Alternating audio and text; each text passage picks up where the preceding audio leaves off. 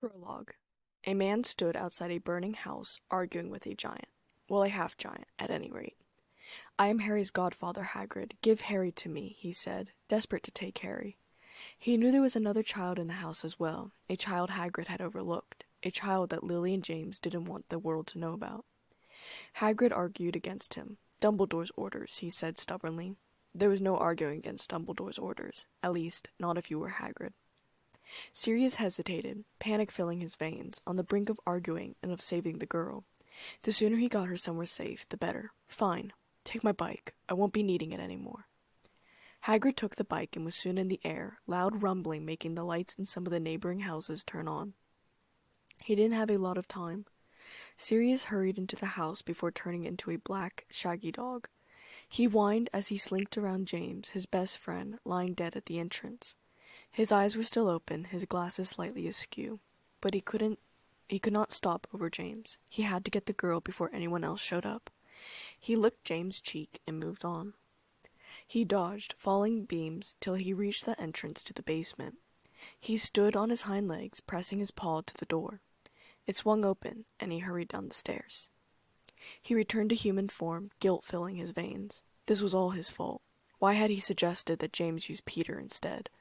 It had seemed so genius at the time. There was no way that Voldemort would have seen such a stupid, cowardly man as the secret keeper. And yet...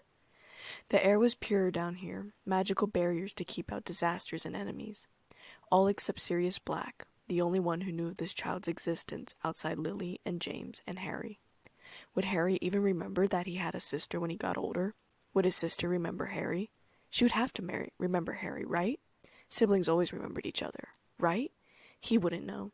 He wanted to forget his own brother.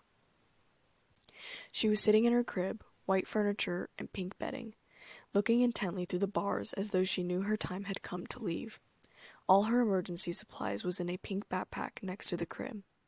Sirius looked through it quickly. Bottle, clothes, food, diapers, Gringotts key, and a special locket that Lily had bought in Diagon Alley. She had put pictures of her and James on both sides of the heart. It was a small thing, too, the pictures nearly microscopic. Lily's picture was holding baby Harry. James was holding the girl. Sirius reached into the crib and picked up the little girl. She rested her head on his shoulder. Sirius closed his eyes, trying to figure out the next move. He was the only one in the world who knew that James and Lily had this child. They hadn't even told Dumbledore. They had told Sirius not to tell a soul. Sirius would break that promise tonight. There was a stuffed animal in the crib, a black cat with large green eyes. Sirius hesitated, shrugged his shoulders, and took the cat, stuffing it into the backpack with the other items. She would need something to play with, and it would be the one of her only reminders of home. Sirius quickly ran through the house, running out the front door. He turned his head sharply, thinking he might have seen someone. He would have recognized that oily, long-haired Death Eater from anywhere. But there was no one there. It must have been shadows in his paranoia. He turned his back on the shadows, thinking quickly. He settled the girl into his arms, wondering if there was a rule about apparating with children as young as the girl, but knew he didn't really have a choice. Hagrid had taken his bike. Okay, he'd offered it, and he had no other means of transportation to where he needed to go. He turned on his heel, ending up in a random alleyway in downtown London. He walked carefully out of the alleyway, looking left and right. There was no one around. He slipped into a 24-hour Muggle coffee shop and took a table near the back. There were small booths for Muggle children, and he placed Elizabeth Kane Potter in one before he pulled out ink and a quill and parchment to write his frantic letter. "Dear Remus, I don't have a lot of time. I have something I must do. I'm sure you'll hear about it soon. I am the godfather of Elizabeth Kane Potter and Harry Potter, but Dumbledore is sending him to live somewhere else. I wasn't supposed to tell anyone. It was James and Lily's rule. They didn't even want Dumbledore to know. I'm sorry they didn't tell you. But now it is your turn to keep the secret, for I may not be around to keep her safe, and she needs someone to depend on me. For some reason unknown to me, she must be kept a secret, Remus. James said to change her name to Elizabeth Kane if anything were to happen to them. I have the documents inside her backpack. Keep her a secret and love her well. I did not know who else to turn to. Forgive me for what I will do. Sirius." Sirius placed the letter and documents in an envelope he had enlarged with magic. He put it in Elizabeth Kane's backpack. He looked at her little eyes. They were James' eyes. She had Lily's face, her brown hair with red tints, but she had James' eyes. Sirius reached out a shaky hand and touched her face softly. He would miss James' eyes. James had been like a brother. Her little hand curled around his pointer finger. "Puppy," she said in a high, clear voice. He hadn't realized she could speak so clearly. Didn't kids start talking at 2 years old or something? And she was just over a year old. God, he loved her. He smiled the last smile he would smile in a long time. "Come on, Lizzie. I'm going to take you to a loving home." He stood, picking her up and making sure he didn't leave a thing behind, and left the shop, getting dirty looks from the bartender behind the counter. He supposed he should have bought something, but he couldn't stand Muggle coffee. Disgusting stuff. Standing back in the abandoned alleyway, he put the locket over her head and slipped it under her pajamas. He hugged her tight and apparated near Remus's house. He walked quickly until he reached the small house. Full moon wasn't for another 2 weeks, thankfully. Sirius put Elizabeth on the front step of the house, setting the backpack down next to her. He hesitated at the door, wanting to knock, and also not wanting Remus to be the last person who had seen him. Hagrid would have to be the last person to see him. He could not put the pressure on Remus. They might go after him if something prevented him from keeping him from murdering Peter Pettigrew. He bent over and kissed her on the forehead, and then got up and backed away, unable to take his eyes off of her. He also hoped that she didn't try to follow him. She was only a year old for Merlin's sake, and yet she was acting like a 3-year-old. He waited a full minute. He had to leave. He had to track down Peter, and he had to kill him. If only he, Sirius, had stayed the secret keeper. This girl would have grown up with James and Lily and Harry. Now, she had only her godfather, who would probably get caught killing Peter, and her second godfather, Remus, who would love her, but he wasn't James either. Peter had to die. It was all Peter's fault. No, it was all his fault. He turned away. "Good luck, Elizabeth Potter," he whispered, and he turned on his heel, disapparating into the night.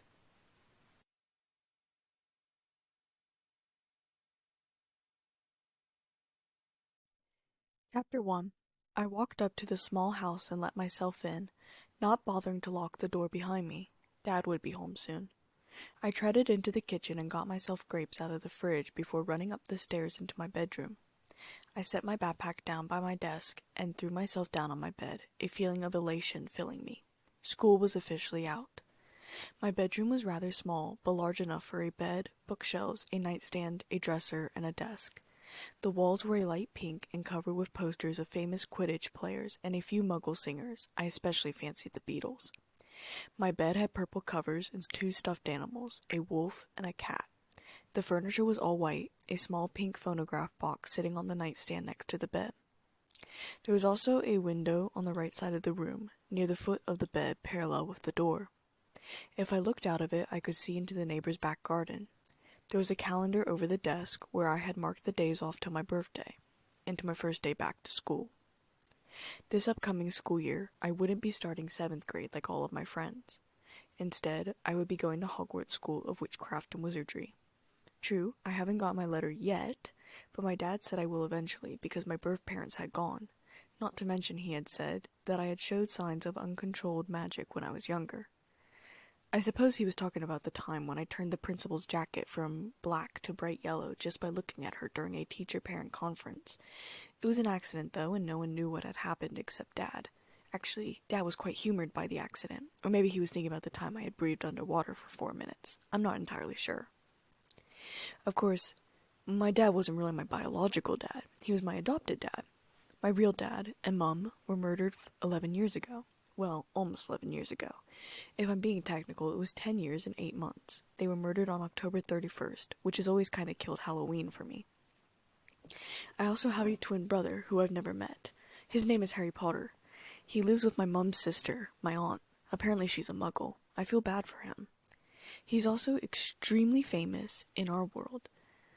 He survived being killed by Lord Voldemort. I probably would have been killed, Dad says, if my parents hadn't hidden me.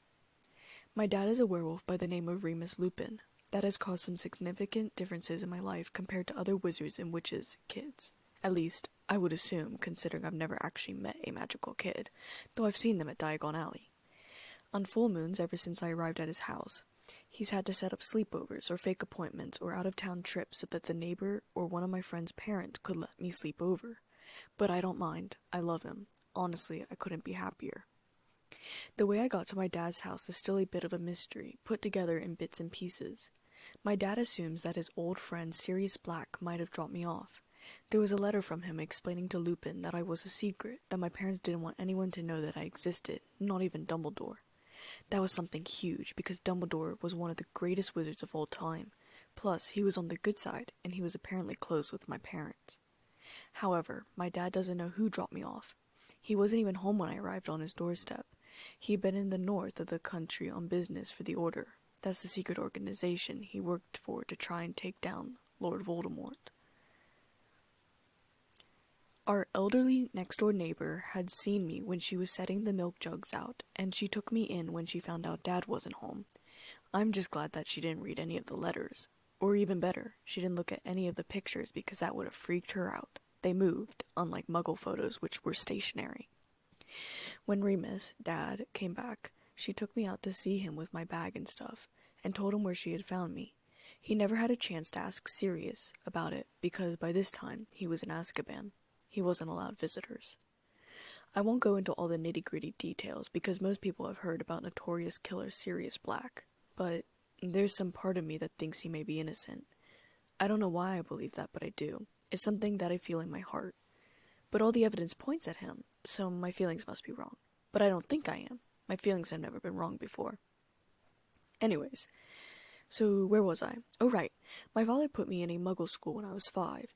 This was so I could learn Muggle classes like math and science and history. Actually, unlike most other kids, I find such classes fascinating.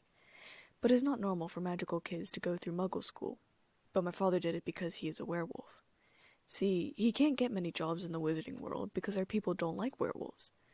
I don't understand that, but perhaps that's because I'm biased, as I've grown up with him and I love him. However, he can sometimes get jobs in the Muggle world because they aren't superstitious, and because most jobs don't require him to work at full moon. My greatest wish is to discover a cure for werewolves. I'm sure I'll have to create it. I want to help Lupin. I think that's what my real father, James Potter, would have wanted me to do. After all, that's what friends and family do, right? They help each other. Anyways, so it's the last day of 6th grade, and I graduated with all A's. It wasn't that big of a surprise. I studied quite hard for all of my classes since I'm in the highest level classes possible. Plus, it's only 6th grade, and rather simple. My dad was still at work right now. At the moment, he was teaching classes for the ministry. Though there were a good number of people in the class, it was only being held for a limited amount of time. But it was our only source of income, so I didn't complain. I didn't know what the classes were about. It was probably defense classes, because that was what Dad was good at. But enough about our problems. I would rather talk about the good things in our life. Like the fact that I get to meet Harry this year at Hogwarts.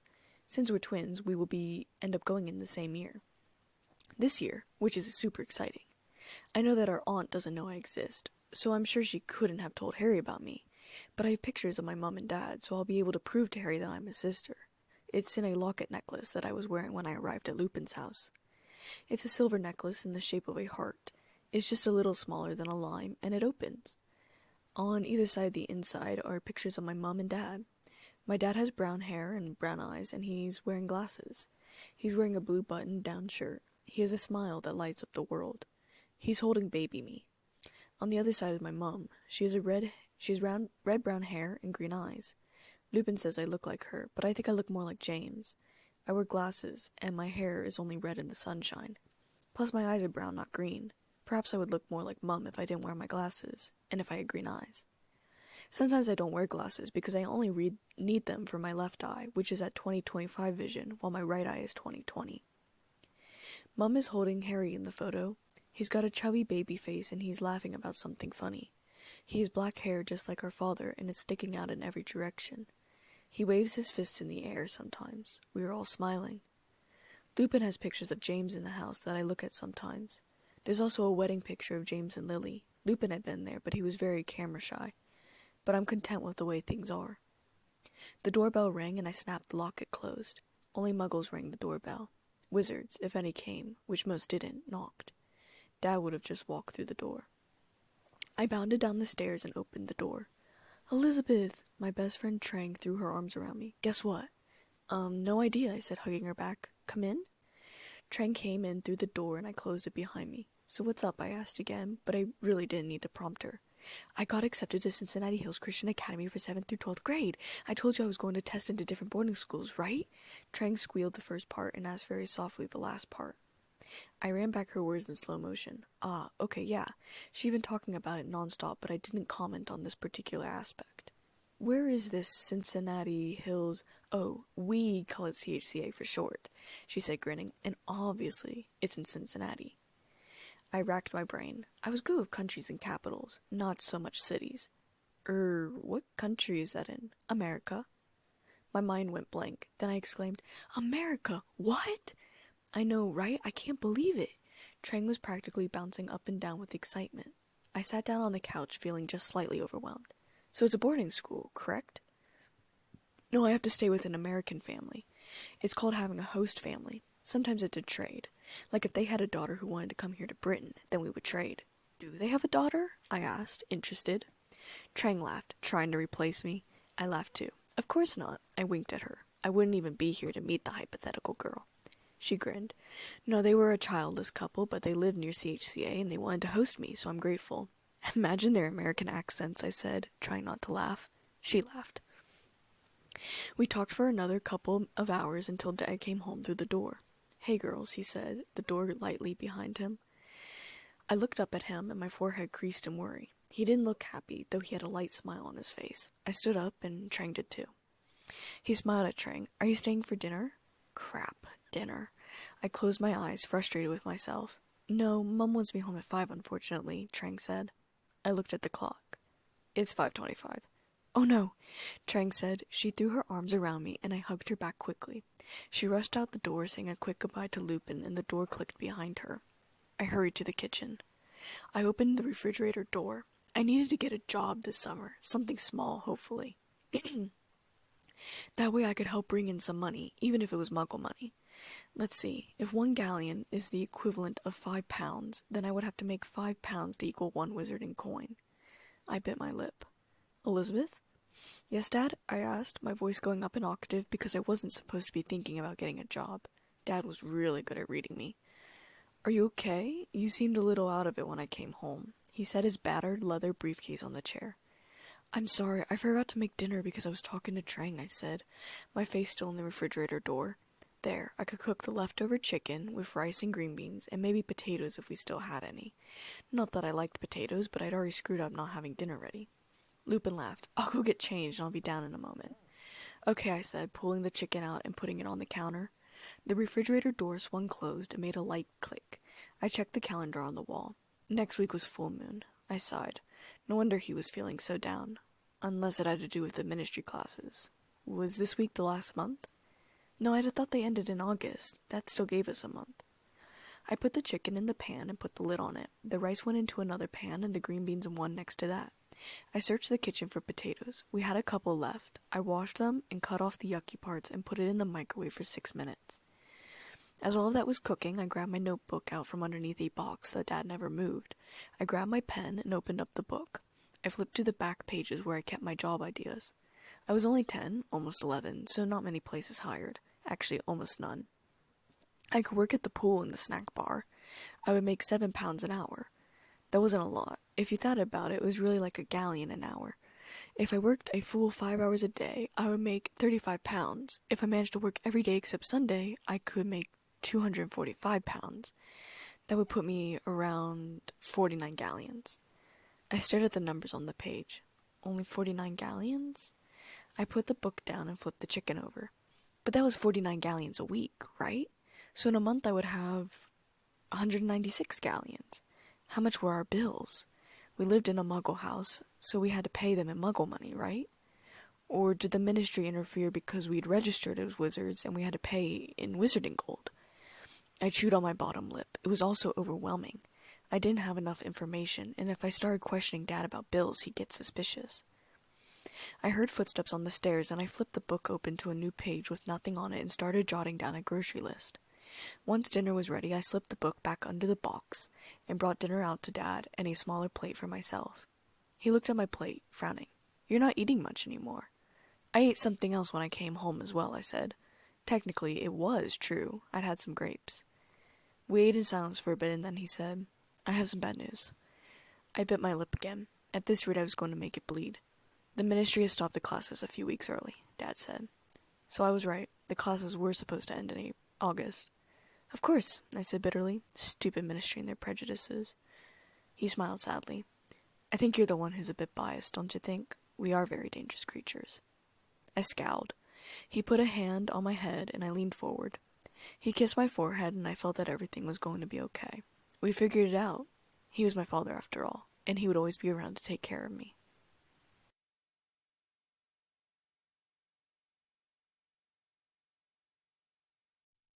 Chapter 2. Dad? I called as I walked into the house. There was no answer. He must still be out. Full moon had been last night, and he usually traveled so that he was far away from muggles and other human beings. I rushed upstairs so that I could change and have dinner ready before he came home. I'd gotten the job at the snack bar a few days ago, and I was full of excitement. Of course, Dad didn't know, but that was all right. I could slip the money into the money jar ever so often, and he wouldn't notice.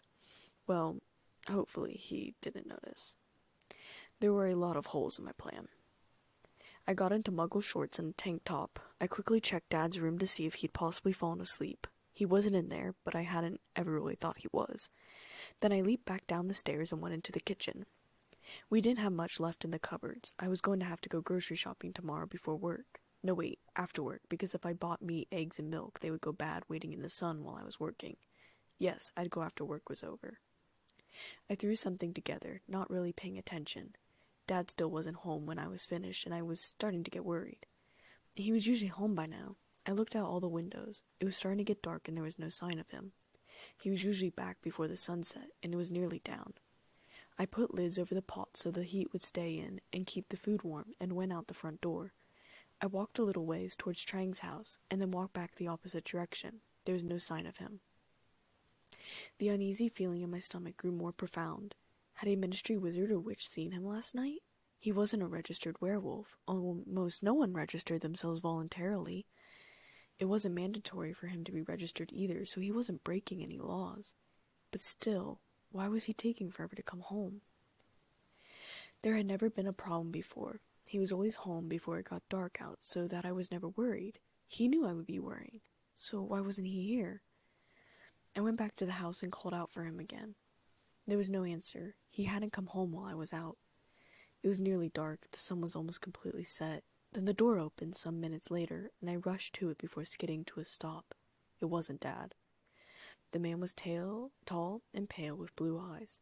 His hair was curly and long, perhaps a bit past his ears. He had stubble under his jaw and chin. He was wearing a black button-down shirt, looking a bit like the type of guy in a movie that's good-looking, but the villain. He looked slightly surprised to see me and quickly covered it up with a scowl. "Who are you?" I demanded angrily, though in reality I was scared. "All right, look, I have no need to hurt a little girl like you. Sit down and we won't have any problems," he sneered. He wasn't British. He had a thick Scandinavian accent. Why the heck was he here? Robber, I thought. Lovely. He strode towards me. I took a step back. He lunged at me, and instinctively I raised my knee towards his groin. He grunted in pain, and his arm came down across my face. I yelled and fell to the floor. I'd never been hit before, and though I had always expected it to hurt, the pain still came as a shock. My cheek was throbbing. "Stupid kid," he muttered, standing back. There was something funky about his movements. "You weren't supposed to be home." "It's not like my dad has anything valuable," I snapped, standing up quickly, "so get out." I could feel my cheek throbbing. It was going to need ice quickly, or it was going to swell up and leave a mark. He laughed, brushing me aside. "Old houses like these always have something valuable, something passed down through families generation by generation, something that, even though they live in a crappy house, don't want to sell for a couple $1,000 because it's a family heirloom. You know what an heirloom is, little girl?" "Of course I do," I snapped. "I'm not stupid." God, I sounded childish. We didn't have valuables. We didn't have heirlooms. He attempted to grab my wrist, and I punched him in the gut. Since I was in the corner, I took the advantage to dart under his arm and run for the door. I don't think so. I felt pain shoot through my scalp and fell backwards. I gritted my teeth so I didn't scream. He grabbed my arm and yanked me off the floor and threw me onto the couch. "Now just stay there. No funny business." I gritted my teeth, waiting for him to turn around so I could make a run for it. If I could get into my dad's bedroom and get the door closed, I could lock it and climb out the window onto the roof. The door was made of solid oak. He wouldn't be able to get through it very easily unless he had a chainsaw. Did he have any weapons? That would make escaping much harder if he had a gun. He seemed clumsy, though. He could miss his shot. Was I willing to take the chance? I tried to think through escape routes and different possible scenarios logically, or as logically as a 10-year-old could think through it anyways. If only I had a wand, I could stun him. Of course, I didn't know the stunning spell or the killing spell or really any spells at all. Dad rarely used magic around the house, letting me do chores by hand. There was also something weird about the way he talked. I hadn't realized Scandinavians spoke such good English. It was almost flawless. Perhaps I was wrong about the origin of where he'd come from. Or perhaps he had lived here long enough to drop his accent and learn perfect English. He turned around, scanning the shelves, but kept glancing over his shoulder every millisecond to see if I was still there. I thought about settling down on the couch, letting this play out. He'd leave eventually, right? Or I could speed this up. I sat forward.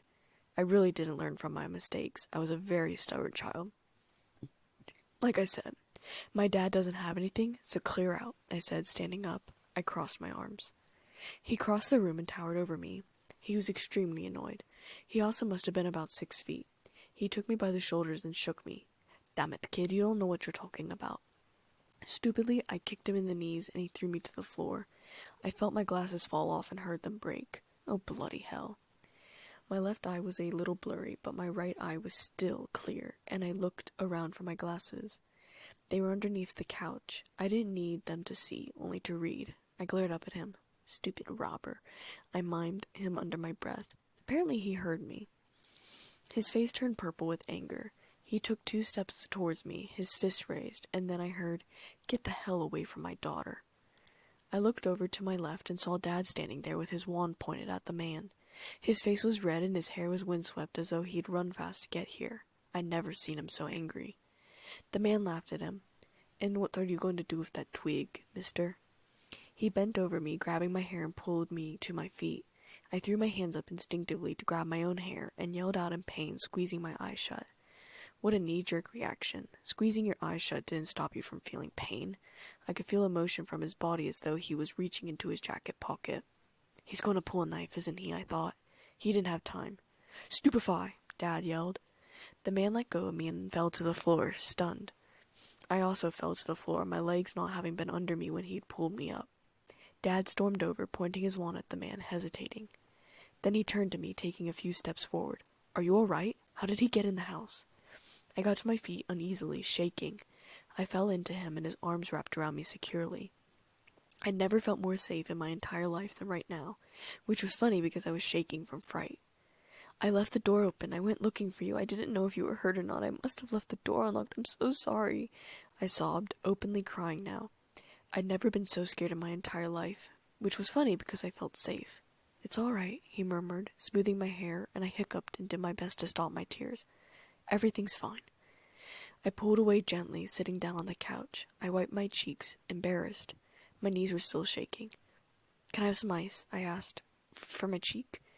Lupin went into the kitchen and brought me back ice. I put it on my cheek. Lupin looked at my cheek, observing the bruising. "It'll be fine. It'll probably clear up in a day or 2 if you keep the ice on your face. Remember, you have to alternate it every 20 minutes. I nodded, closing my eyes. I was suddenly very tired. "Dinner's on the stove," I murmured. Then I drifted to sleep. I woke up in my bedroom a little disoriented. Bless Dad. He must have carried me up here. He shouldn't have. He was going to end up hurting his back. I sat up slowly in bed, squinting at the alarm clock. 10:01. Crap. If I didn't get a move on, I was going to be late for work. I threw aside my covers and quickly got dressed in denim jeans and a t-shirt. I slipped my feet into my flip-flops. Turning around, I quickly made my bed. Rushing downstairs, I found my dad in the kitchen. Well, crap. I hadn't thought about him being home today. He looked up over his tea. "Oh, good, you're awake." I didn't respond to his smile. "I'm so sorry about last night. I was such an idiot. I was thinking of other things and I left the door unlocked and I'm so sorry." Tears rose up in my eyes again, and I turned away quickly. How immature of me. I was 10 for Merlin's sake. I shouldn't be crying anymore. I heard Dad get up from his chair and his arms went around me. Slowly he settled back in the chair and I was sitting on his lap like I was 5. But suddenly the bothersome idea of immaturity disappeared. I was safe. "You don't need to apologize," he said. "Everyone makes mistakes and everyone learns from them." I don't want there to be any tension between us, so I need to talk to you about something else as well. I nodded. I moved my face so that my chin rested on his shoulder. He sighed and then said, "When were you going to tell me that you had gotten a job at the pool?" I cringed. "Never," I answered truthfully. "Why?" He sounded almost amused, and I took this to be a good sign. "Well, you didn't want me to get a job," I said. "But I was worried because you had lost your job, and I wanted to bring in a little money, at least until you got a job. I know you're worried about my studies, but I'm keeping up with them, I swear. Plus, once I get my Hogwarts letter, my book list, and I get the books, I'll start studying those too. I promise that I will. I just wanted to help, and I'm sorry I did it behind your back." Dad openly laughed. "Well, at least you're being honest now. But Elizabeth, no more secrets, all right?" I scowled, but he didn't see it. "Okay then, where were you last night?" He sighed, the good humor gone. "The pool manager stopped me on the way home last night, wanted to talk about all the good work you're doing in the snack bar." I looked at him. "Now tell me the real reason." "I'm being dead serious," he said, even though I knew he wasn't. Even with this lecture about honesty, he wasn't going to tell me. "Dad!" I half laughed, pulling at his shirt.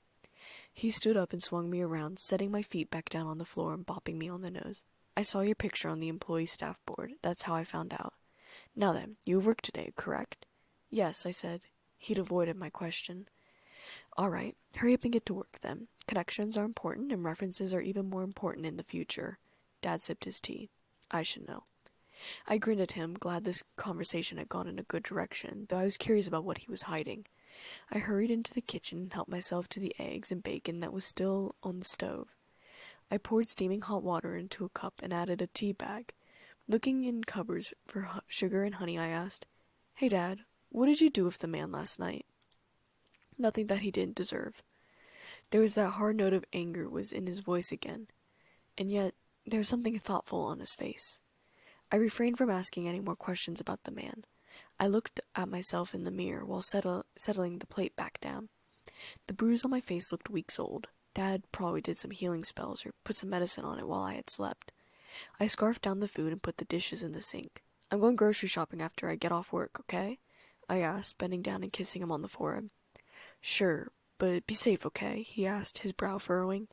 "Maybe take Trang or Cat along with you." "Right," I said, and hurried out the door. I looked up at the bright yellow sun.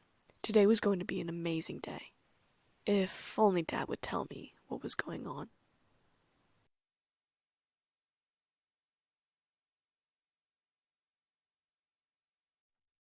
Chapter 3. I woke up on a Thursday morning in mid-July to the screeching of an owl. That was normal. It meant owl post. Dad took out subscriptions for the Daily Prophet. Personally, I thought it was a waste of money, but it also seemed like the only wizarding newspaper out there. That, and the Night Prophet. I slid out of bed, slipping my feet into my slippers, and made my way downstairs. It was too early to get dressed. Dad was smiling when I reached the dining room table. He turned at my approach and held up in his fingers a thick, cream-colored envelope with green ink on the outside addressed to me. He flipped it over to the other side to show a large red seal. I froze, mid-yawn. Then my face lit up into a smile. "No way! My Hogwarts letter is here!" I grabbed it from Dad's hand and plopped down in the empty chair next to him. I reached for the letter opener and slid it under the wax seal. I pulled out 2 pieces of parchment. It was fancy stuff, too, thick and cream-colored. We'd never had parchment like that here before. The first piece of paper was a letter from the deputy headmistress. Hogwarts School of Witchcraft and Wizardry. Headmaster Albus Dumbledore. Order of Merlin, First Class. Grand Sorcerer, Chief Warlock, Supreme Mugwump, International Confederacy of Wizards. Dear Ms. Kane, we are pleased to inform you that you have been accepted at Hogwarts School of Witchcraft and Wizardry. Please find enclosed a list of all necessary books and equipment. Term begins on 1 September. We await your owl by no later than 31 July. Yours sincerely, Minerva McGonagall, Deputy Headmistress. I quickly pulled out a Muggle pen and pulled out a piece of parchment. I wrote that I would be attending Hogwarts, and I signed it with my name. Then I attached it to the barn owl that was waiting there, and it flew away out the open window. I glanced at Dad, who was busy reading the student necessity list. His brow was furrowed, and he was chewing on his quill. Why did the magical world still bother with quills? Muggle pens and pencils were much easier to use and less messy. I placed a hand on his own. It's okay, Dad. Honestly, I can get a lot of stuff secondhand, probably. He glanced at me. Money shouldn't be a problem. You're old enough now that you can open your Gringotts vault. I looked at him, blank-faced. I wasn't stupid. I knew what a Gringotts vault was, but why would I have one? Family shared vaults, which meant that I would be sharing Lupin's vault, and I knew we didn't have a lot of money. Or did he mean the Potter's vault? Did my parents have a lot of money? When do you want to go get your stuff, he asked, slipping me the piece of paper he'd been reading, and I took my mind off the money. I didn't answer as I read the sheet.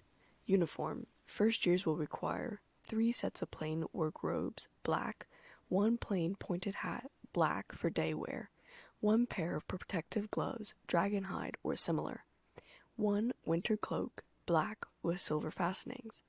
Please note that all pupils' clothes should carry name tags. Course books. All students should have a copy of each of the following. The Standard Book of Spells, Grade 1, by Miranda Goshawk. A History of Magic, by Bathilda Bagshot. Magical Theory, by Adalbert Waffling. A Beginner's Guide to Transfiguration, by Emmerich Switch. 1000 Magical Herbs and Fungi, by Phildia Spore. Magical Drafts and Potions, by Arsonist Jigger. Fantastic Beasts and Where to Find Them, by Newt Scamander. The Dark Forces, A Guide to Self-Protection, by Quentin Trimble. Other equipment. 1 wand, 1 cauldron, pewter, standard size 2, 1 set glass or crystal phials, 1 telescope, 1 set brass scales. Students may also bring, if they desire, an owl or a cat or a toad. Parents are reminded that first years are not allowed their own broomsticks. Yours sincerely, Lucinda Thompsoncle Pocus, Chief Attendant of Witchcraft Provisions. I frowned. Why do I need fantastic beasts and where to find them if I'm not taking care of magical creatures for another 3 years? Dad laughed and then shrugged. No idea. I've always wondered that. I think it's because magical creatures are talked about in herbology and potions. Let's go tomorrow, I said. I have work today, but I don't tomorrow. Is that fine? Sure, Dad said, standing up and picking up his battered briefcase. He's wearing his best wizarding clothes. I'm going to see if I can get a new job. I'll be home in time for dinner. I stood up on my tiptoes and kissed his cheek. Love you, Dad. Love you too, sweetheart. He strode out the back door so he could apparate without the neighbors seeing him. Meanwhile, I ran upstairs to get ready for the day. Dad woke me up early the next morning so that we could get to Diagon Alley by Flue Powder. It wasn't my favorite way to travel, but it was faster than most other forms of transportation. I was really much too anxious to get there any other way anyways. Wow, ain't that a tongue twister. I took off my glasses that Dad had repaired and put them in my pocket. I grabbed a handful of the powder and stepped into the fireplace. Throwing down the powder, green flames rose around me. I closed my eyes and said, Diagon Alley. I felt the spinning sensation and opened my eyes, waiting for the right moment to get out. When I saw the inside of the Flue Powder station, I leaned forward and stepped out into the station. A moment later, Dad came out of a nearby fireplace. He wiped away soot that had ended up on my cheek, and then we started to make our way to Gringotts. I had been to Diagon Alley many times before. Dad had always taken me whenever he had an errand to run, so I had a good direction of the place. Walking up the large marble steps, I felt a strange giddiness inside me. I was going to be checking my very own vault. I also felt a little nervous because of the goblins, and felt a little confused about how I had a vault when I wasn't 17. Which family vault was I going to be getting my gold from? If Mom and Dad had wanted me to be a secret, would I really have shared a vault with them? The minute I showed up at Gringotts, everyone would know that I had a key to the Potter's vault. The conclusion, therefore, would be I was their daughter that no one knew about. But did I really mind that? I mean, yes, my parents hadn't wanted anyone to know that I existed, but they were gone now, and I was going to tell Harry that I was his sister at Hogwarts this year anyways. I was going to invite him to come and live with Dad and me, and we were going to be a family. So did it really matter that much if the goblins found out that I was Elizabeth Potter before Harry did? And yet, maybe there was a very good reason that Mum and Dad had kept me a secret from everyone, including Dumbledore. Shouldn't I respect that decision, no matter how bonkers it seemed? I just wish I knew why. I held the key even tighter in my hand. The grooves were uneven, and the metal was bronze. It was gold-colored, shining dully even in the darkness of my hand. We stepped into the building, which was much cooler than outside, and I felt quite refreshed. My father led me over to a counter, and I reluctantly handed up my key, waiting for confused looks or questions. But there was nothing on the goblin's face except boredom, and we followed another goblin through another door. It was even colder down here, the grand marble floor turned into stone. It was a large network of intersecting caves. Stalagmites and stalactites grew and hung from the floor and ceiling. Stalagmites were the ones that came up from the ground, and stalactites hung from the ceiling.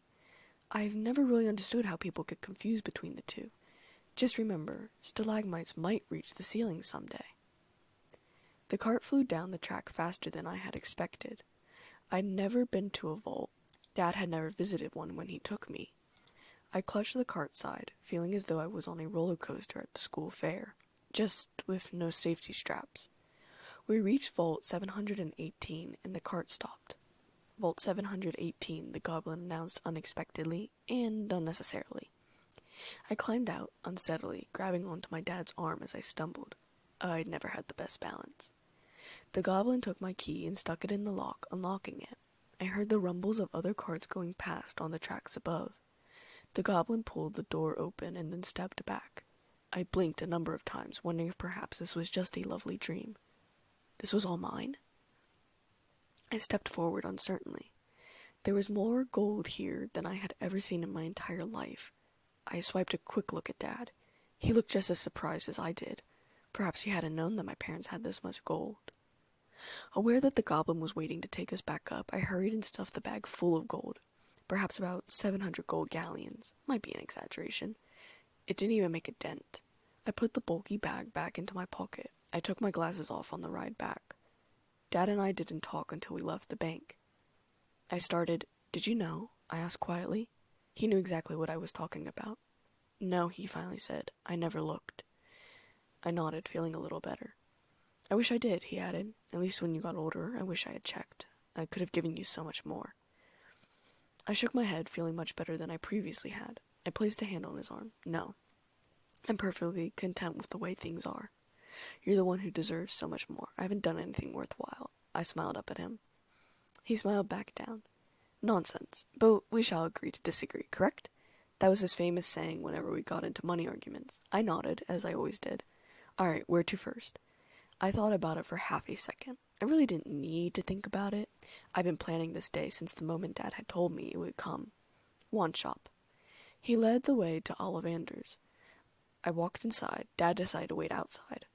There was no one in the darkly lit shop. There were rows upon rows that went so far back that I couldn't see the back of the shop. There was one chair in the corner. There was one vase on the counter of the shop. It had pink roses in it. They were nearly dead, already drooping over the edge of the vase. I had the feeling that I was being watched, but it took a moment before someone approached me. A man came out of the shadows quietly. Miss Kane, how are you?" He had a shock of snow-white hair atop his head that stuck out in every direction. Perhaps he'd been playing with too much electricity. Oh wait, no he wouldn't. He wasn't a muggle. He had wide blue eyes that seemed to look into my soul. He knew my name. Then why perhaps had he not said Miss Potter? I was too confused to take it any further than that. I smiled uncertainly. Good, I think. How are you?" His smile became bemused, and he didn't answer me. "Wand arm." "Right arm," I said immediately. A measuring tape appeared out of thin air. Mr. Ollivander disappeared into the back of his shop. Then he came back with a box. "That is your dad out there?" he asked, pointing to Lupin. "Remus Lupin." "Well, he's my adopted dad," I said truthfully. He pursed his lips, taking the wand out of the box and handing it to me. "Perhaps this will not work then, but you may as well give it a try." I took the wand and waved it around, but nothing happened. Mr. Ollivander took the wand from my hand and stared at me for a moment. He murmured to himself. Then he left for the shelves again. Coming back, the wand was already out of the box. "This is a cypress wood wand with a dragon heartstring core, 12.5 inches, and it has a swishy flexibility. It's a good wand for charms." Lupin's wand was cypress wood, I thought, taking the wand, and Mom's wand was good for charms as well. I felt a strange warmth creep up in my fingers, and it spread through my whole body. There was a swirl of dust that transformed into purple butterflies and exploded back into dust. Mr. Ollivander looked at me even longer this time, and then put the wand back into the box. I paid 8 galleons for the wand and hurried out of the shop feeling slightly unnerved. Was Mr. Ollivander always like that? Or was it because he might know who I was? "Well?" Dad asked casually as I exited the shop. He had a paper bag under his arm that wasn't there when I had gone into the shop. "What wand did you get?" "Cypress wood, dragon heartstring, 12.5 inches, apparently as good for charms like Mum's was," I recited off, "and it's cypress, just like your wand was."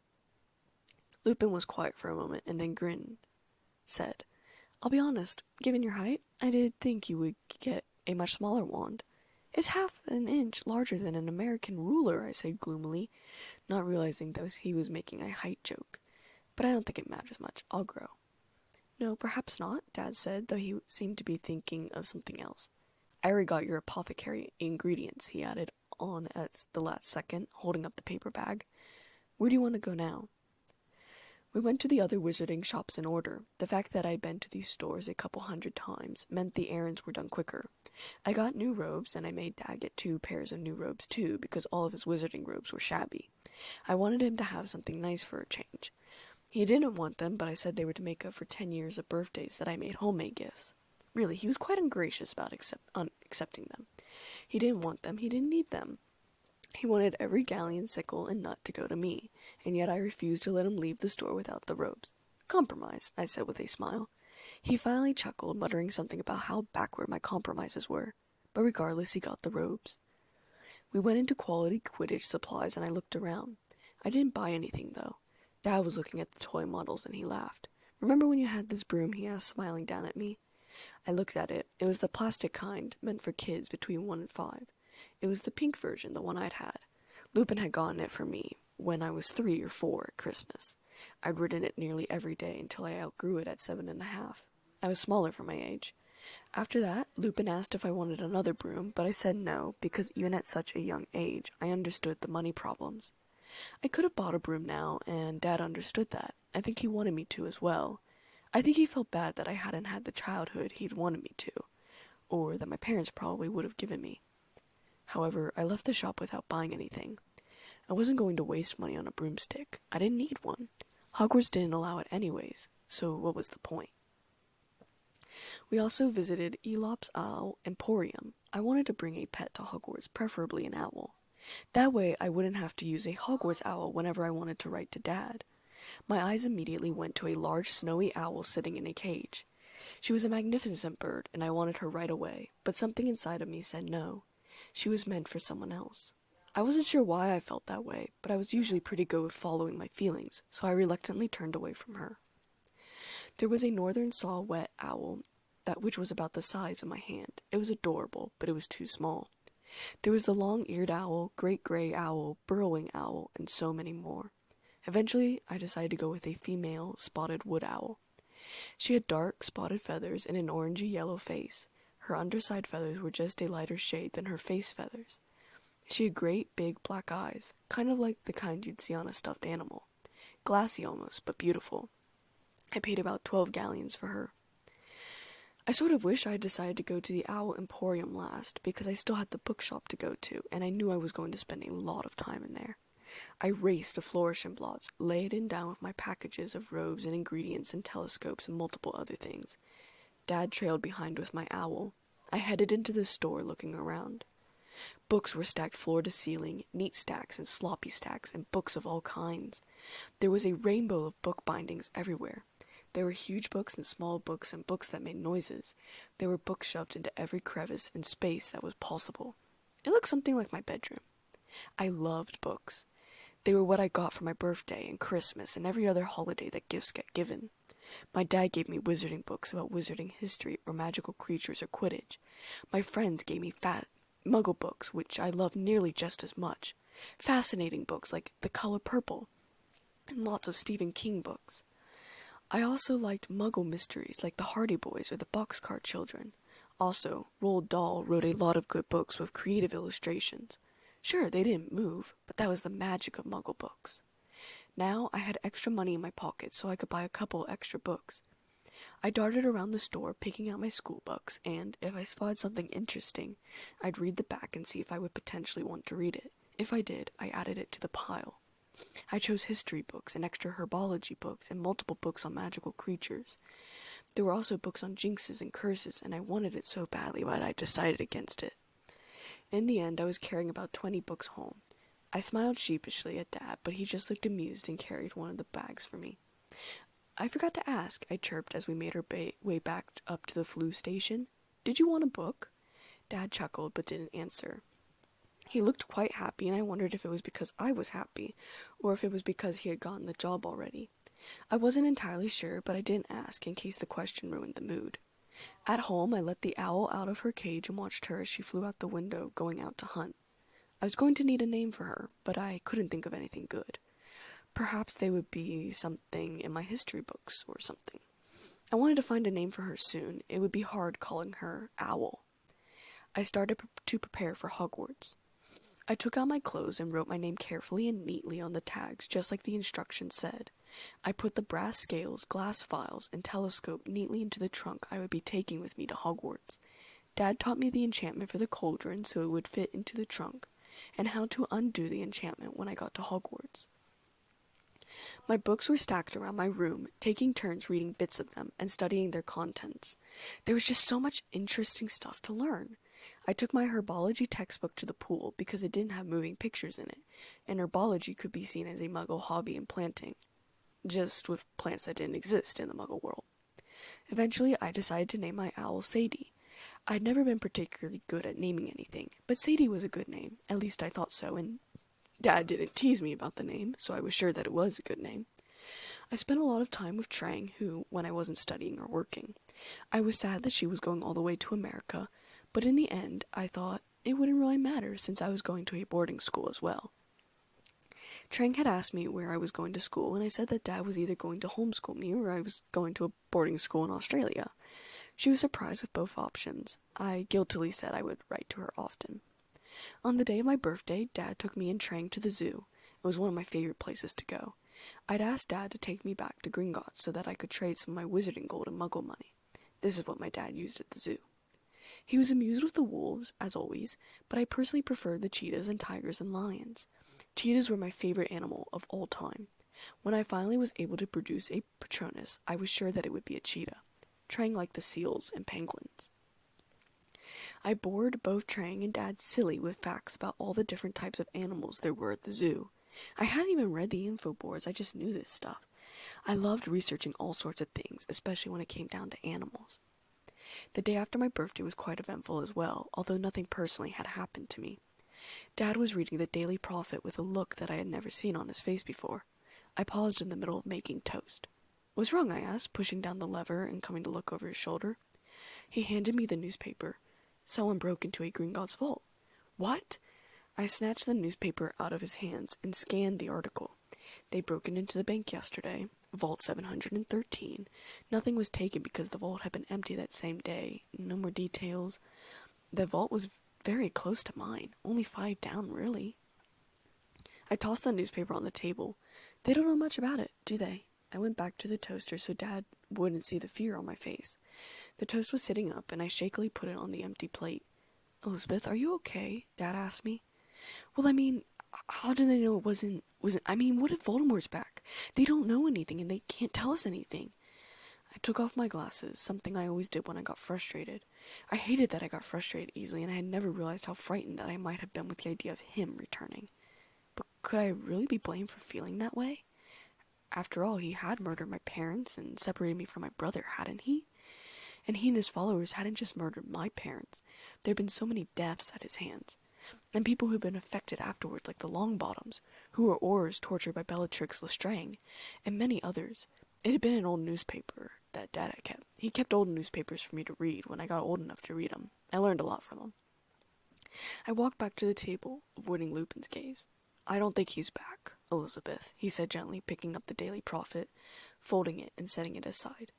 "It would have been better planned out, a date before the vault was emptied. This work is too sloppy." I just nodded, biting into the dry toast. I spit it out immediately. I'd forgotten butter. I hopped up and ran to go get it as Dad laughed heartily the entire time. "Well, At least he was amused.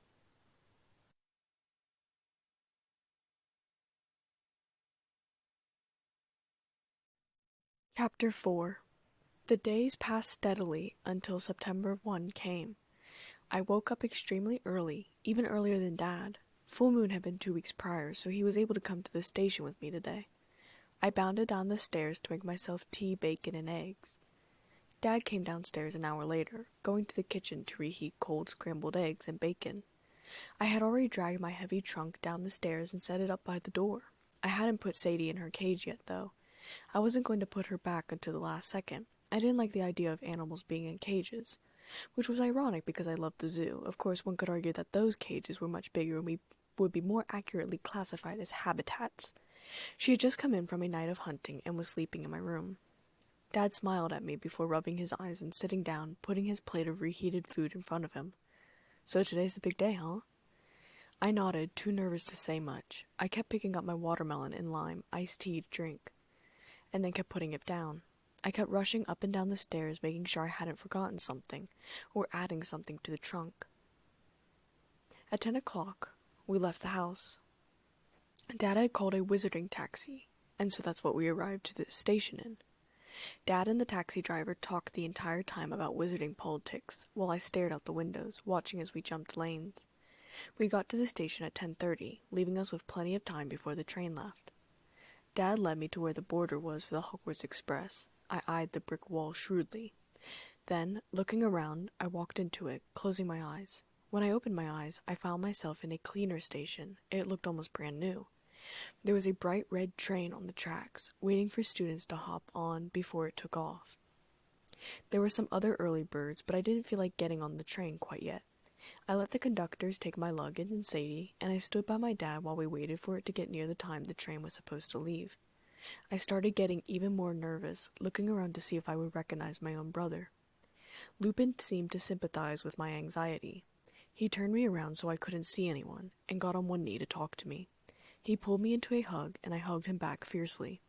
"Don't worry about Harry, Elizabeth," he whispered in my ear, still hugging me. I rested my chin on his shoulder.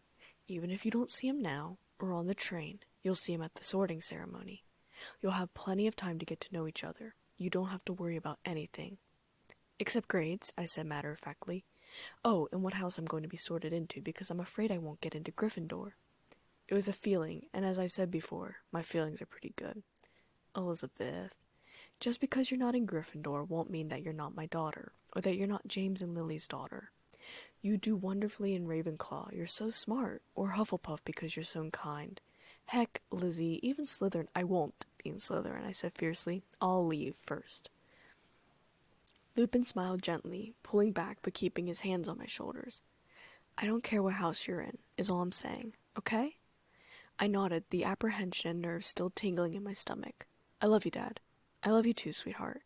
Now get on the train so I won't leave without you." Lupin squeezed me tightly again. "Oh, you're growing up so quickly."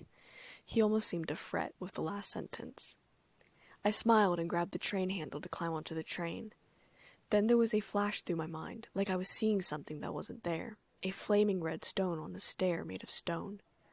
I let go of the handle as though it burned me and took a step back from the train, frowning and slightly apprehensive. "Elizabeth?" I heard my dad's voice. He sounded a bit worried. "You okay?" I turned to see him. Yeah, everything's fine." I frowned and turned back to the train and grabbed the handle. Nothing happened.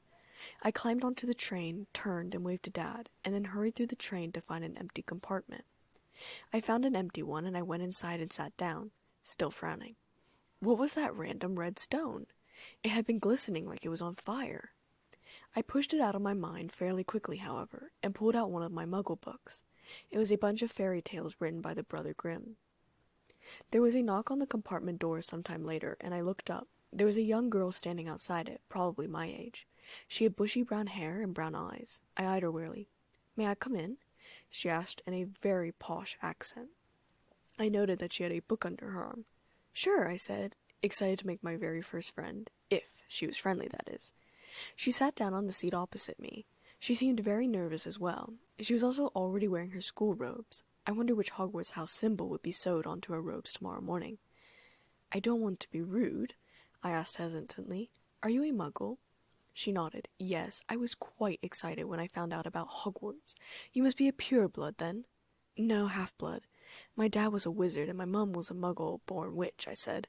But I lived with my adopted dad because they both passed away. My dad's also a wizard.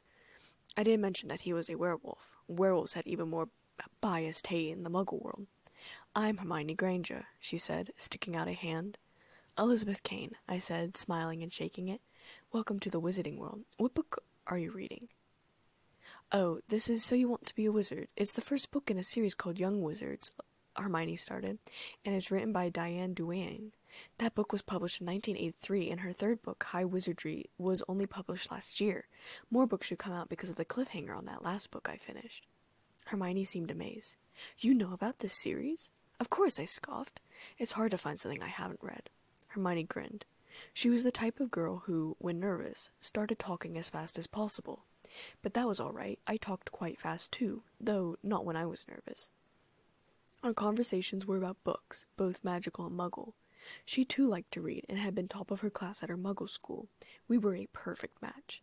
Even if we're not in the same house, we can be study buddies, I said, sometime throughout the conversation. Things were going perfectly, just the way that I'd wanted them to go. This was probably my very first friend. What house do you hope to be in? Either Gryffindor or Ravenclaw, Hermione said rather quickly. I soon realized that Hermione wasn't a girl who talked fast only when she was nervous. She just talked fast, period. She was probably the first person I knew to talk at such a speed. Trang talked much slower because Vietnamese was her first language. Dad didn't talk fast either, perhaps because he didn't feel the need to rush all of his words out. But Hermione and I got our ideas out faster because we talked faster. And the plus was that we completely understood what the other was talking about. Gryffindor sounds to be the best, and of course Dumbledore himself was in Gryffindor, but Ravenclaw could be a better fit for me, I'm not sure. I nodded. Both my dads and my mum were in Gryffindor, but that doesn't mean anything, of course. A family friend of mine, his name was Sirius, he was in Gryffindor, even though his entire family was in Slytherin. I could easily end up in another house. We laughed and talked some more until the compartment door opened again. This time there was a very large and rather round boy there. He looked rather down. Hermione and I looked up at him. Have either of you seen a toad? He asked gloomily. I've lost him. His name is Trevor. No, I said, exchanging a quick look with Hermione. What's your name? Hermione asked, sounding excited again. I wondered if she'd had many friends outside of Hogwarts. I hadn't. It had been Trang, Kat, and Karis, and really mostly Trang, because Kat moved to Germany and Karis was younger than me by a few years. Neville Longbottom, he said. Well, I guess I should go and look for him in another compartment. Hermione jumped up. I'll help you look. That way we can cover more area together. I hesitated. The trolley witch was coming through. I'll join you guys in a moment, all right? I'm going to buy some food for us first. Hermione waved rather excitedly for someone who was going out to find a toad and followed Neville out. I bought licorice wands, sugar quills, chocolate frogs, and 2 flasks of pumpkin juice. I left them under my robes and then headed out to go and see if there was a toad in any compartments. A toad. Who in their right mind brings a bloody toad to Hogwarts, I thought as I walked down the hallway. The first compartment I came to had 2 redhead boys in it and an African-American boy. The redheads looked like they might be twins. I knocked lightly on the door. The red-headed boys looked up, and I saw that they were twins. The black boy slammed the lid down on his cardboard box. I opened the door a couple of inches. Have you seen a toad? A boy named Neville's lost one, I said shyly, looking down at the ground. I had forgotten my glasses, but could still make out the lettering on the boy's box. Some sort of muggle shoe box. Nah, one of the twins said. What's your name? You're one of the first years, right? Yeah, I'm Elizabeth Kane, I said, barely able to meet their curious gaze. And you? This is George, the second twin said, and I'm Fred Leasley. That there's our friend Lee Jordan. Nice to meet all of you. I suppose I should continue helping Neville look for his toad, I said, blushing as I looked at Fred's face. What a cute guy. I wondered how much older he was than me, and then blushed even darker. I hurried away from the compartment and decided to go sit back to my own. My toad searching was over. I closed the shutters for a couple of seconds while I put on my robes, and then opened the shutters again. A couple of minutes later, Hermione came back, breathless. Guess what? She gushed as I handed her some pumpkin juice. My mouth was full of chocolate frog, so I just shrugged, reaching for my own pumpkin juice. I just met Harry Potter, she exclaimed. I choked on my frog. Gasping for breath, I chugged the pumpkin juice, and when my airway was empty, I sputtered. No way. Really? Yes, he has the scar and all. He also had horrible glasses. They were all patched up with tape. I repaired them for him, she said, pleased. I'm just glad the spell went well. You did a charm already? I asked, surprised and momentarily distracted. I could do multiple charms already. I've been practicing out of my charms textbook, but Dad had warned me not to do any magic outside of Hogwarts, so I didn't do magic. Not when he was around anyways. My self-control was very limited. Well, it was relatively easy, she said, slightly bragging, and I've been practicing it some at home. Can you do magic yet? Yes, I said immediately, not wanting to be shown up by anyone, not even someone that I could possibly consider a friend. I had a rather competitive gene, whether in sports or learning, and it was this gene that resulted in me having few friends. Apparently I was a know-it-all. Oh well, at least I was going to become something when I grew up. But Dad told me not to do magic outside of Hogwarts. There are wizarding laws, and since I'm 11 I have the trace. Oh, Hermione said in surprise. She talked a bit more about Harry while I chewed on a licorice wand. He sounded like a nice boy. He had green eyes, she said. Green eyes like Mum, I thought. He had glasses, like me, I thought. And Dad, I tacked on after. I also wondered if his were for reading only, or if he needed them for sight. There was so much I wanted to know. I would be able to ask him soon, I supposed. The train started to slow down, and I got up and stretched. I only had one chocolate frog left, and I gave it to Hermione so that she could start a collection. I had a huge collection, about 538 cards at home. That was excluding my duplicates, which probably put my collection around 1,254. Come on, Hermione squealed, running down the hallway to exit the train. She was really much more excited than I was. Ridiculous, really, but perhaps I was more nervous than excited. Wait up, I called out, but others were coming out of their compartments, and I fell behind. I shuffled behind the others. Outside the train, I looked around for Hermione. I heard a loud voice saying, first years over here. I followed the voice to a very large-looking man. He was much taller than most everyone here, and wider too. Perhaps he was part giant, but he looked kind, I could tell by the eyes. He said something to another student and led the way down to the shore where we were to get into boats. I still couldn't find Hermione, so I got into a random boat with some other kids. The boat started across the water. The two girls in the boat introduced themselves as Parvati and Padma Patil. The boy in the boat introduced himself as Ernie Macmillan. Ernie leaned forward so as we started to go under a rock bridge. Did you guys know that there's a rumor saying that Harry Potter is on the train? Parvati and Padma launched into immediate conversation with Ernie, asking all sorts of questions. His account wasn't as accurate as Hermione's. I wondered if people knew about me. Would they say, "Did you hear that Harry and Elizabeth Potter are on the train?" Would they be treating me any differently? That was an uncomfortable question, and I was suddenly glad that I was only Elizabeth Kane, at least at the moment. Perhaps I would feel differently later. I was thinking about a lot of perhapses. Was that a word? Hogwarts came into view as we rounded the bend, but there were quick flashes in my mind, so I didn't see the castle right away. I went rigid, trying to place the images. There was a man in a purple turban, then there was a boy with black hair and a scar on his head diving on a broom, then a three-headed dog. There was a tall mirror, and then there was the red stone again, glistening, and I saw that the stone wasn't on fire, but that it was reflecting the image of a fire burning from across the room. The visions faded, and I was seeing the Hogwarts castle. I looked around. No one seemed to be seeing any visions. I spotted Hermione in a boat with Neville and two boys. One of them was a boy with black hair who looked something like Dad. Harry. I felt my stomach turn with excitement and nerves. He looked around, looked at me for a second, and then looked away. There was no recognition in his eyes. My stomach dropped, and I felt like I was going to be sick. My own brother didn't know me. I felt tears well up in my eyes, and I looked away from everyone.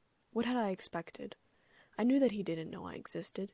No one except my parents and Sirius and Lupin did. Harry maybe had known at one point, and that was taken away from me because of Voldemort. I wiped the tears away.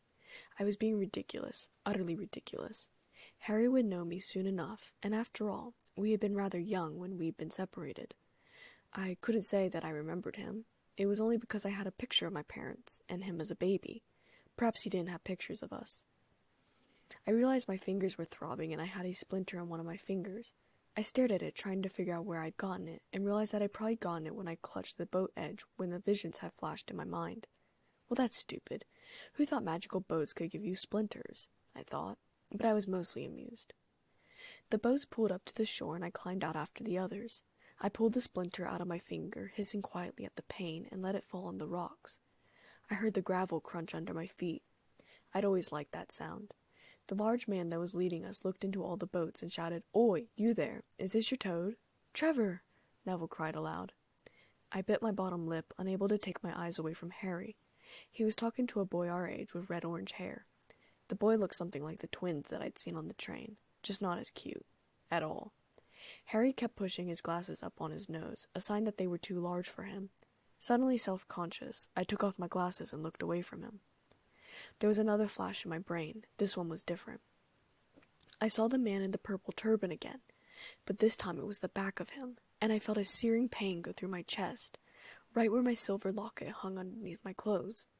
I clapped my hand to my chest, but the pain was already gone, and I quickly dropped my hand, hoping that no one had noticed the seemingly random movement. We stopped walking up the flight of stone steps, and we crowded around a huge front door made of oak. The large man turned, surveying everyone. "Everyone here? You there, still got your toad?" And then he turned back around and knocked 3 times on the large castle doors.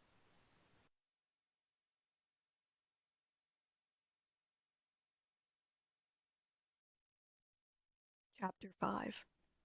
The door was opened immediately by a tall, thin woman wearing emerald green robes.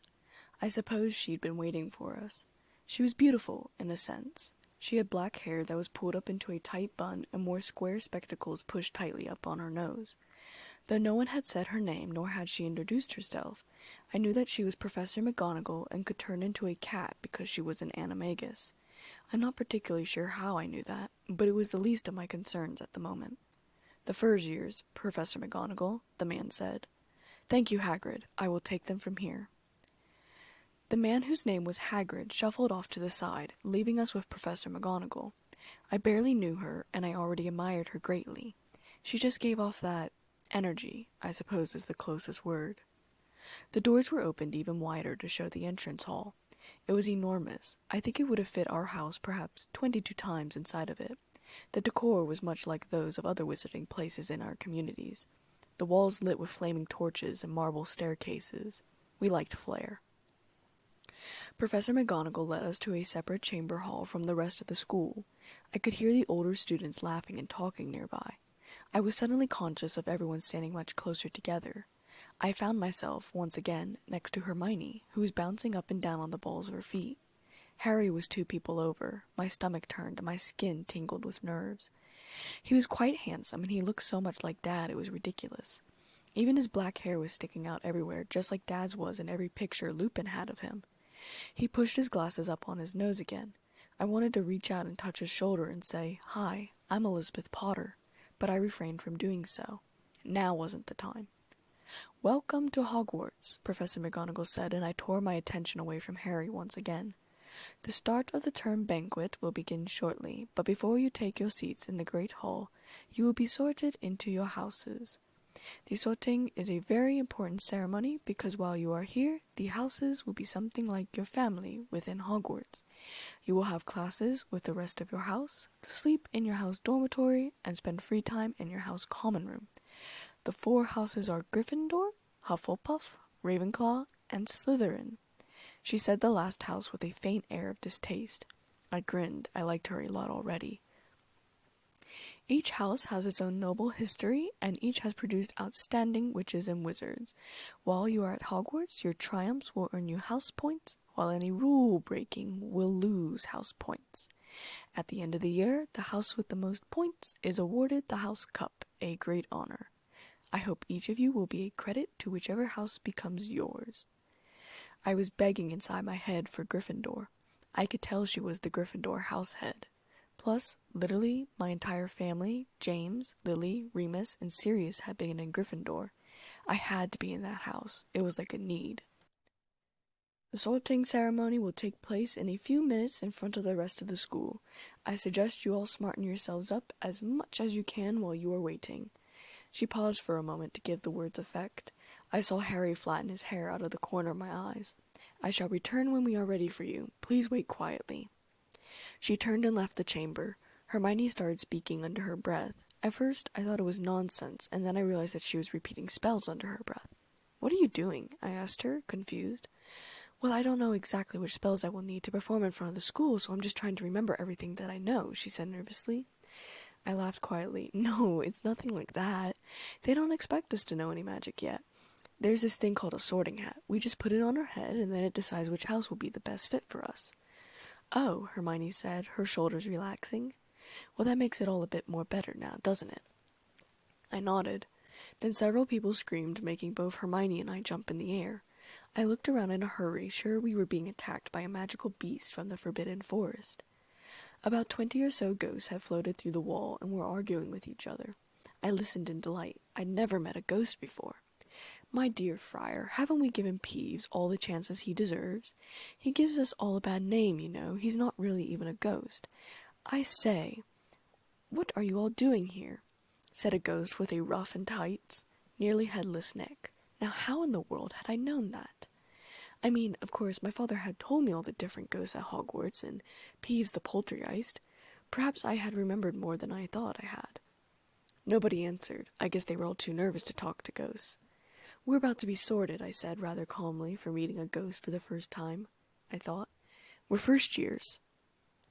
People muttered around me. I guess they were shocked that someone had answered. To be fair, I was a little shocked myself. I was normally quite shy. "Hope to see you all in Hufflepuff," said a large ghost, the fat friar. "My old house, you know." "Move along now, the sorting ceremony's about to start," Professor McGonagall said, marching back into the room. I watched the ghost float through the walls without saying another word. Hermione was staring at me in awe. I blushed and looked down at the floor. "Now form a line," Professor McGonagall said sharply, "and follow me." Hermione got in line behind the orange-haired boy, and I got behind her. We walked through the doors into the great hall. I felt my cheeks flush red. Everything my father had told me about the sorting ceremony hadn't prepared me for the feeling of hundreds of students' eyes on me. I looked up at the ceiling. I heard Hermione whisper in front of me, "It's bewitched to look like the sky outside.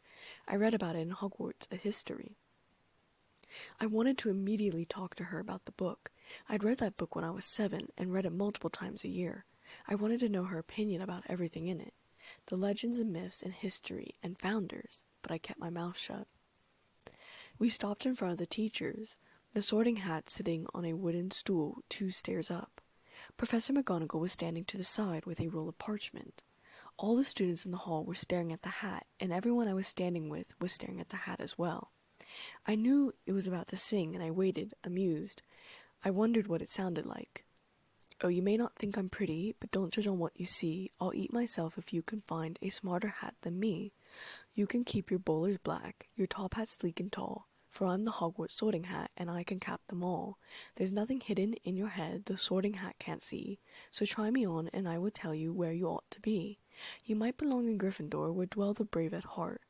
Their daring nerve and chivalry set Gryffindor apart. You might belong in Hufflepuff, where they are just and loyal. Those patient Hufflepuffs are true and unafraid of toil. Or yet in wise old Ravenclaw, if you've a ready mind, where those of wit and learning will always find their kind. Or perhaps in Slytherin you'll make your real friends. Those cunning folks use any means to achieve their ends. So put me on, don't be afraid, and don't get in a flap. You're in safe hands, though I have none, for I'm the thinking cap." The entire hall burst into applause. It bowed to the 4 tables and became still again, waiting for students to put it on. I felt a nervous twist in my stomach. I was no longer worried about which house I would be in. Gryffindor, Ravenclaw, Hufflepuff, as long as I wasn't in Slytherin. No, now I was worried that the hat would see the images in my head. What would it say? What would it think? Did it matter?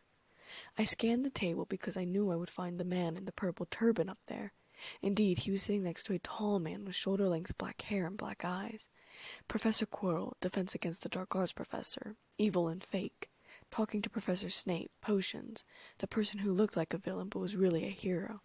Evil and fake? Villains and heroes? Why had I let those characteristics define Professor Quirrell and Professor Snape? Growing up with a werewolf as a dad had led me to make judgments after knowing the person, not before. So why had I jumped to such hasty conclusions? I let my thoughts die down as Professor McGonagall opened up the roll of parchment to start calling names. Abbott, Hannah. A pale, yet pink-faced girl with blonde pigtails walked out of line, stumbling over a boy's leg. I heard a small laugh behind me, and I spun around to see a pale blonde boy standing there with two fat boys smirking. I turned back around with a roll of my eyes. Bet he was going to be in Slytherin. Hufflepuff, shouted the hat. The table on the right clapped, and Hannah went to sit with them. Hannah looked like a nice girl, and so did the rest of the Hufflepuff table. Bones, Susan. I watched a darker-haired girl climb up the steps and sit on the stool. The hat just fit over her eyes. Hufflepuff, the hat shouted again. Boot, Harry. A dark-haired boy crept out of line and went to sit on the stool. Ravenclaw. The table on the left clapped, and multiple Ravenclaw students shook hands with Terry as he sat down. I wouldn't mind being in that house either. My nerves went down a notch again. Brocklehurst, Mandy. Ravenclaw. Brown, Lavender. This was a skinny and tall girl with golden brown curly hair. She had blue eyes and wore a bandana in her hair. Gryffindor, the hat shouted. The table on the far left clapped. I looked over to see that table and laughed out loud, quickly stifling it. Fred and George Weasley were catcalling. Bulstrode, Millicent. A thick, dark girl with stringy black hair was called up. I wrinkled my nose. What was with me today? Perhaps I was sick, mentally sick. Was that a thing? Slytherin, the hat shouted. The last table exploded into cheers. I didn't even look at them. That table wasn't an option for me. Crabbe, Vincent. The thick guy that had been standing next to the pale blonde boy pushed past me to get up the stairs. Could have said excuse me, I muttered under my breath so no one could hear. Slytherin, Finch Fletchley, Justin. Hufflepuff, Finnegan, Seamus. The sandy-haired boy walked up calmly to sit on the stool. The hat stayed on his head for nearly a minute. Gryffindor. Granger, Hermione. Her name gave me a start, and I watched as Hermione eagerly ran up the steps and grabbed the hat from Professor McGonagall. She jammed it on her head. The Sorting Hat took about 20 seconds to decide that she was going to end up in Gryffindor. For some reason, my heart sank. Goyle, Gregory. The second thick boy stomped up the stairs and sat on the stool. I wondered if his weight would break the stool legs. Slytherin. Kane, Elizabeth. My heart leapt into my throat, and I walked as calmly as possible up the stone steps and sat down on the stool. The hat was placed on my head and slipped down past my eyes. There was a small voice that seemed to be talking directly into my ear. Yes, you are a difficult case, aren't you? You have plenty of courage, and you have great talent and smarts. But your futuristic thoughts, that could prove to be a problem. Futuristic thoughts? Yes, those flashes of memories are the future. You should use those smartly and sharpen your skill. I believe you could make a wonderful seer. I dearly wish to put you in Gryffindor, but that doesn't seem right. The Sorting Hat seemed to be talking more to itself than to me. Why not Gryffindor? I thought defiantly. Especially if it's where you believe I belong. It all leads back to those futuristic thoughts, Elizabeth Potter. Though I never said that Gryffindor was where you belonged. The name gave me a start. You know who I am. The real me, I mean. Of course, I'm the Sorting Hat. I believe that, though you could possibly belong in Gryffindor or Ravenclaw, they are too dangerous for you. So Slytherin, like I said, you'll figure it out in due time. Sharpen those skills. Besides, you were already sorted into Hufflepuff long before you came here. Before I could even think dismally about Hufflepuff and argue to be in Gryffindor, the Sorting Hat had shouted, Hufflepuff! I lifted the hat off of my head and handed it to Professor McGonagall. I wondered exactly how long I had sat there. Surely longer than a minute. Hannah shook my hand as I sat down, and Susan Bones smiled at me. I smiled back, sort of out of it. I didn't notice Neville Longbottom as he tripped over himself on the way to the stool. The hat took forever with Neville as well, but I didn't notice. Futuristic thoughts? I looked up at the teacher's table. Professor Snape was looking down at me. I stared back. Multiple flashes happened in my mind looking at him.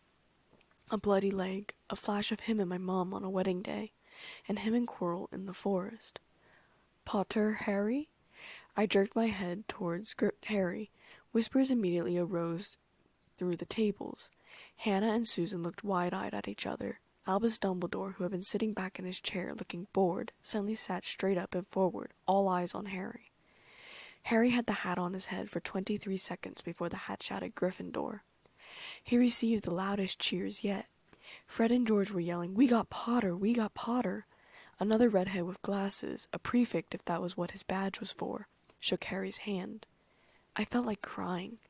I'd never felt so far away from my brother as I did now. Perhaps we were in such close proximity and others were meeting him before I was. Thomas Dean was a good-looking black boy, much taller than most of the other boys our age. He was sorted into Gryffindor as well. I looked on gloomily. Turpin, Lisa. Ravenclaw. The red-haired boy that Harry had been talking to, Weasley Ronald, was also sorted into Gryffindor. I suppose the entire family was probably in Gryffindor.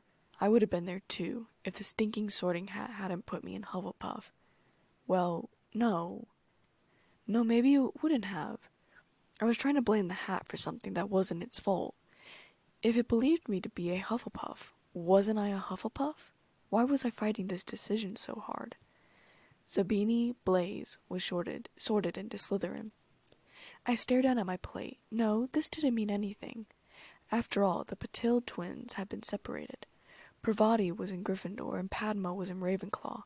Harry and I could still be brother and sister even if we were in separate houses, and yet, if the Sorting Hat thought it was dangerous for me to be in the same house with my brother, and my parents didn't want anyone to know that I existed, then should Harry know? I mean, when exactly were my parents going to show that I was Harry's twin brother? What if I never was meant to be known by anyone except my family? My family that was now only Lupin, since Lily and James and Sirius were all gone. And though the decision hurt, that was when I decided not to tell Harry I was his sister. Friends, and that was it if I was lucky.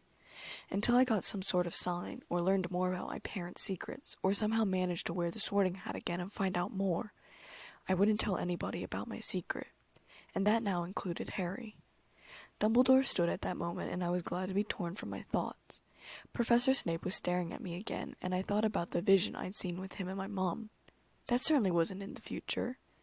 And it certainly couldn't be possible because my father was James. "Welcome," Dumbledore said, and I looked away from Professor Snape. "Welcome to a new year at Hogwarts. Before we begin our banquet, I would like to say a few words, and here they are. Nitwit, blubber, almond, tweak." I laughed and clapped with the others as food appeared on our table. Now that I was resigned to my decision, I felt that I could relax, for the time being anyways. I didn't eat much, since I preferred dessert over everything else, but I did eat a small piece of steak while waiting. Hannah, Susan, Leanne, and I all talked while we ate. All three of them were half-bloods like me. They were extremely interested to find out I was adopted, though I steered clear of names and specific details. I stopped talking to eat ice cream and a slice of cake. I know, I'm an 11-year-old with a sweet tooth. I didn't have any flashes while eating. I wondered if that was the key to not having flashes. Eating. Eventually the food went away and Dumbledore stood up again. He's going to deliver some strange news, I thought randomly, and then wondered if that was just knowing that Dumbledore was sort of eccentric, or if I was predicting the future.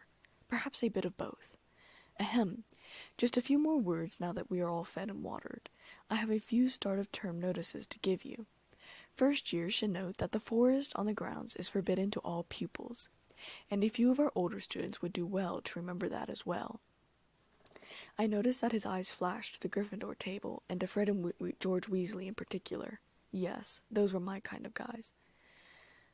I have also been asked by Mr. Filch, the caretaker, to remind you all that no magic should be used between classes in the corridors. Quidditch trials will be held in the second week of the term. Anyone interested for their house team should contact Madam Hooch. Maybe next year I would buy a decent broom and try out for the team. Or maybe I would buy the broom if I made the team. And finally, I must tell you that this year the third-floor corridor on the right-hand side is out of bounds to everyone who does not wish to die a very painful death. Some people laughed, but I did not. This was serious. A flash happened in my mind, and I saw the three-headed dog again. Okay, that was a pretty legitimate reason not to go down that corridor. I would rather not be a dog chew toy. I didn't like dogs. I was scared of them. And now, before we go to bed, let us sing the school song. Dumbledore said, becoming more excited than he had the entire speech. I looked at the other teachers. All except Professor Flitwick, the charms professor, looked like they'd rather take a sip of Skilgrow, which is a disgusting medicine I had to take once at St. Mungo's when I broke my arm doing Muggle ice skating. Everyone stood on their feet as words twisted themselves into the air, having erupted from the tip of Dumbledore's wand. I tried numbly to think of how I was going to sing this. I hated singing with a passion in public. I was no good at it. I became faintly aware of Professor Snape's eyes on me again. What was his deal? The school suddenly started singing, and I blushed, still unable to think of a way to sing this song. Hogwarts, Hogwarts, Hoggy Woody Hogwarts, teach us something, please. Whether we be old and bald or young with scabby knees, our heads could do with filling with some interesting stuff. For now they're bare and full of air, dead flies and bits of fluff. So teach us things worth knowing, bring back what we forgot. Just do your best, we'll do the rest and learn until our brains roll rot. I was never going to forget anything I learned here, I thought, looking up at the ceiling. I was going to learn, and I was going to be the smartest witch of my class. I was going to prove something to myself and to everyone else. I just wasn't sure what yet. Dumbledore clapped loudly when everyone was done singing. The Weasley twins had sung as slowly as possible, almost making me laugh. Ah, music, he said as he wiped his eyes. I wondered if he was legitimately crying. Like I said, eccentric. A magic beyond all we do here. And now, bedtime, off you trot. I followed Susan on our way to our common room. Leading the way was our prefect, Gabriel Truman. We followed him to where the kitchen was. I knew it was behind a fruit painting, though no one else gave it a second look. It was disconcerting, really, knowing so much about a place I hadn't even spent 4 hours in. Gabriel stopped in front of a bunch of barrels and said, "Gather around and look very closely. Our common room is the only one with intruder-repelling devices, and unless you fancy smelling like vinegar for a couple of days, I suggest you pay attention." He showed us that we had to pick barrel 2 from the bottom, middle of the second row, and tap on it in the rhythm of Helga Hufflepuff. He demonstrated it, and we all entered the common room. My mouth dropped in surprise. Even though we couldn't have possibly been on ground floor, there were round windows near the top of the walls that let in light. Of course, it was night now, so they weren't lit. Instead, the lamps on the tables were lit. The common room was a large, earthy, round room with a low ceiling. Everything about the room was circular. The decor was probably meant to emphasize the earthy feel of the room. There were many plants hanging or sitting around the room. There was a dancing plant near the window. Ivy crept around the fireplace and on the walls. The carpet was thick and brown. Well, at least it wasn't dirt. The furniture was all yellow and black patterned and was made up of rounded sofas and chairs. They were furnished with copper touchings. The tables were made of pine, oak, and cypress, and were also round. There were 2 large round doors on either side of the common room, opposite the entry door. They led to the boy and girl dormitories. The only way to tell the doors apart were by the handles. The handle to the girl dormitories had bronze flowers carved into it. The boys had bees. The entire common room gave me a hobbit-like feeling. I wondered if this was how J.R.R. Tolkien pictured Frodo Baggins' home, or maybe like a cabin in the middle of the woods. Gabriel told us to retire to our rooms, and I followed the other girls to the large wooden door on the right side of the room. The other girls got ready for bed immediately, and soon they were all sound asleep in their beds. I didn't go to bed right away, too jittery to try and sleep. I went to my trunk, pulling out a sheaf of parchment. Lighting a candle, I grabbed my Muggle pen. I wrote a letter to my dad. Perhaps it was the feeling of disappointment, but I wanted him to tell me everything was all right. I just wanted to feel his strong arms around me again. I wanted to hear him call me his daughter, just like the night of the robber. I wrote quickly, "Dear Dad, I'm not entirely sure how I feel right now. A lot has happened since I got on that train. I keep seeing visions of random stuff, a red stone, a 3-headed dog, and a bunch of other objects, places, or people. Sometimes Harry is in the visions, too. The Sorting Hat could see those visions inside my head and told me that it wasn't safe for me to be in Gryffindor, Ravenclaw, or even Slytherin. He said they were futuristic visions and I needed to hone my skills. He said that being in Hufflepuff was a safe house. I'm not really sure what's going on, though. I guess that brings me to my next point, Harry. I don't think I can tell him who I am. My parents obviously thought I should be a secret, and the Sorting Hat seems to think so too. He knew my true name. He called me Elizabeth Potter, even though only I could hear. I also keep seeing visions of Professor Snape, which is weird, and when I look at the teachers and some of the students, I already know their names even though I've never met or heard their names before. Do you think that's part of the visions? I'd be lying if I said I was fine. In reality, I'm scared. I mean, I'm going to tough it out. I'm not your daughter for nothing. I do feel like I let you down by not being in Gryffindor, but the Sorting Hat did say that if it wasn't for my visions, I would have ended up there. Well, maybe. He didn't really say that. He just said I could have belonged in Gryffindor. I don't know if that's really the same thing or if I'm just trying to will it to be the same thing. He also said something about me being sorted into Hufflepuff a long time ago. I don't know what he's talking about. I miss you already. I hope you don't get too worried when you read this. I don't want to worry you. Hopefully my classes go well tomorrow. A lot of love, Elizabeth.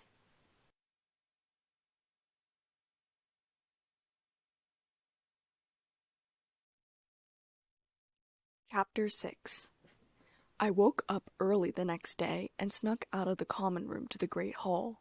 There weren't many people there, mostly teachers and a few early bird first years. I grabbed a piece of bacon and carried it up to the gallery. I fed Sadie the piece of bacon and tied the letter to her legs. I kissed the top of her head, carrying her over to the window. "Safe flight," I murmured into her ear.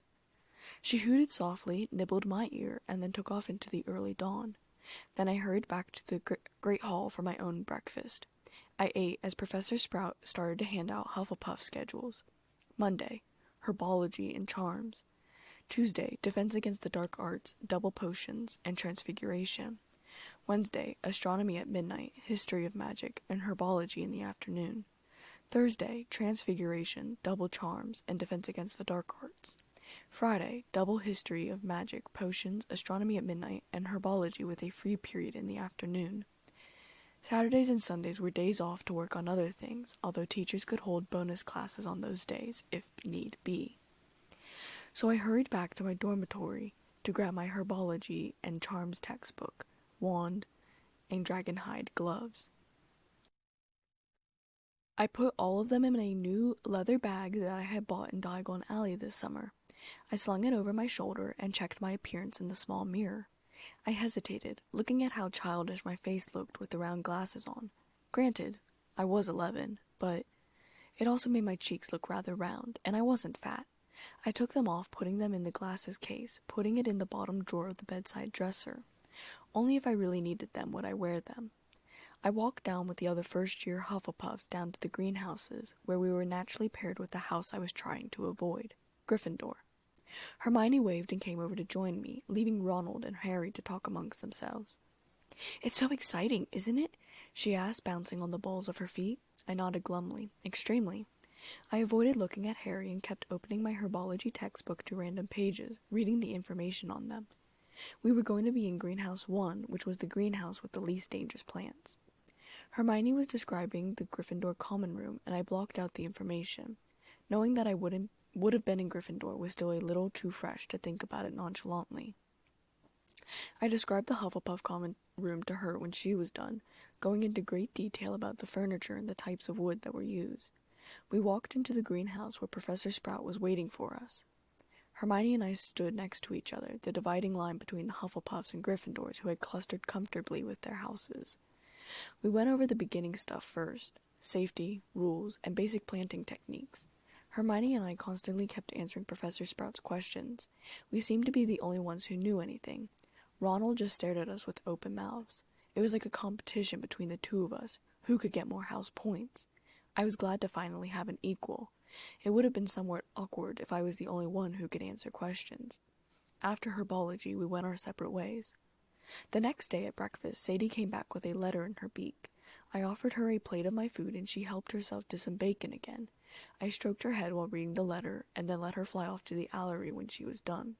Dear Elizabeth, congratulations on making Hufflepuff. Honestly, I couldn't care less what house you're in as long as you keep your grades up. But let us talk about the more serious things. These futuristic visions you're having could potentially be useful, but I don't want you to get distracted by them. Obviously, if the Sorting Hat thinks that being in any other house is dangerous, you should keep your head down. Blend in with the crowd. Don't draw attention to yourself. I can't imagine that you could be in any danger at Hogwarts, but if there is some sort of danger, stay away from it, though you're a good girl, so I doubt you'll get into any danger or trouble. I'm sorry that you made the decision not to tell Harry who you are, but I suppose for now, it really is the correct decision. Perhaps once you understand more about what is happening, you'll be able to tell him. I don't particularly know why you are having visions of Severus in general. I will say that when we went to school together, he was good friends with your mum, but she broke off their friendship in their 6th year. Snape and James hated each other with a passion since they met on the train. When he went to school with us, he was well known for hanging out with friends who became Death Eaters, and also had a knack for the dark arts. But don't worry, he's not a danger. Dumbledore trusts him, and so it's rational to trust anyone Dumbledore trusts. He doesn't make mistakes. Remember that if you are ever in any trouble. I'm proud of you. I hope you know that. I wouldn't worry too much either about anything. You can always write to me about your problems, and I want to know about them too. Remember, keep your head down and stay quiet about these visions until you know more. Much love, Dad. I read over the section about Professor Snape multiple times.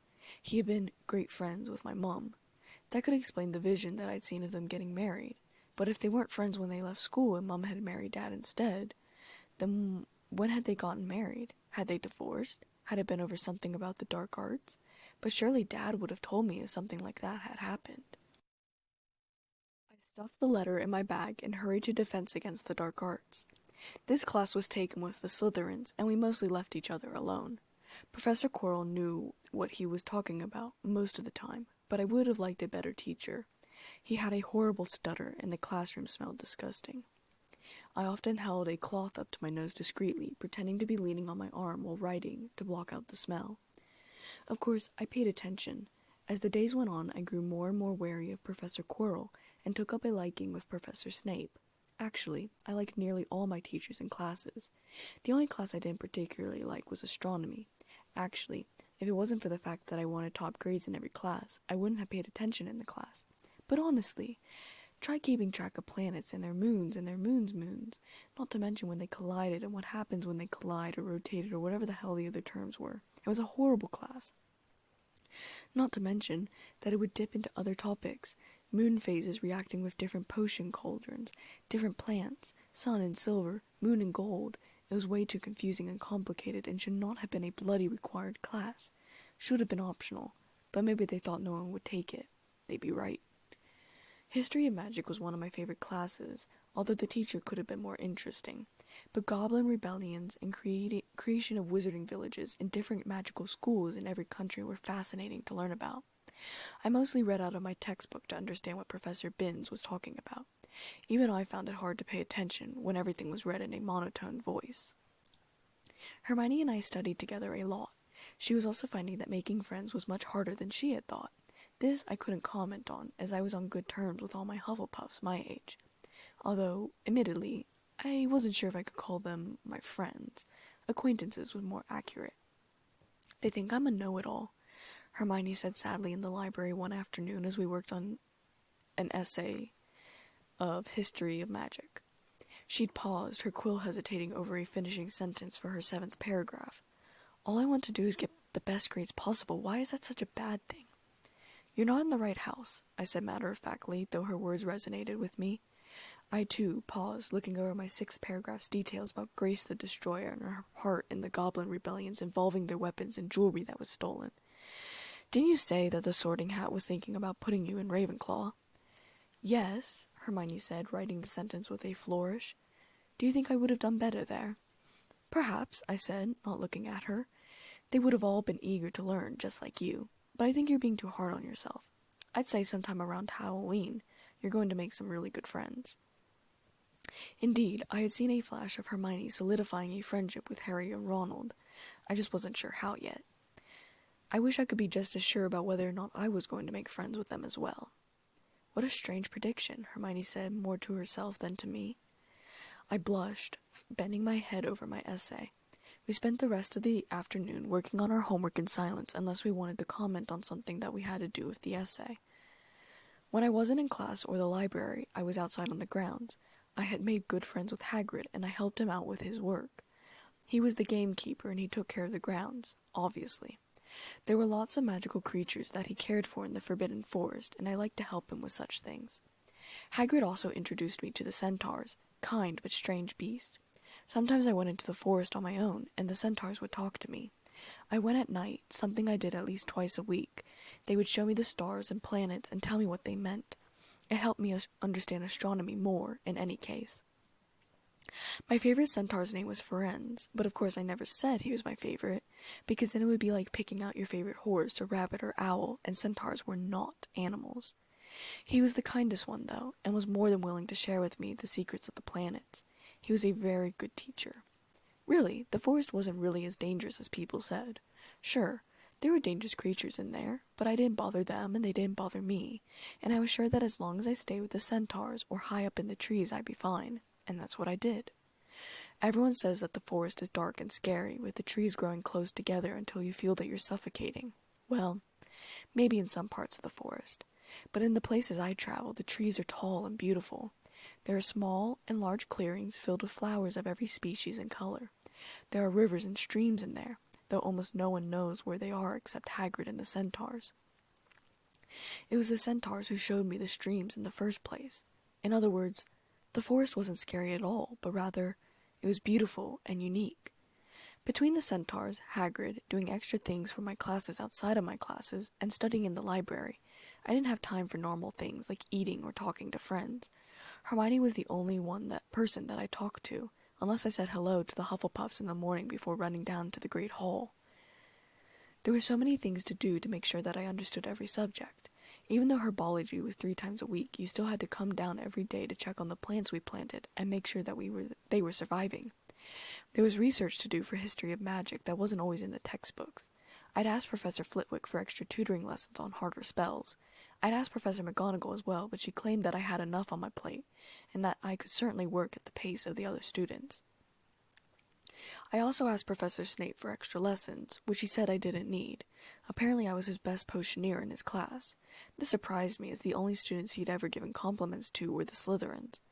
Perhaps he only complimented me to avoid giving me lessons, but that didn't really seem like a Snape tactic. Rudeness was more of his thing. I also started writing to Dad less and less. I just couldn't find the time. I think I worried him because he started writing to me twice as much. To make up for all the time I'd missed, I stayed up late after a night in the forest to write him an extremely long letter about everything I had been doing. I excluded the forest. The visions were also distracting, popping up at random moments. I tried not to pay too much attention to them, but there was this mirror that kept popping up a lot in my visions, and I decided that I was going to have to try and find it. Maybe finding what my visions were showing me would help stop the visions from appearing. We reached October 13th, and I went looking for the mirror instead of going to dinner. I tried to tap into the memories and see if I could find a direct path to the room where the mirror was situated. It worked for a little bit, but I ended up getting lost when I couldn't hold on to the memory anymore. Professor Flitwick found me wandering around and helped me back to the Great Hall where everyone had just started dessert. I thanked him before going to sit next to Susan and ate some dessert while drawing the mirror absent-mindedly on a piece of spare parchment. "That's pretty," Susan commented, and I looked up. I asked stupidly, lowering my spoon with brownie and vanilla ice cream on it. Susan jabbed her pointer finger at the parchment. "That's a pretty mirror." "Oh," I said, blushing, "thank you." Susan grinned at me and then turned to talk to Hannah again. I stared down at the detailed mirror and then folded the parchment up, stuffing it under a napkin. I finished the brownie and ice cream and went back to the library to finish some potions homework. Looking for the mirror became something new to add to my already full to-do list. Then, once flying lessons started, I had a completely different vision. Thank Merlin. I was eating breakfast in the Great Hall and my vision went black. I could tell I was still sitting up and I could hear everyone talking. I sat perfectly still as I watched Draco pick something off the ground and Harry confronted him. They flew up on their brooms. "Give it here," Harry called angrily, gripping the broomstick tightly between his hands, "or I'll knock you off that broom." "Oh yeah?" Draco sneered, though he looked worried. Harry shot forward towards him and Draco made a sharp turn, narrowly avoiding Harry's arms. Harry made a sharp turn as well. People were clapping below them, Slytherins and Gryffindors. Hermione had a haughty look on her face, her arms crossed. The vision jumped, and I saw Harry diving on the broom and caught the thing Draco had taken in his hand. Professor McGonagall was leading him through a corridor now. Oh, he had made the Quidditch team. He was going to be playing Seeker. The vision faded and I was back in the Great Hall. I looked over at the Gryffindor table. Draco, Crabbe, and Goyle were standing around Harry, Ron, Hermione, and Neville. Irrememberable, that's what Draco had taken from Neville. I stood up and walked over to the table. The smoke in the ball was red. "Hello, Elizabeth," Hermione beamed up at me. "Neville's got a rememberall." I smiled back at her and turned my attention to Neville. He was frowning at the rememberall, trying to remember what he had forgotten. "Neville, you've forgotten to put on your robes," I said, pointing out the fact he was only wearing his vest and white shirt. He looked down and gave me a quick thanks before he headed out of the Great Hall, presumably to the Gryffindor common room, where he would get his robes, unless he forgot again, and then it wouldn't matter. "Are you flying today?" Harry asked me, looking up from his plate of bacon and eggs. We were on a first-name basis, but not friends yet. I was going to take it slow. I wasn't going to force my friendship on him. Still, it rather hurt that we weren't as close as I would have liked. I forced myself to smile gently. "No, tomorrow," I said promptly. "Also, good luck on flying today. I know you'll do wonderfully." I walked away to head to the Transfiguration classroom. I'd look for the mirror again during lunch. In Transfiguration, we were turning smoke into daggers, something that was very difficult because smoke and daggers were two different states of matter. Magic is much harder than people realize, even magical children. You don't just wave a wand and say words. There's other components like willpower and concentration. Both of these characteristics are extremely important, as you can't cast a proper spell without them. Willpower was how badly you wanted the transformation or magic to happen, but only in correlation with concentration. You couldn't think of other things or be distracted while trying to cast a spell. There were 4 different types of transfiguration, in transformations at least. Inanimate to inanimate, like matchstick to needle. Inanimate to animate, teapot into a turtle. Animate to inanimate, beetle into button. And animate to animate, frog into a porcupine. Needless to say, inanimate to animate and animate to animate were the hardest types of transfiguration. The actual 4 categories under transfiguration were vanishment, transformation, conjurations, and untransfiguration. I'd go into all the differences of these categories, but it's rather boring to most people, and I try to keep an entertaining figure, even if I don't find it boring. At the moment, Professor McGonagall was looking out the window, taking a pause from grading homework papers on her desk. Her sharp gray-green eyes were distracted by something outside. She pushed her spectacles up on her nose. "Here it comes," I thought randomly. I leaned my head to the left and watched Harry dive downwards, but he was soon out of sight. Professor McGonagall quickly got to her feet, peering out the window. Her lips stretched into a thin line. A moment later, Professor McGonagall told the rest of us to stop our transformations and that she would be right back. She rushed from the room.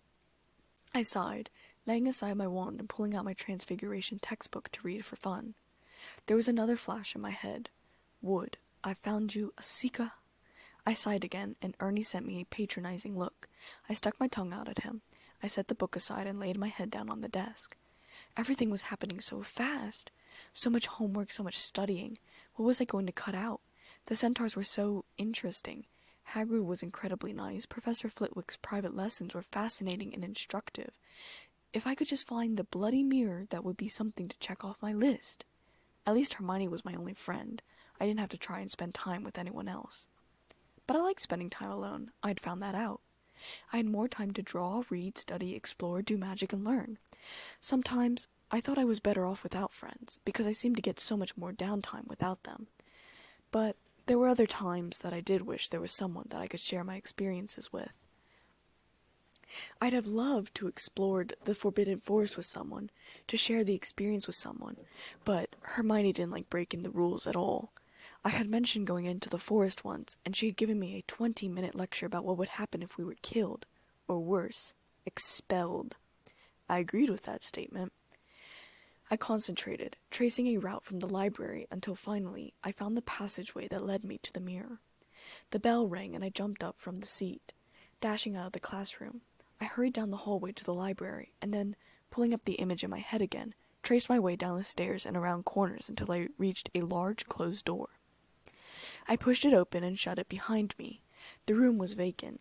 Unused desks were pushed up against the walls, collecting dust. There was a chalkboard in the front of the room, and in the back was the mirror. I dropped my bag by the door and walked towards the mirror slowly.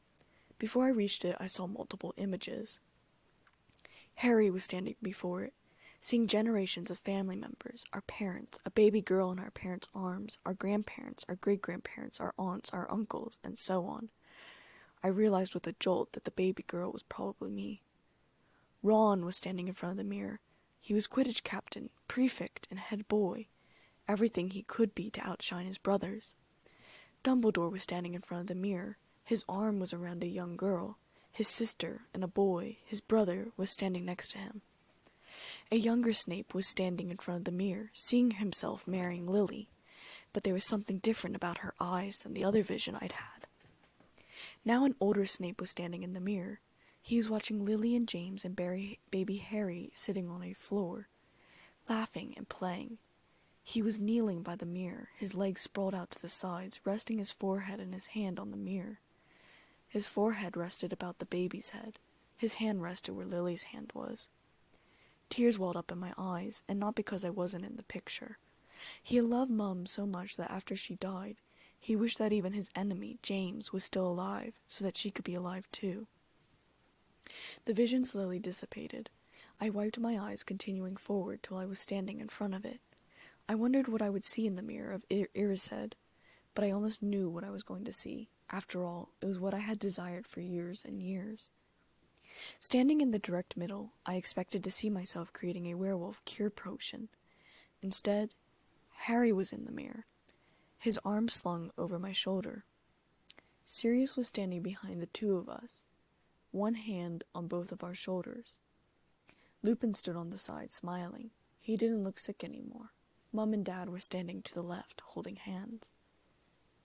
I closed my eyes. Why had I come seeking this mirror? It did not show what I wanted it to show, and it had served no purpose except bringing more visions and more questions. What was the purpose of standing here before this mirror? I looked into Mum's green eyes. They were Harry's eyes, or maybe it was that Harry's eyes were her eyes. And Lupin was right too. My eyes were the same shade as James. But looking at the mirror now, I did not think that I looked like Lily. No. My hair was not as vibrant red as hers, but rather more like Lupin's, red-brown. But really, wasn't it what I wanted to see after all? Lupin didn't look sick anymore, and his hair was fuller and he wasn't as thin as he had been, though he was still nowhere near close to fat, just fit. And that was what I wanted, wasn't it? I heard words in my ears. Men have wasted away before it, entranced by what they have seen, or been driven mad, not knowing if what it shows is real or even possible. I turned my back on the mirror and walked away. It was not possible. They were simply facts in life. My parents would not rise from the dead. Sirius would never leave Azkaban. Lupin would never be healthy. And Harry would never know that I was his sister.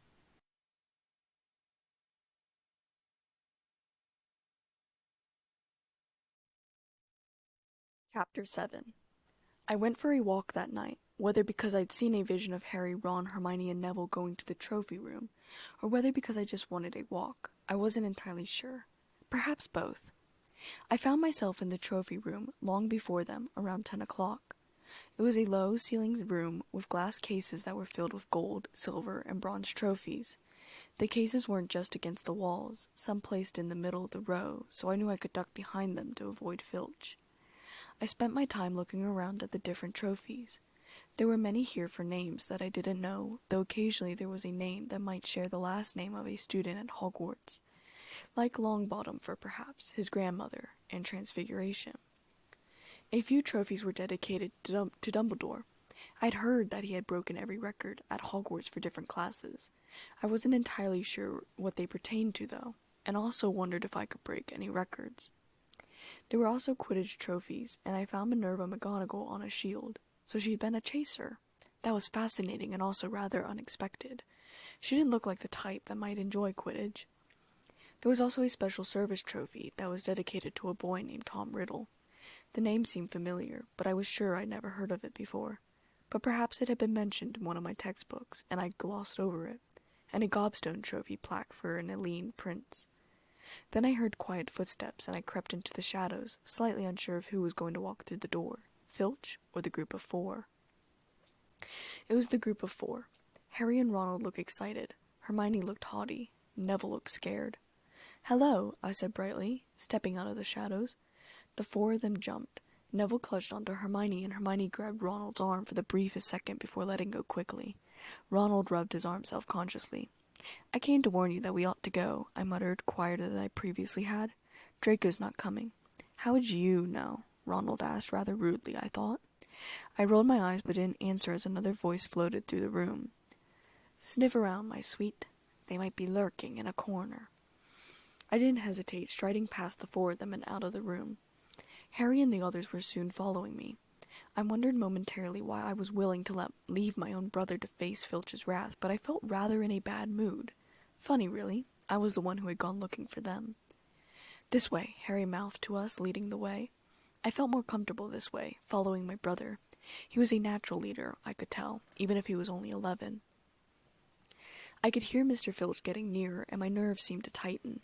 Neville let out a noise of fright, something between a squeal and a groan, and tried to take off running.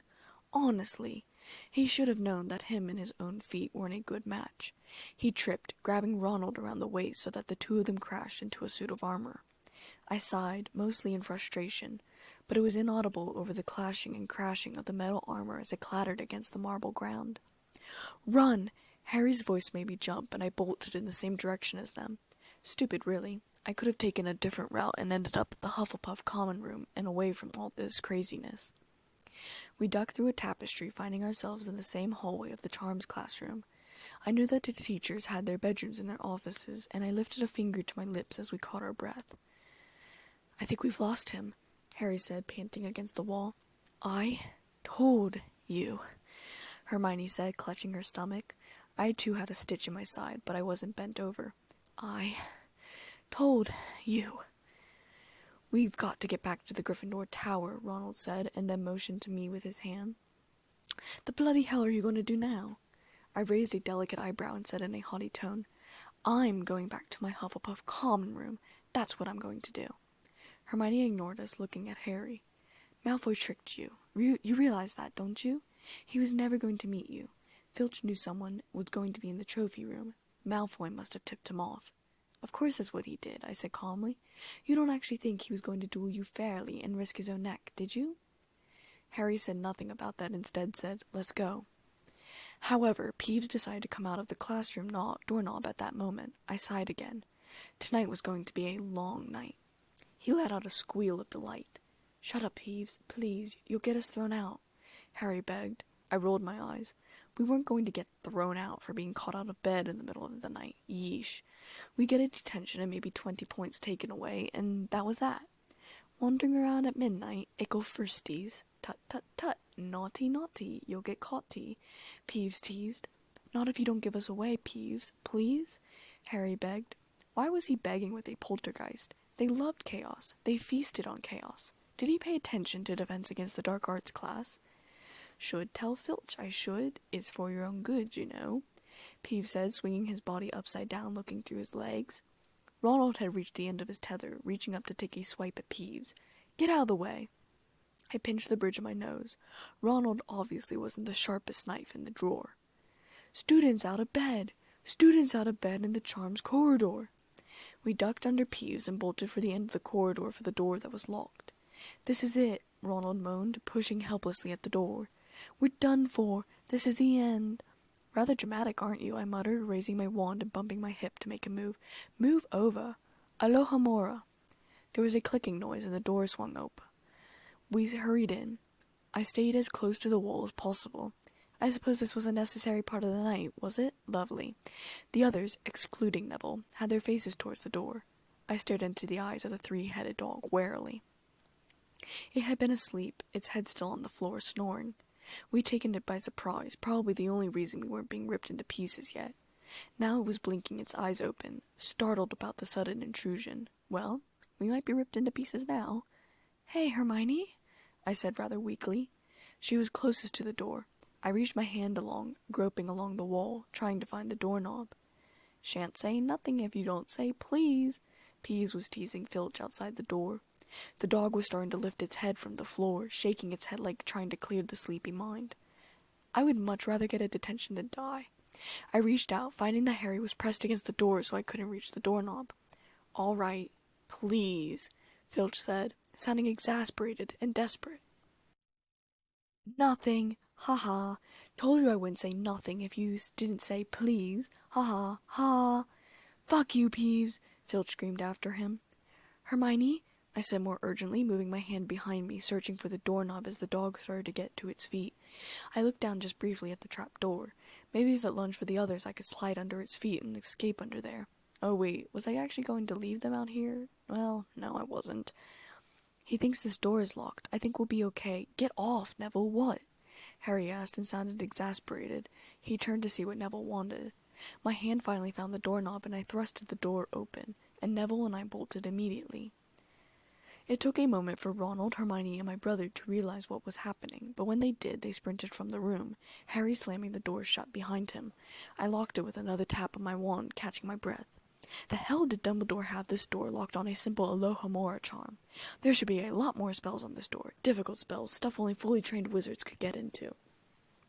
And then the other four were taking off, running back down the hall again, and without thinking, I followed. We ended up at the Gryffindor common room. I shook my head, feeling rather desperate to get away from the craziness that surrounded them, and sprinted down a different hallway at that moment, ending up at the Hufflepuff common room door. I knocked the pattern rather hurriedly and collapsed in a chair in the middle of the room. I smiled. Despite my annoyance at everyone, I had actually enjoyed tonight, the adrenaline in my veins, the secretiveness of everything, the sneaking around. It had been fun. It took some time to catch my breath, and when I did, I was able to think clearly. The dog was obviously guarding something. But what? As though in answer, there was a flash in my head, and the image of the glistening ruby red stone on the stairs appeared. Well, I suppose that was answer enough. Hermione was furious the next afternoon when we were studying in the library. I was working on a homework assignment for astronomy. It was like trying to complete an English assignment when all you knew was French. Hermione nearly slammed her books down and pulled out a chair rather angrily. Madame Pince's head popped up behind the checkout counter, glaring. "Not such a good morning, Hermione?" I asked lightly, dipping my quill in the inkwell and started to write the astronomy essay. "Harry got a broomstick for breaking the rules," Hermione seethed, having just a bit of difficulty lowering her voice. If she didn't hurry up and quiet down, Madame Pince was going to kick us out of the library. Why was he rewarded for breaking the rules? Because Professor McGonagall favors the Quidditch team? She wants to win and she hopes that Harry having a nice broom and being a good player will help. Not to mention that, well, he's Harry Potter, Hermione. I whispered quietly, pausing after writing the title of the essay.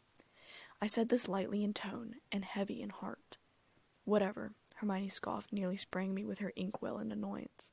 I ducked my head as she ranted. At least the astronomy was being clear. At least we didn't get kicked out of the library. Halloween morning I woke up late and had to run to make it to Charms on time. I sat in my customary seat on the left side of the classroom. It was the only class that all four houses had together. Ravenclaws and Gryffindors were on the right side, Slytherins and Hufflepuffs on the left. My stomach started growling as the lesson proceeded, but I hadn't had time to snag anything off the tables. I'd have to wait for lunch. Or, no, I supposed, the feast. I had stayed up late writing letters to Dad and Trang. I'd only written her 2 letters, and they took a long time to get to her. First I had to send her letter to Dad, who would then have to mail it through Muggle post.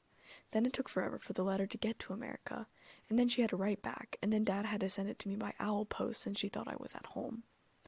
We were working on the flight charm today in class, and we were split up into pairs. I got partnered with Susan Bones, which I was happy about. Looking across the aisle, I saw that Hermione was paired with Ronald. She was probably really upset about that. No, not just upset.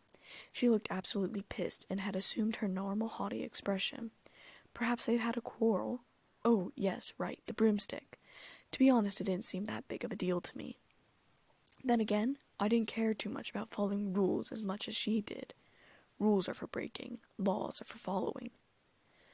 Now don't forget the nice wrist movement we've been practicing. Swish and flick. Remember? Swish and flick.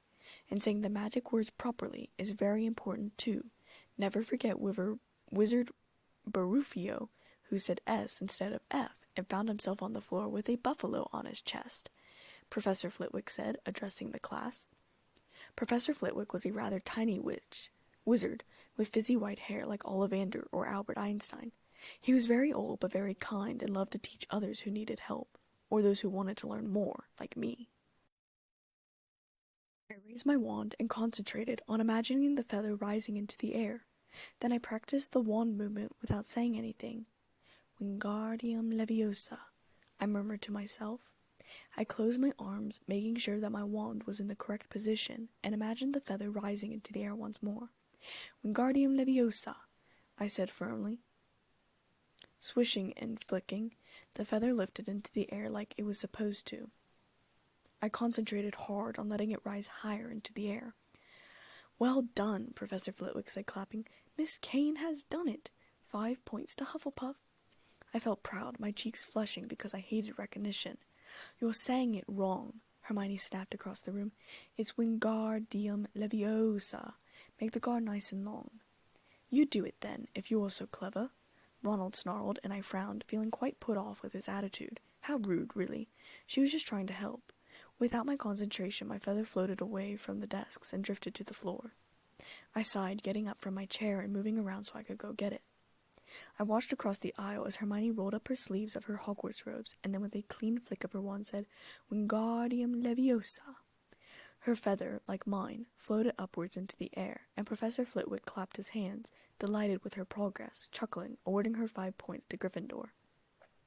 Ronald was in a horrible mood for the rest of class. I picked up my feather up and looked back over at Hermione. I gave Hermione a thumbs up, went back to my desk, and then turned to Susan, who was having some difficulty with the spell. At least she let me help her. Ronald was a right pain in the arse, he was.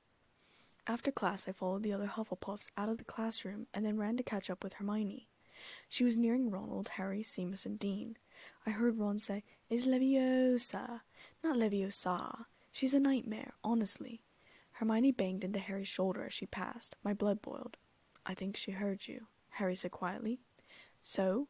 She must have noticed she's got no friends, Ronald continued rather stupidly. I ran up to him and kicked him in the back of his legs. He dropped his books as he jerked forward. Jerk? She's the brightest witch of her age. I noticed you weren't able to make your feather fly. Lay off, will ya? My words were childish, but I didn't say anything to take them back. Ronald goldfished mouth as I stormed away from them, hoping to catch up with Hermione. I couldn't find her anywhere, and I couldn't continue to look for her because my next class was potions, and Professor Snape was notorious for taking points away from latecomers. Unless they were Slytherins, of course.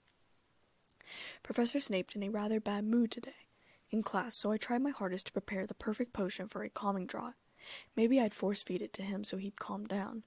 I was amused with the idea, but Professor Snape didn't seem to appreciate the fact that I was smiling in class. Something humorous, Miss Kane, he sneered, approaching my table. I thought about a calm Professor Snape, and my smile lifted higher. I might start laughing soon if I didn't get it under control. Maybe? My cheeks flushed as I stared back into his obsidian-like eyes. He narrowed his eyes at me. I bit my bottom lip and turned back to the potion. I turned the spoon I was using counterclockwise, making it turn a turquoise blue. I started to spoon it into a vial, looked at Snape, lips twitching again, walking past him to put the vial on his desk. Returning back to my desk, Professor Snape asked me, How effective do you think your potion is, Miss Kane? I was taken aback by the question. As effective as the book says, I replied. I supposed you'd want a test subject? My cheeks flushed, and I thought about my hand on the back of his head, making him drink the peace potion. Could he reminds? I don't know. Would you be willing? I asked this last part with a bit of a smirk, almost equal to his, looking up at him. Something glimmered in his black eyes. Unusual, he muttered and walked away. What was that all about? The bell rang, announcing class was over. I quickly cleaned my spot and scattered. I didn't see Hermione for the rest of the day, and when I saw Lavender Brown and Parvati Patil walking into the great hall, I hurried up to them, knowing that they were Hermione's roommates. Surely they knew where she was. Hey, have either of you seen Hermione Granger? I asked, shifting from one foot to the other in anticipation. They looked at each other with the air of two girls who love to gossip. I already felt annoyed, and neither of them had opened their mouths yet. She's been in the bathroom, crying all afternoon, Lavender said in a hushed whisper. That Ron made her really upset, Parvati said in a sad whisper. I wondered briefly if she was faking it. Thanks, I said, and dashed off towards my table. I grabbed a napkin and loaded it with muffins and cookies and stuffed it in my bag. I grabbed 2 flasks of pumpkin juice and raced back out the great hall, almost knocking over Professor Snape. "Watch where you're going, Kane," he shouted after me, and I lifted a hand in acknowledgement but didn't look back at him and didn't say anything either. I entered the girls' bathroom and heard faint sniffling noises. "Hermione?" I asked uncertainly. "Hey, do you want to come on out for a second? I brought food." The stall door clicked open and Hermione came out, red eyes. Her bag was tossed next to the wall. I handed her a muffin before sitting down on the floor, my back to the wall. "You know," I said, munching on a cookie, wondering if there was something I could say to make her feel better. I wasn't very good at this. Before I came here, I only had 3 friends, and eventually 3 became 1. 1 moved, and 1 was much younger than me. I was in all of Anne's classes in the Muggle world, and people thought I was too smart and didn't want to be friends with me. I was a know-it-all, and a strange one at that, for reasons. I don't have many friends here either. I thought about my wording. Any super true friends anyway, besides you. Hermione sniffled and took a bite of her muffin, sliding down the wall to sit next to me. Well, you said I was going to make friends over Halloween, and I guess I just thought I could be friends with the great Harry Potter. Perhaps that was a bit selfish of me." She wiped her eyes, and then we laughed. I saw a flash of an image at that moment. It was an ugly creature, a troll. Professor Quirrell had let it into the school for some reason. I ignored the image. It didn't pertain to us. "I don't think it's selfish," I said quietly, brushing my fingers together in an attempt to wipe away cookie crumbs. I wanted to be friends with him, too. More than friends, I thought privately. "How did you decide that it didn't matter?" Hermione asked, crumpling the muffin wrapper in her hand. I stayed quiet for a moment before pulling out the flask of pumpkin juice. "I never really did," I finally whispered and took a sip. But I knew, perhaps because I'm a little religious, but I knew that if it was in the cards, fate, destiny, whatever you want to call it, Harry and I would become friends eventually, or not at all. But really, I think there's a much higher probability for you becoming friends with them than me. But that's not really a personal opinion. Suddenly, I heard huge stomping feet, and Hermione and I looked at each other. The troll, I thought. But I hadn't seen the troll entering the bathroom. I stayed on the floor a little longer, trying to look into the future. This was so stupid. I stuffed the flask into my bag. "Do you think that's Halloween entertainment?" Hermione asked. Her voice quavered with fright, and she was cringing back against the wall, on her feet, squatting. I didn't answer, concentrating on the image. The troll was going to come into this bathroom. "We need to leave, now," I said, jumping to my feet, grabbing my bag and hurrying to the door. I quickly backed up, running the other way. We were too late. Hermione and I backed away from the wall, towards the wall. "If we wait for it to come closer, we can climb under the stalls and get out the door," she said, thinking it through. No, I thought, pulling my wand out, though I knew no spells to fight the thing. Harry and Ron were going to lock us in. At that moment, I heard the key lock in the bathroom door. The troll swung at us, and both Hermione and I screamed. Glass shattered and water spattered up from the broken sinks. We backed up as far as we possibly could. The troll kept shattering sinks. I held my wand out, thinking of any possible spell that would work against it. But we hadn't been taught offensive spells yet. Did I have the willpower to float the large thing into the air? Would it even work, since it was already bowing its head at the low ceiling? Harry and Ronald ran into the bathroom at that moment. "Confuse it," Harry said desperately to Ronald, and he bent down and seized a tap and threw it hard against the wall. The troll stopped a couple feet away from us. It looked around slowly, trying to find the source of the noise. It then turned and went for Harry instead. I had to admire my brother for a second. Stupid, but brave. You just had to like him. "Oi, pea-brain!" Ronald yelled, throwing a metal pipe at the troll. The troll turned and went after him instead. "Come on, run, run!" Harry shouted at Hermione and me. Hermione wouldn't move, though, as I tugged her arm, looking over my shoulder at the troll. Hermione had pressed herself harder against the wall. Then her legs gave out, and she fell to the floor. The troll turned towards us, and I hit the deck as it swung its club towards me. My chin glanced off the floor, and I hissed through my teeth at the pain. My eyes watered, and I brushed my eyes angrily. Harry then took off, running and fastened his arms around the troll's neck from behind. I watched in shock as his wand went up the troll's nose, and I winced in hypothetical pain. My hand shot up to grab my nose, rubbing it. The troll howled with real pain, twisting around, trying to get Harry off his back. Ronald suddenly pulled out his wand and shouted, "Wingardium Leviosa!" The club flew out of the troll's hand, and I looked at Ronald in surprise. Then it turned around, and Ronald lowered his wand, and it fell to the troll's head. The troll fell on his face, stunned. Harry and I got to our feet. Hermione still wasn't able to. I wondered if she had gone into shock. Then Hermione asked, "Is it dead?" "No," I answered, quite sure of my response. "I think it's just been knocked out," Harry said, stepping over the arm. Harry pulled the wand out of the troll's nose, and I looked away, disgusted. There was a slamming noise, and loud footsteps made us look up. I realized now, before I saw them, that Professor McGonagall, Snape, and Quirrell were going to come around the corner.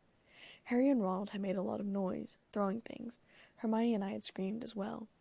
Quirrell took one look at the troll, gave what I thought was a fake whimper, and sat down on a toilet, clutching his heart. I stared at him incredulously. Professor Snape bent over the troll, and Professor McGonagall was looking at Ronald and Harry, her eyes shifting over to look at me.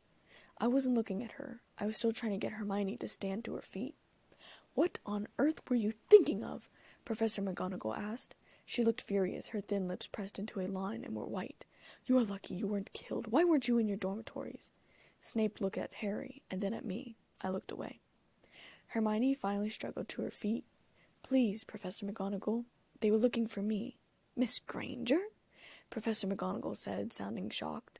"I went looking for the troll because I thought I could deal with it on my own. Because I've read all about them." Ronald dropped his wand with a clatter, and I opened my mouth in shock. Hermione shot me a glance out of the corner of her eye, and I snapped my mouth shut. If they hadn't found me, I'd be dead now. Harry stuck his wand up its nose, and Ronald knocked it out with its own club. They didn't have time to come and fetch anyone. It was about to finish me off when they arrived.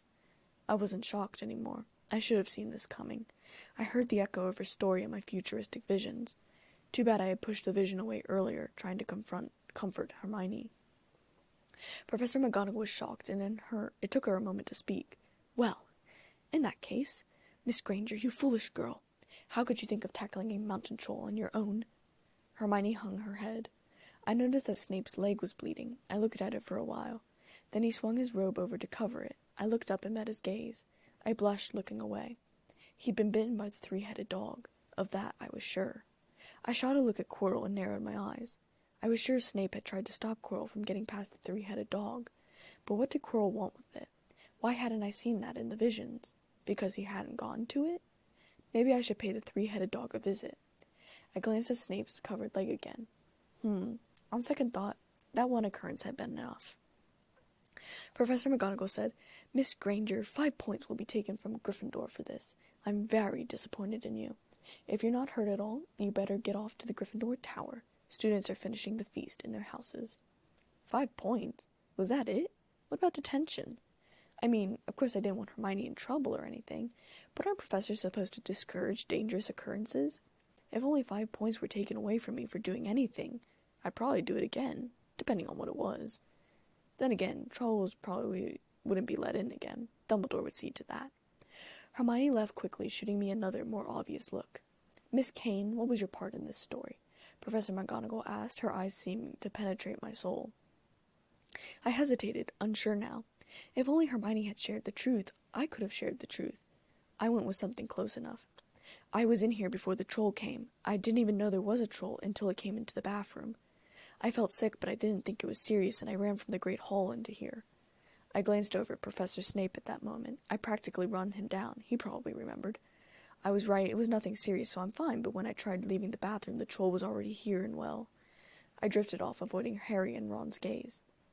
Professor McGonagall nodded. "Is that cut the only place you're hurt?" "What cut?" I asked, looking down. I looked in the mirror. There was a small cut above my eyebrow. Had I been cut there? "Oh, it's fine." I self-consciously rubbed my chin where it glanced off the marble floor. "I suggest you go back to your house common room, then," Professor McGonagall said. I nodded, stepping past the troll and walking out the bathroom. Professor Snape's eyes bore into my back. I felt chills run up my spine. I wish I hadn't had to lie. I hated lying, even if I was good at it. I went back to the common room where everyone was partying and having a good time. I slipped up to the dormitory and found Sadie waiting on my chair. I fed her pieces of muffin while I tied Dad and Trang's letters to her leg. I kissed the top of her head and opened the dormitory window. "Safe flight," I said. I watched her take off into the night. Hermione, Harry, and Ron would be friends this day forward. At least, that was what I saw for now. I dressed in blue pajamas, and I climbed into bed. As I rolled over, trying to fall asleep, I wondered where exactly I would fit in, and if Hermione and I would still be friends in the morning.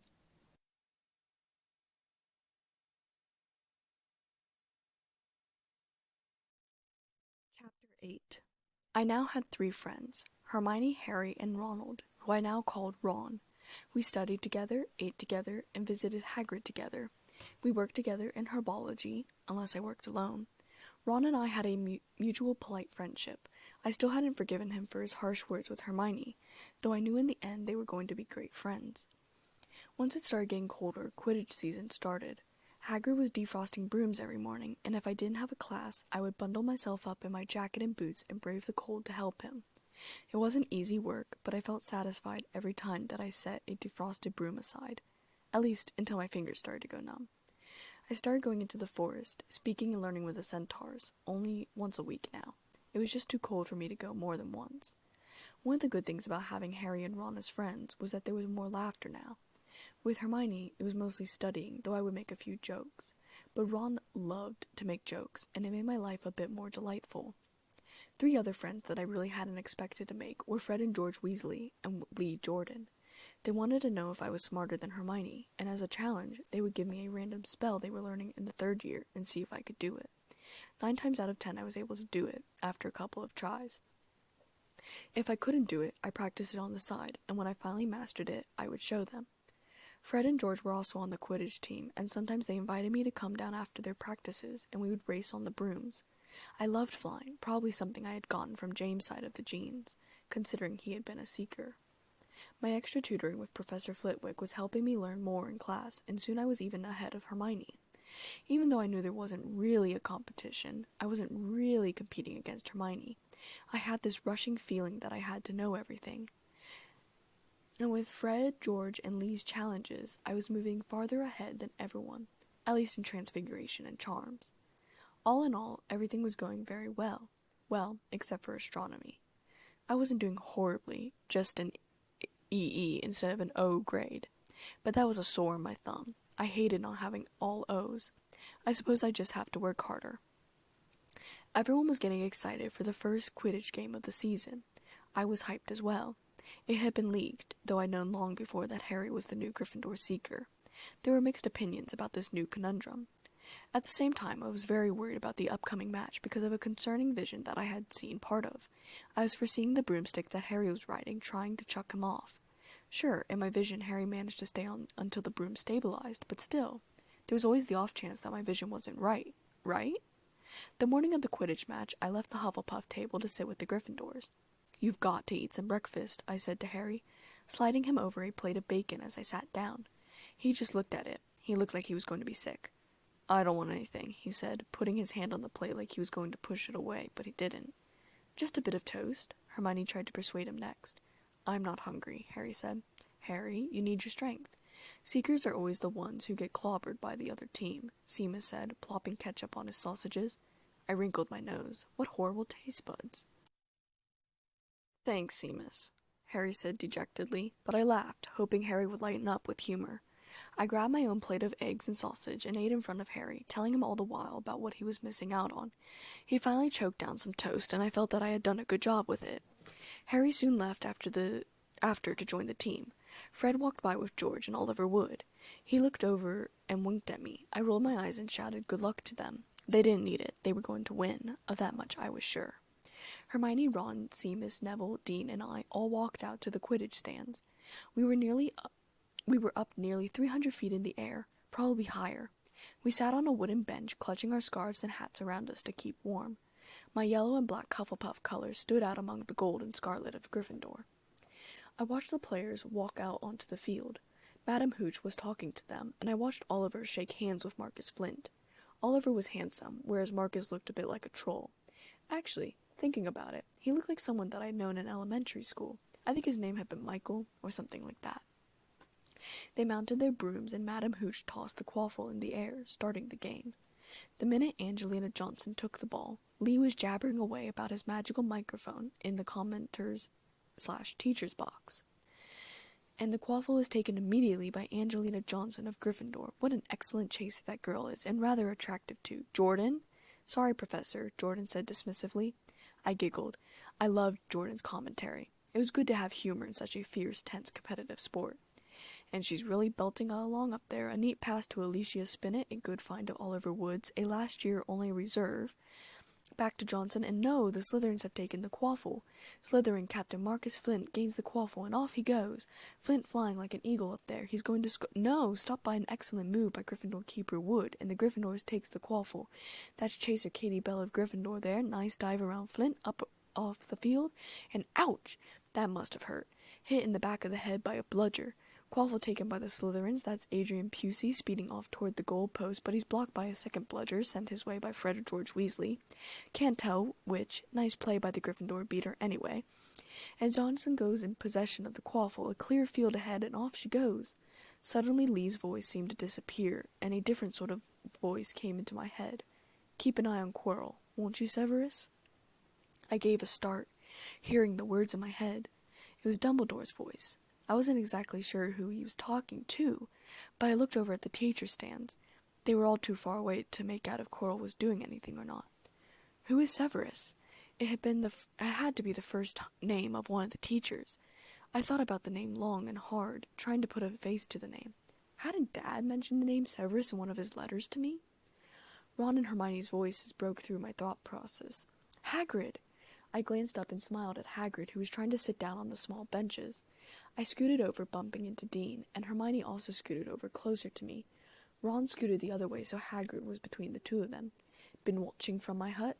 Hagrid said, patting a large pair of binoculars. But it isn't the same as being in the crowd. No sign of the snitch yet, eh? Ron went to answer him, and I tapped Hagrid on the arm. Can I borrow the binoculars for a moment? He handed them to me, and I looked over at the teacher's stands. Snape looked tense and bored at the same time. His black hair curtained his face so that he had a good view of Quirrell out of the corner of his eye. He was the one whose first name was Severus. Severus Snape. I smiled. It had a nice ring to it. Then I got back to business. McGonagall was sitting closely to Lee in case she ever needed to grab the mic out of his hands.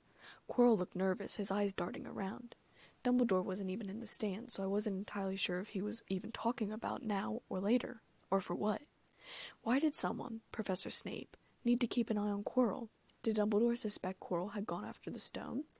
If so, why hadn't he done anything about it? What did Dumbledore know? Slytherin in possession, Lee continued. Chaser Pusey ducks 2 Blodgers, 2 Weasleys, and a Chaser Bell, and speeds towards the— Wait a minute. Was that the snitch? Adrian dropped the quaffle, distracted by the flash of gold that flitted past his ear. Harry must have seen it as well, because he dived down after it. The Slytherin chaser, I forget his name, chased after the snitch as well. I clutched Hermione's arm, and as Harry gained on the snitch until wham! I yelled out with the rest of the Gryffindors in rage as Marcus Flint flew in front of Harry's broom. Harry smashed into him, and his broom spun off course. I could tell Harry was holding on for dear life. Or maybe I could just feel it. Foul! The Gryffindors around me were screaming. Madam Hooch was speaking very angrily with Flint, but I looked away, distracted by Dean Thomas, who was shouting, "Send him off, ref! Red card!" "What are you talking about, Dean?" Ron asked, confused, though I knew exactly what Dean was talking about. "Red card!" Dean spit out furiously, waving his hands like a maniac. "In soccer you get shown the red card and you're out of the game." "But this isn't soccer, Dean," Ron said, exasperated. Ron had a point, too. After all, this was Quidditch. The players could get away with murder, and they'd still be on the team, at least until the game was over. You couldn't just have the players off the team, unless, the games went on for longer than a day. Hagrid started arguing for Dean's side, but I listened in to Lee instead. "So, after that obvious and disgusting bit of cheating, Jordan," Professor McGonagall growled. "I mean after that open and revolting foul, Jordan, I'm warning you." I couldn't help but laugh at Lee and Professor McGonagall, even though I knew something even worse was coming up for Harry. I kept darting my eyes upward, trying to see when it would happen. Somehow I knew that I would know right before it happened. All right. Flint nearly kills the Gryffindor Seeker, which could happen to anyone, I'm sure. So a penalty to Gryffindor taken by Spinnet, who puts it away, no trouble, and we continue play.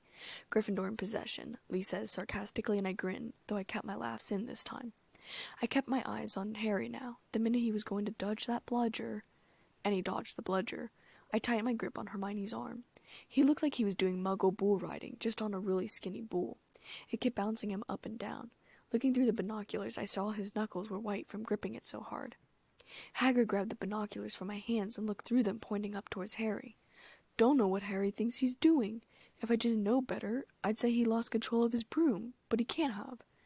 I took the binoculars back and watched as his broom started doing barrel rolls over and over until finally Harry fell, hanging from the broom with one hand. Did something happen when Flint blocked him? Seamus asked in a loud whisper. Really need to work on your whispering skills, Seamus, I retorted out of the side of my mouth. Can't have. Can't nothing interfere with a broomstick except powerful dark magic. No kid could do that to a Nimbus 2000, Hagrid said, his voice shaken.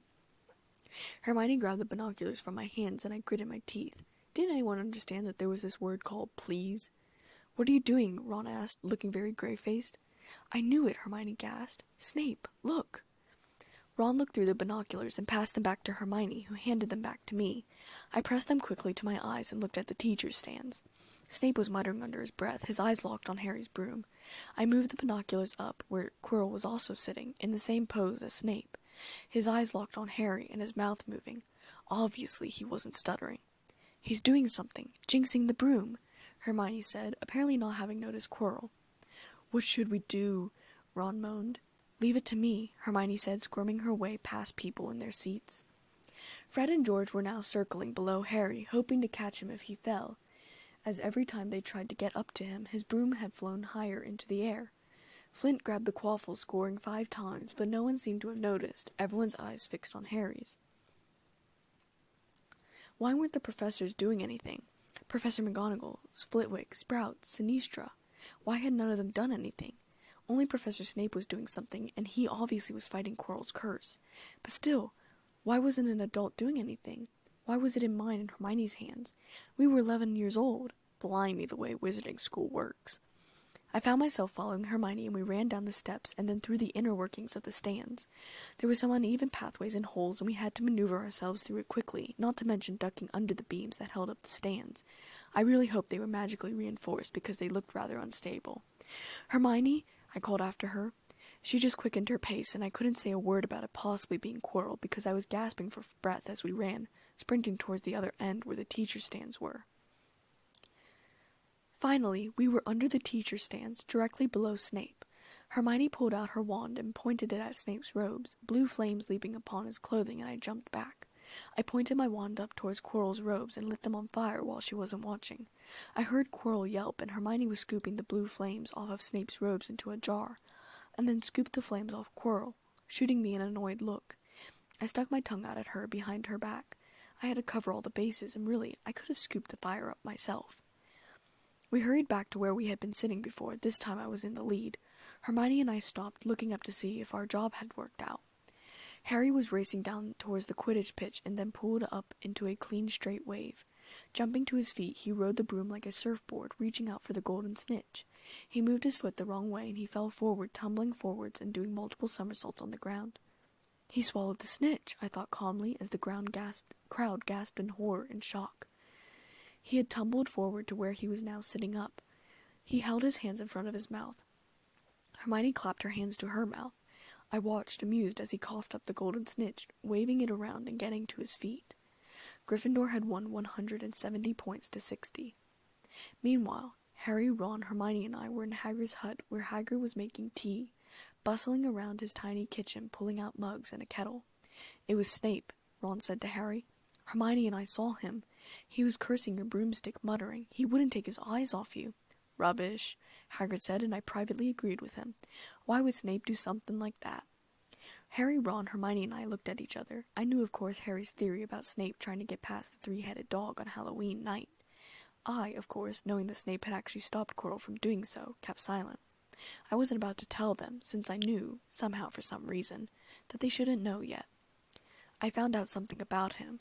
He tried to get past that 3-headed dog on Halloween. It bit him. We think he was trying to steal whatever it's guarding, Harry said after exchanging a look with Ron and Hermione. Hagrid dropped the teapot. It smashed into bits on the floor, sending blue and black pottery pieces everywhere. I leapt up and pointed my wand at it. Reparo. "How do you know about Fluffy?" Hagrid asked, not bothering to pick up the teapot.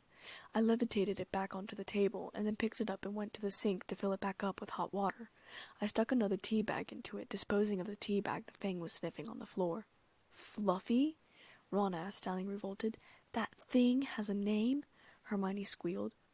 I set the kettle down to boil. I kept my face facing away from them. There were multiple flashes happening in my mind again, and I squeezed my eyes shut as a burning pain echoed in the place where my locket was set against my skin. Harry looking in the mirror, seeing our family. The red stone again. A dead unicorn. Firenze the centaur carrying Harry on his back. Oh, the centaurs weren't going to be happy about that. The night sky. Mars was looking bright. That was a bad sign. "Yeah, he's mine. Bought him off a Greek chappie I met at the pub last year. I lent him to Dumbledore to guard the—" Hagrid broke off quickly, and I put the kettle off the stove, filling the mugs with boiling tea. "Yes?" Harry asked, obviously eager to find out what Hagrid was going to say. I knew it was the red stone, but what was the stone called? I couldn't just tell them it was a red stone. The red stone could be anything. A ruby, dragonstone, dragonglass, anything. Things we didn't even know the names to. I wondered if there was a book of red things around. "Now don't ask me any more." "That's top secret, that is," Hagrid said gruffly, quickly taking a sip out of his large mug. "But Snape's trying to steal it," Harry said, trying to sound convincing. But really, I thought, eager as I was for an adventure, it really wasn't our business, was it? "Rubbish. Snape's a Hogwarts teacher. He'd do nothing of the sort," Hagrid said, brushing off Harry's concerns. "So why did he just try and kill Harry?"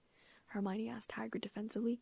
"I know a jinx when I see one, Hagrid. I've read all about them.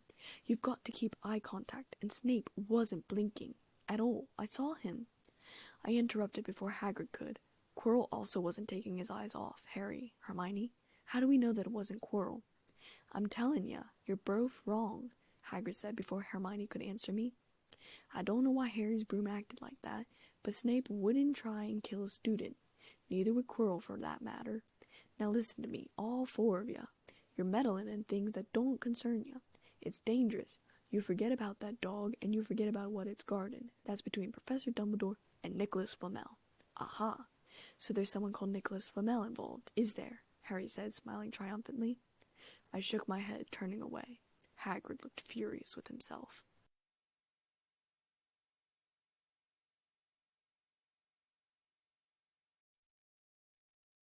Chapter 9. I wrote a letter to Dad the next morning. "Dear Dad, I was wondering with the Christmas holidays coming up, if you want me to come back home. I know full moon is December 21st, but I would hate for you to be alone during the holidays. I won't come back if you would rather I stay here. Totally up to you. I don't mind either option. Also, I've been trying to find out who Nicholas Flamel is. I know I've heard the name before, but I can't remember who he is. I know he's famous for something. A little help, please? Oh yeah, Harry's the seeker for the Gryffindor team. They made an exception for him, and he's really good. He probably got the ability from James. Anyways, his broom was acting up in midair during the game, like he was trying to buck him off.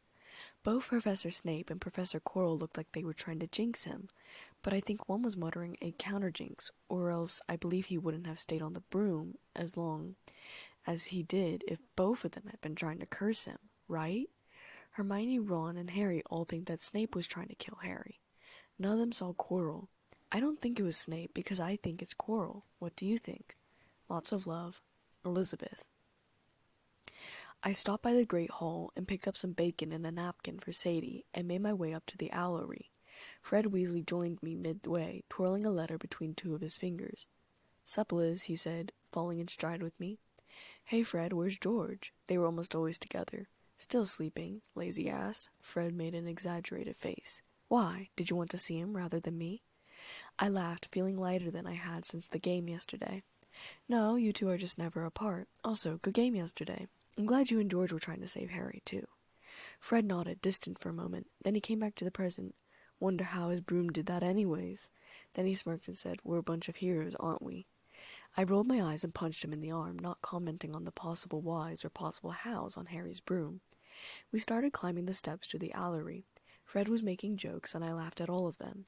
In the Owlery, he went over to another owl and sent off a letter while I tied Dad's letter to Sadie's leg.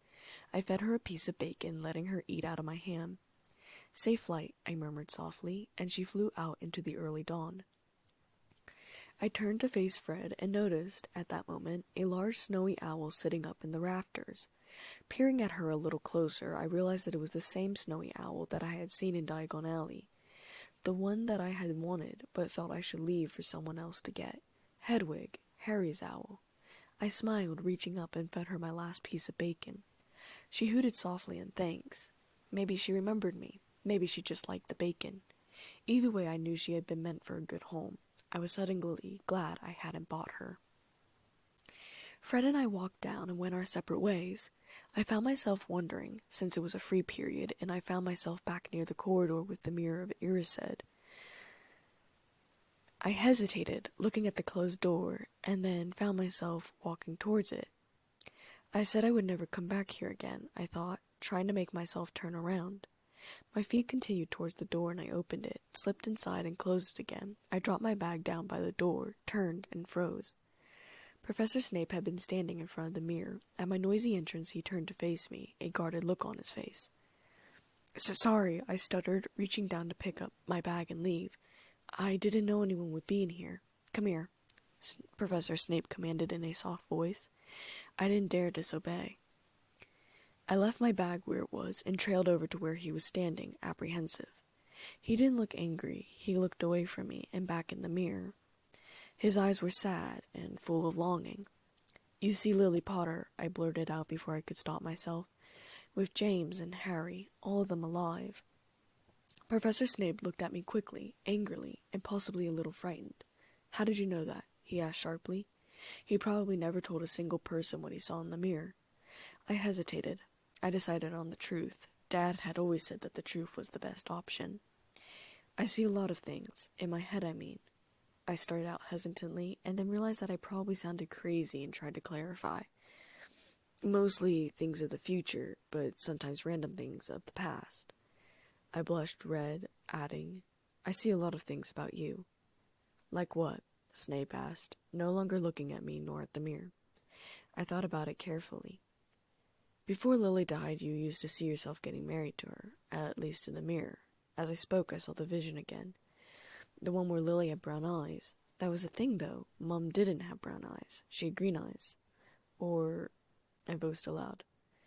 Or what? Snape asked. Or maybe it wasn't Mum at all, I whispered under my breath. I had brown eyes. I looked like Mum. But it wasn't possible. No one knew I existed. He couldn't possibly have seen me in the mirror. He had to have seen Lily. What did you say? Snape asked, looking down. He didn't appear confused, but he didn't seem to have heard me anyways. Nothing, I said quickly. There was no way I was voicing that option aloud. After all, it had been a slightly hazy vision, and I couldn't marry a professor. It had to be Mum. But I know that you're trying to stop Quirrell from getting past the three-headed dog.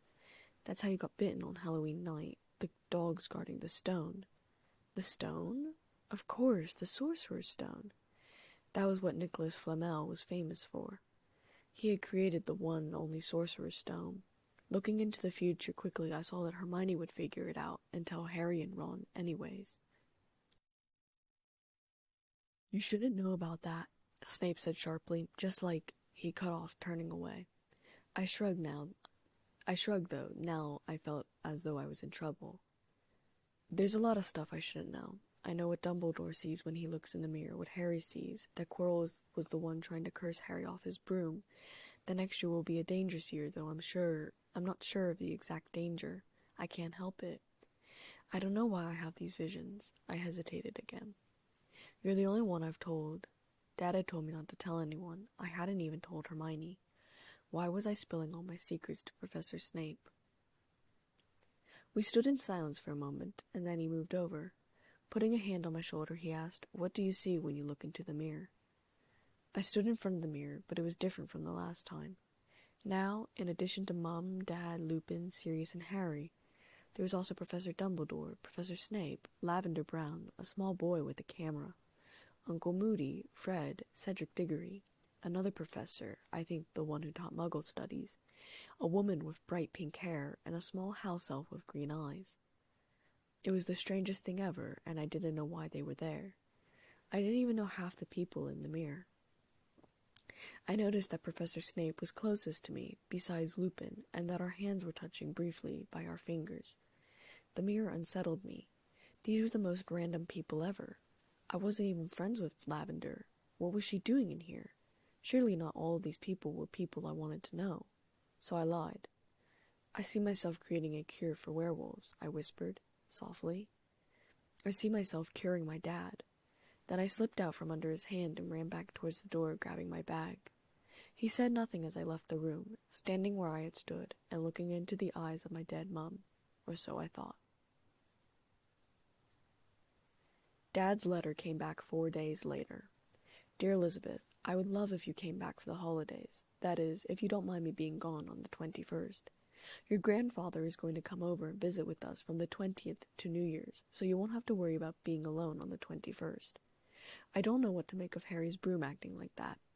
It could have been either professor, though I'm inclined to say it most likely wasn't Severus. I can't believe that he would harm Lily's son, even with his hatred for James. I can't believe either professor would have attempted that. Was Dumbledore in the crowd? It was a risky move, whichever professor, if it was a professor, did it. Nicholas Flamel is the famous alchemist who created the Sorcerer's Stone. That's the stone that creates base metals into gold, and also the elixir of life. I'd love to have that stone. Mostly joking. Write back soon if you do plan on coming home for Christmas. All my love, Dad. Writing back, I said I would be coming home for Christmas, which made me start wondering about what to get Dad, Trang, Hermione, Ron, Fred, Hagrid, and Harry for Christmas. I might as well throw George in there, so there was no bias. In the end, the gifts were quite simple. I got Fred and George fireworks from the joke shop in Hogsmeade. I also got Fred an extra gift of fizzing Whizbees. I got Ron a box of sugar quills. I got Hagrid a book on dragon care, a knowing smile on my face when I bought that one. For Harry, I bought a large plastic container of sherbet levitation balls. For Hermione, I bought a bunch of children wizarding books for her. I decided I would wait until I was back home to buy Dad and Trang's gifts. On the second to last day before break, I walked towards the Great Hall and saw Hagrid carrying a large Christmas tree, still slightly snow-frosted. Harry, Ron, and Hermione were walking behind him. I ran to catch up, my bag banging against my hip. I hate them both, Malfoy and Snape, Harry was saying, scowling. Reaching into my visions, I saw that moments before, Snape had taken house points from Gryffindor because of Malfoy. Past event versions were much easier to twist and shape, now that I had a rough hang on them. Come on, cheer up, it's nearly Christmas, Hagrid was saying. Oh, hello there, Elizabeth. Hi, Hagrid, I said, looking around. The hall looked wonderful. Holly and mistletoe were plastered to the walls and hung from the ceiling. There were 12 large Christmas trees, so big I was surprised that even Hagrid had been able to carry them in. They were decorated with baubles, candles, holly, candy, canes, and icicles. Magic and decorating truly went together. How many days you got left until your holidays? Hagrid asked, setting the last tree down in the corner. Just one, Hermione replied. And that reminds me, Harry, Elizabeth, Ron, we've got half an hour before lunch. We should be in the library. I discreetly rolled my eyes while Ron said slowly, Oh yeah, you're right. The library? Hagrid asked, following us out of the great hall into the bustling corridor. Just before the holidays? Bit keen, aren't you? If I'd been alone, I would have said yes. I used the Christmas, Easter, and summer holidays as time to catch up on my Muggle school studies in addition to my magical studies. But I wasn't alone, and I was still a little self-conscious about the fact that I was doing Muggle homework. Oh, we're not working, Harry said in a bright voice. I grinned and then hid my smile, feeling just a little bad for Hagrid, 'cause he probably felt terrible for spilling the name. Ever since you mentioned Nicholas Flamel, we've been trying to find out who he is. You're what? Hagrid sounded appalled and ashamed, and my sympathy increased tenfold. Listen here, I've told you. Drop it. It's nothing to you, what that dog's garden. We just want to know who Nicholas Flamel is. That's all, Hermione said innocently. I know. I could have told them. But I'd gotten good at this futuristic vision thing by now. They could figure it out on their own without me, and there was a specific timeline of when they needed to figure out certain things. I could tell them, just not at this exact moment. After Christmas break I could. Harry needed to try out the invisibility cloak first. Unless you'd like to tell us and save us the trouble? Harry asked innocently. He was very good at the innocent look. We must have been through hundreds of books already, and we can't find him anywhere. Just give us a hint. I know I've read his name somewhere. I'm saying nothing, said Hagrid flatly. Just have to find out for ourselves, then, Ron said. They left for the library, but I stayed behind with Hagrid, telling Hermione I'd catch up with them in a moment. Hagrid looked after them, disgruntled and anxious. Hagrid, it's going to be okay. They're not going to find anything until way after Christmas, I said. I shifted the books in my arms. I wanted to get out of the greenhouse before lunch and check up on my plant before leaving for the holidays. I needed a good grade on this project. You seem sure about that? Hagrid grunted, walking through the castle with me. I wrapped myself in my jacket and scarf as we exited the castle. I am, I said firmly, putting my books into my side bag. You shouldn't worry about them. We can handle ourselves. Hagrid stroked his beard and was quiet for a moment. The only sound was our boots, tramping on the freshly fallen snow. Perhaps. But Harry has already had enough trouble. He doesn't need to get mixed up in this. The stone will be safer, whether or not Harry and them find out about it, I said, reassuring Hagrid. Hagrid gave a start. You know? Hagrid, I know quite a bit, I said, exasperated, but felt my insides squirming guiltily. I knew who Nicholas Flamel was a long time ago. I just haven't told them yet because now isn't the right time for them to know, if you get what I mean. There's a time for everything, and now isn't it? Hagrid looked troubled when I left him. I felt relieved.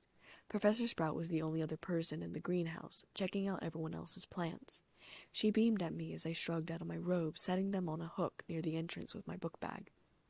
Miss Kane, come to check up on your plant, have you?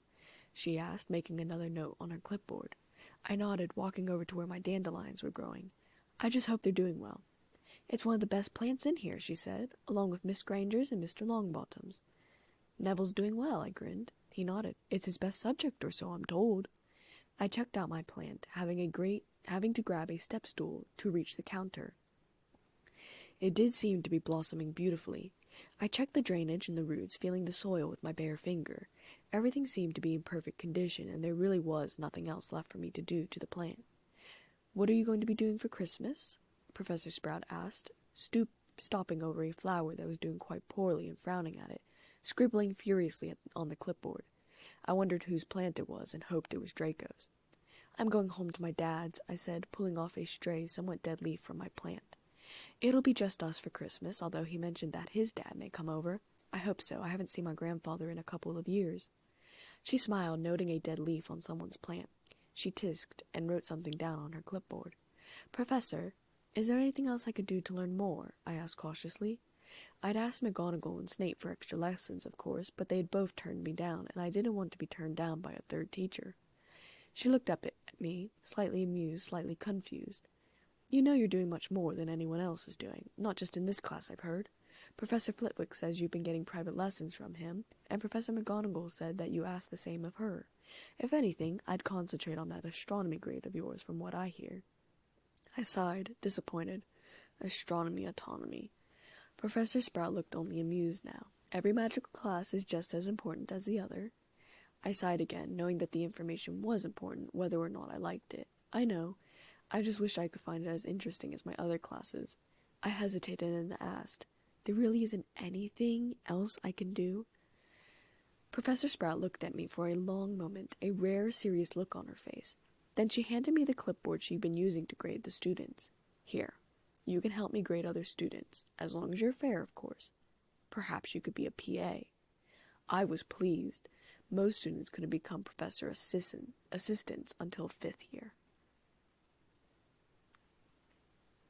The next day I left with Hermione to board the Hogwarts Express. We sat in a compartment with Susan Bones and talked about what we were going to do over the holidays. Both of them voiced opinions on what I should get my dad and Muggle girlfriend for Christmas. When the trolley witch came along, I realized that I could send Tran candy. Of course, I'd have to be careful to send her something that wasn't magical.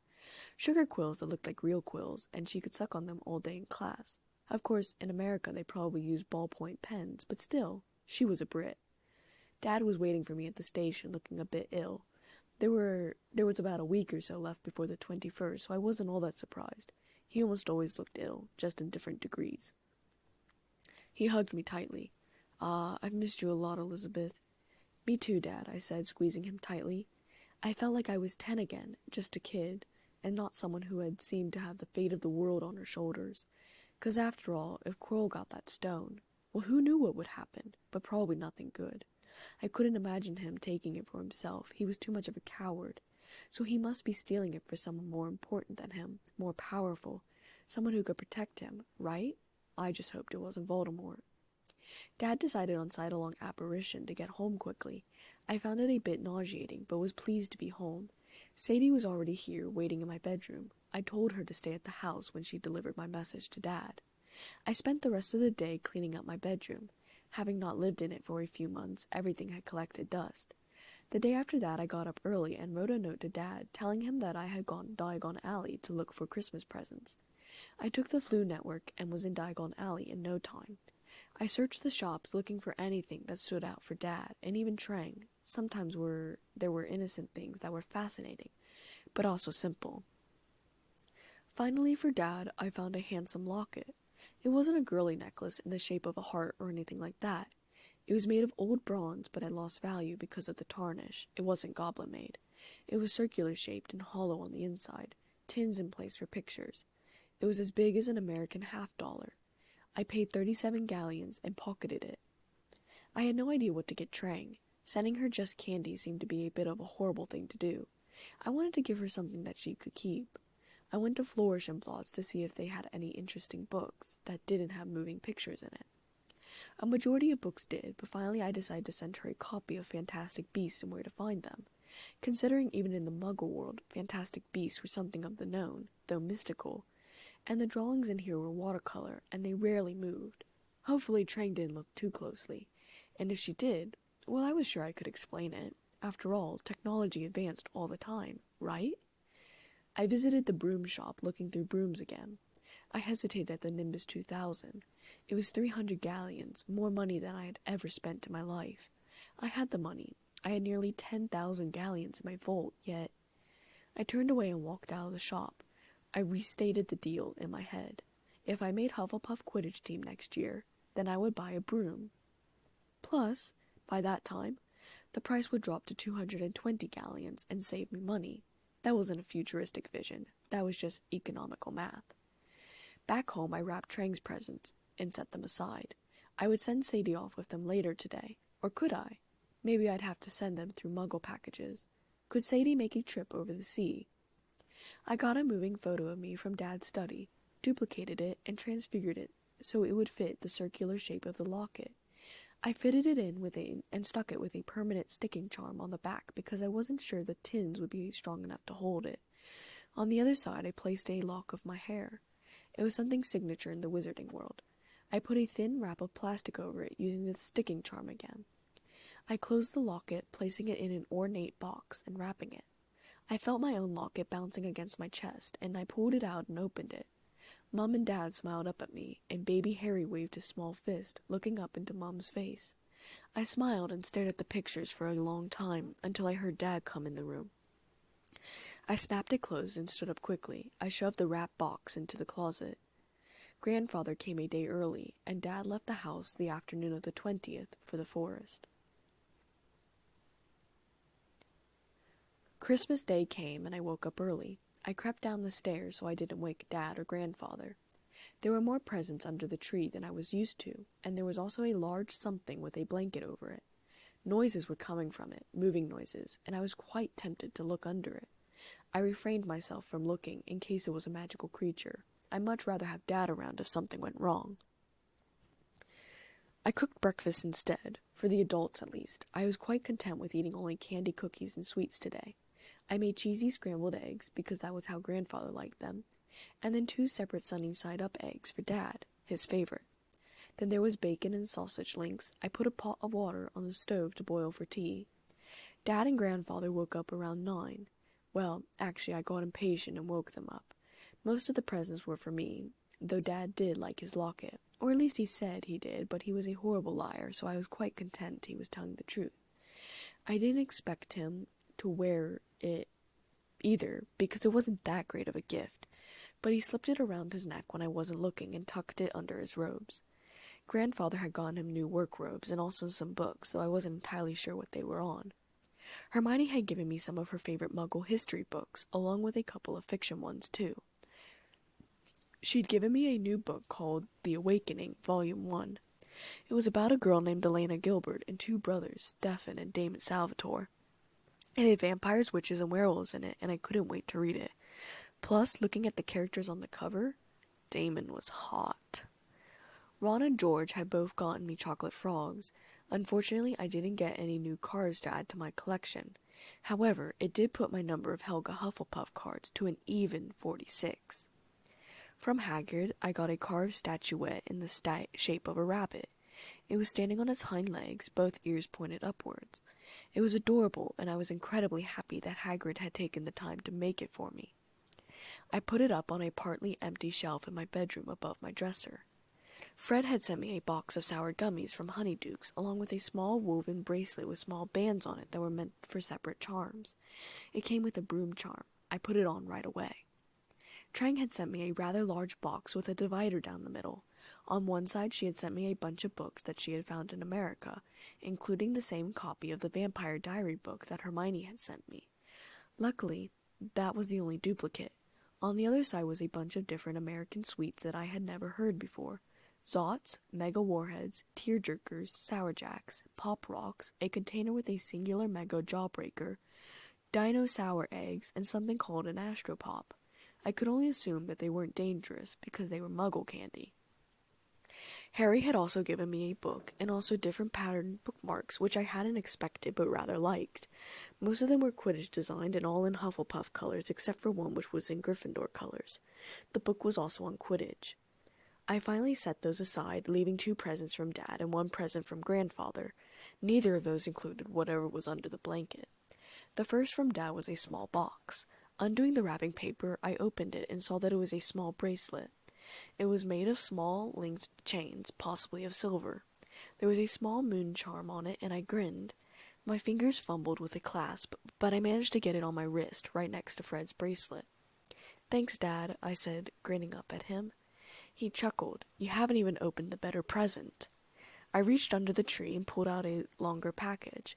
I felt it in my hands and looked up at Dad in shock. "A broomstick?" He simply smiled.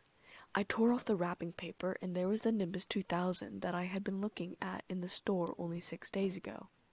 "But, why, how, I mean, this..." I stuttered over my words, trying to express my gratitude while also expressing my worry over the money. "I thought it was about time that you had a proper broom," Dad said. "I know you're worried about the money, but don't worry about it, okay?" I jumped up, ran over, and hugged him tightly, unable to express my thanks in words properly. "You will make the team next year, right?" Grandfather joked. "Would be a shame if you didn't make it." I nodded multiple times, still speechless. Grandfather's gift was a necklace. It had been my grandmother's at one point, and he wanted me to have it. Since I was already wearing everyone's jewelry, I slipped it on as well. It came to rest a couple of inches above my belly button, but it had been designed to be longer. There was a sapphire at the bottom of it, and the chain was silver. I pointed to the blanket apprehensively. "What's under there?" Both Lupin and Lyle laughed. "Go ahead and take a look," Grandfather said with a grin. I approached it slowly, unsure what sort of creature was going to leap up at me. There were multiple different magical creatures that could be kept as pets, but I already had Sadie. Oh, perhaps it was a Krupp puppy? Those were incredibly cute. Or a Kniezel kit? I pulled the blanket off, and it took me a moment to realize what I was seeing. I fell to my knees, opened the cage door, and pulled out the adorable little bunny that was sitting in it. I squealed with delight as I held it on my shoulder and licked my ear, pushing its soft, tiny nose against my cheek. I nearly fainted with happiness, joy, and enthusiasm. As it was, I squealed. "Thank you, Grandfather, thank you so much," I said. I ran back over to the couch and sat between them. "Well, you're very welcome, sweetheart," he said, putting an arm around my shoulder. "And thank you, Dad," I said, unable to stop smiling. "This has really been one of the best Christmases I've ever had." I beamed up at him. The rest of the day went well. The bunny ran around as I cooked Christmas dinner, which was ham, mashed potatoes, stuffing, green bean casserole, pickled beets, black olives, banana peppers, pumpkin pie, apple cider, and grape cider. Grandfather was impressed by how well I was doing in the kitchen, even though I was only 11. I overheard them talking in the breakfast room. "She's taught herself to cook ever since she was 7, Lupin said quietly. I obviously wasn't supposed to overhear. She would bring home cookbooks and look for ingredients, or ask me to take her to the store so she could get them and then she'd make it. I'm ashamed to admit that I thought she was going to burn the house down, at first, but she's really gotten excellent at it. She's the smartest girl I know. I actually got a complimentary letter from Professor Sprout saying she's one of her most dedicated students. I don't know what Elizabeth's doing up at Hogwarts, but I'd say she's excelling indeed." Professor Sprout had actually done that? I wondered if Professor McGonagall had sent one to Hermione's parents. Then again, Professor McGonagall and Professor Sprout were very different. Professor Sprout had probably sent out several letters to students' parents. At that moment, a vision came out of nowhere. Harry had gotten Dad's invisibility cloak. I dived deeper into the vision in order to see what Dad's cloak looked like. Harry was trying it on in front of Ron. Everything but his head disappeared. I wished at that moment that I had something of Dad's or Mom's. Then I immediately felt ashamed for myself and wrenched out of the vision. How could I think like that? After everything Lupin had done for me? After the incredibly expensive gift that he'd given me today? And he was willing to do everything for me. How could I be so ungrateful? I carefully placed the wooden spoon that I was using to mix the mashed potatoes down on the counter. I quickly turned everything off on the stove and put lids over the food so the heat would stay in. I hurried past Dad and Grandfather so that I could get upstairs to the bathroom. "Elizabeth?" Dad asked, concerned as I passed. I didn't turn around and just said bathroom, as normally as possible. I raced up the stairs and hurried into the bathroom. I stared at myself in the mirror as though the word selfish would be printed across my forehead in capital letters. I observed myself. I no longer wore my glasses, and I could now see the resemblance I had to Mum. The brown hair had more red tints, and my face was starting to shape like hers. The brown eyes were the only difference, the difference between the two of us looking nearly identical. "I'm selfish," I whispered aloud. I sounded much younger than I wanted to. I can't be selfish anymore. Never again would I wish for anything. I would make the most out of everything. That stupid mirror. There was a knock at the door. "Elizabeth?" Dad asked in concern. "Are you all right?" I opened the door. "Yeah, I just had a vision," I said. His brow creased in concern. "About what?" I hesitated and then said, "Well, I saw what Harry had gotten for Christmas. Dumbledore gave him James' old invisibility cloak. I had a momentary fleeting wish that I had something of Mum's or James, and immediately felt horrible because you've already given me so much that I shouldn't be wishing for anything else. Especially the broom. I love the broom. How could I be so selfish and want more?" Dad stared at me for a second, and then, to my shock and slight horror, he burst out laughing. "Elizabeth, you're young. You're supposed to be selfish and want more than you have. It's natural. Especially those who grow up without a lot of money. It's natural to want something every once in a while." I shook my head, feeling frustrated and slightly abashed. Was Dad saying it was all right to be selfish? I don't want to be selfish. I really am satisfied with what I have. I swear it was just a fleeting thought.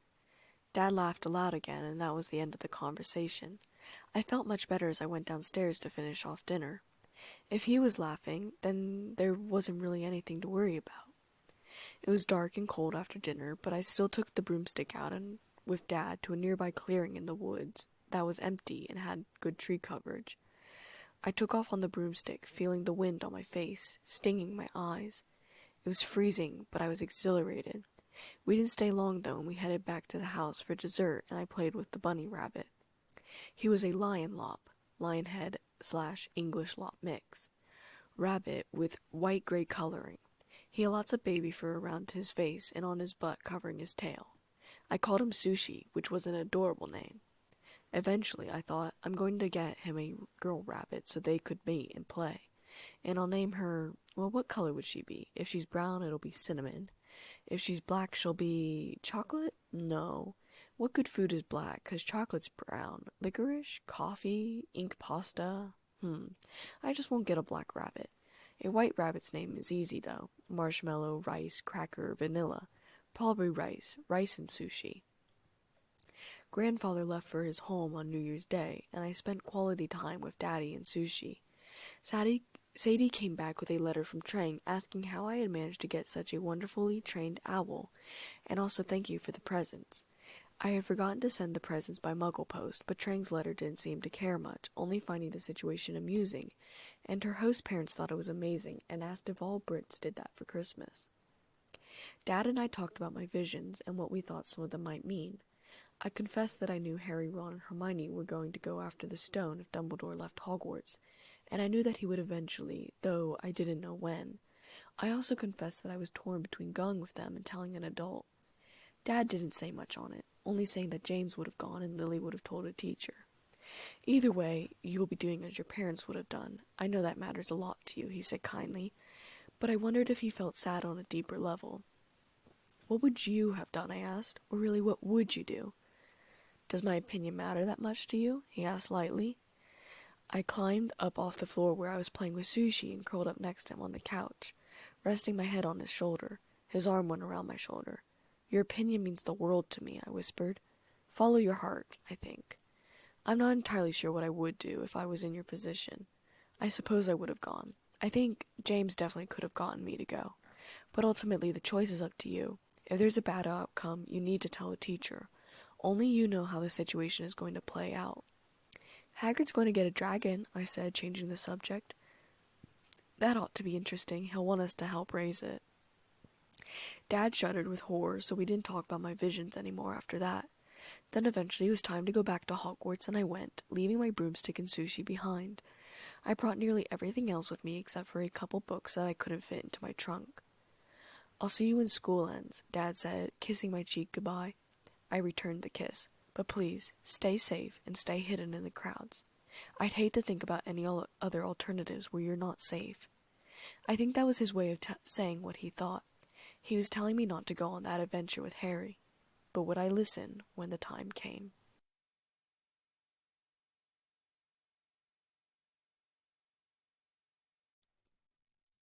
Chapter 10. Harry told both Hermione and I about the invisibility cloak when we got back to school. Hermione was shocked and disappointed that he hadn't found out about Flamel yet.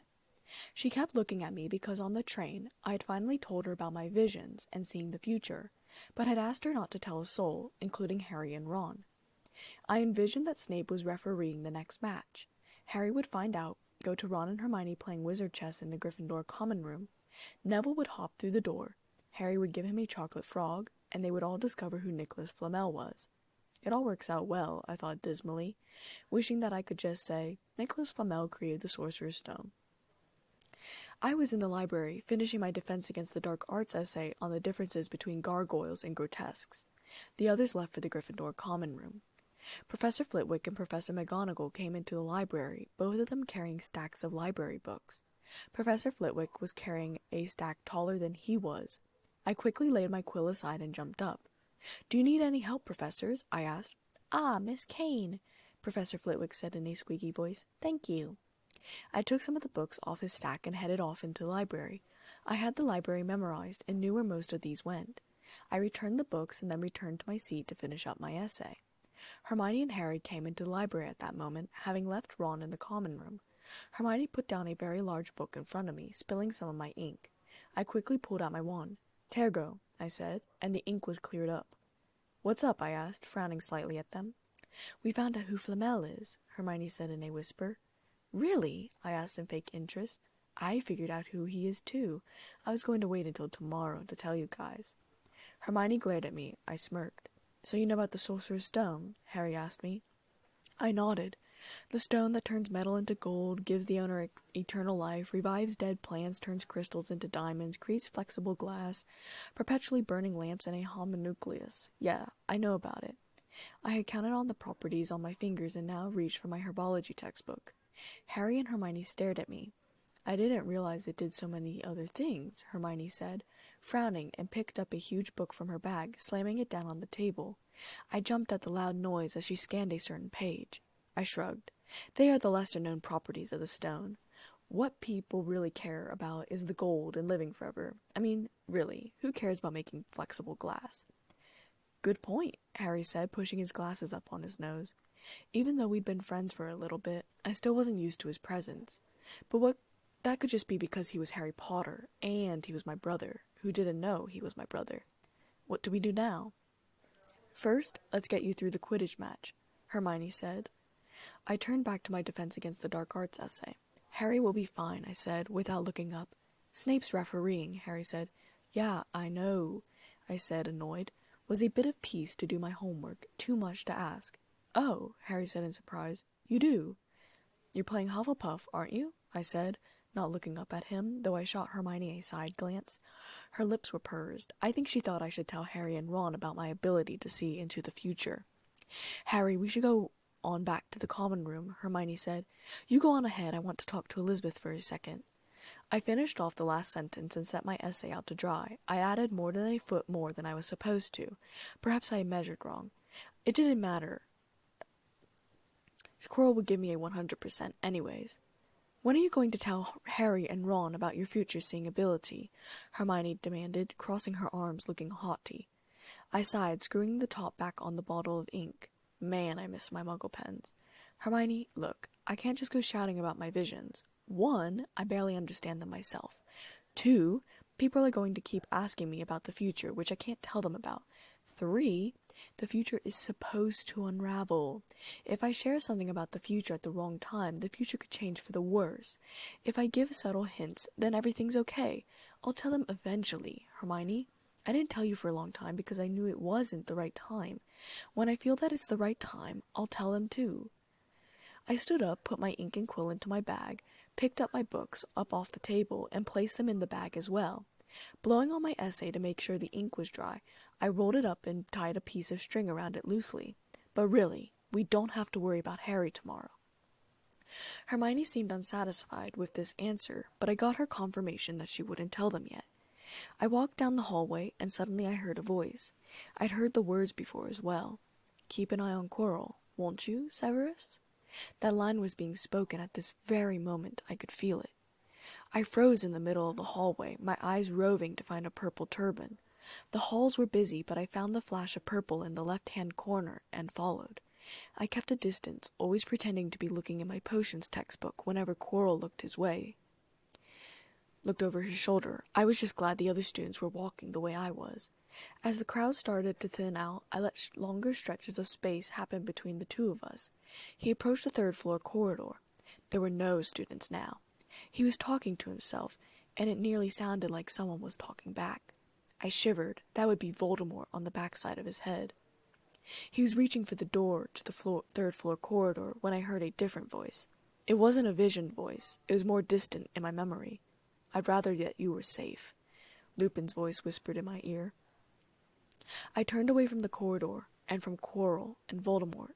There was no better advice than Dad's advice. Even though Hufflepuff was playing Gryffindor today for Quidditch, I decided not to go. Instead, tightening my cloak around my shoulders, I set off for the Forbidden Forest. I hadn't been back to visit with the centaurs since break had ended. I found Ferenz first, who was sitting in a meadow, looking over a dead unicorn. It was a beautiful creature, pure white with such silvery white hair that it almost was glowing gold. Its eyes were open, revealing such green eyes you could have thought they were emeralds. Silver blood trickled from wounds in its neck and chest. I gasped in shock, and my heart thudded with sadness and fear. "Oh," I exclaimed sadly. "What happened?" "Ah, Elizabeth Kane, you've come back," Ferenz said, moving his head to look at me. His voice was sad.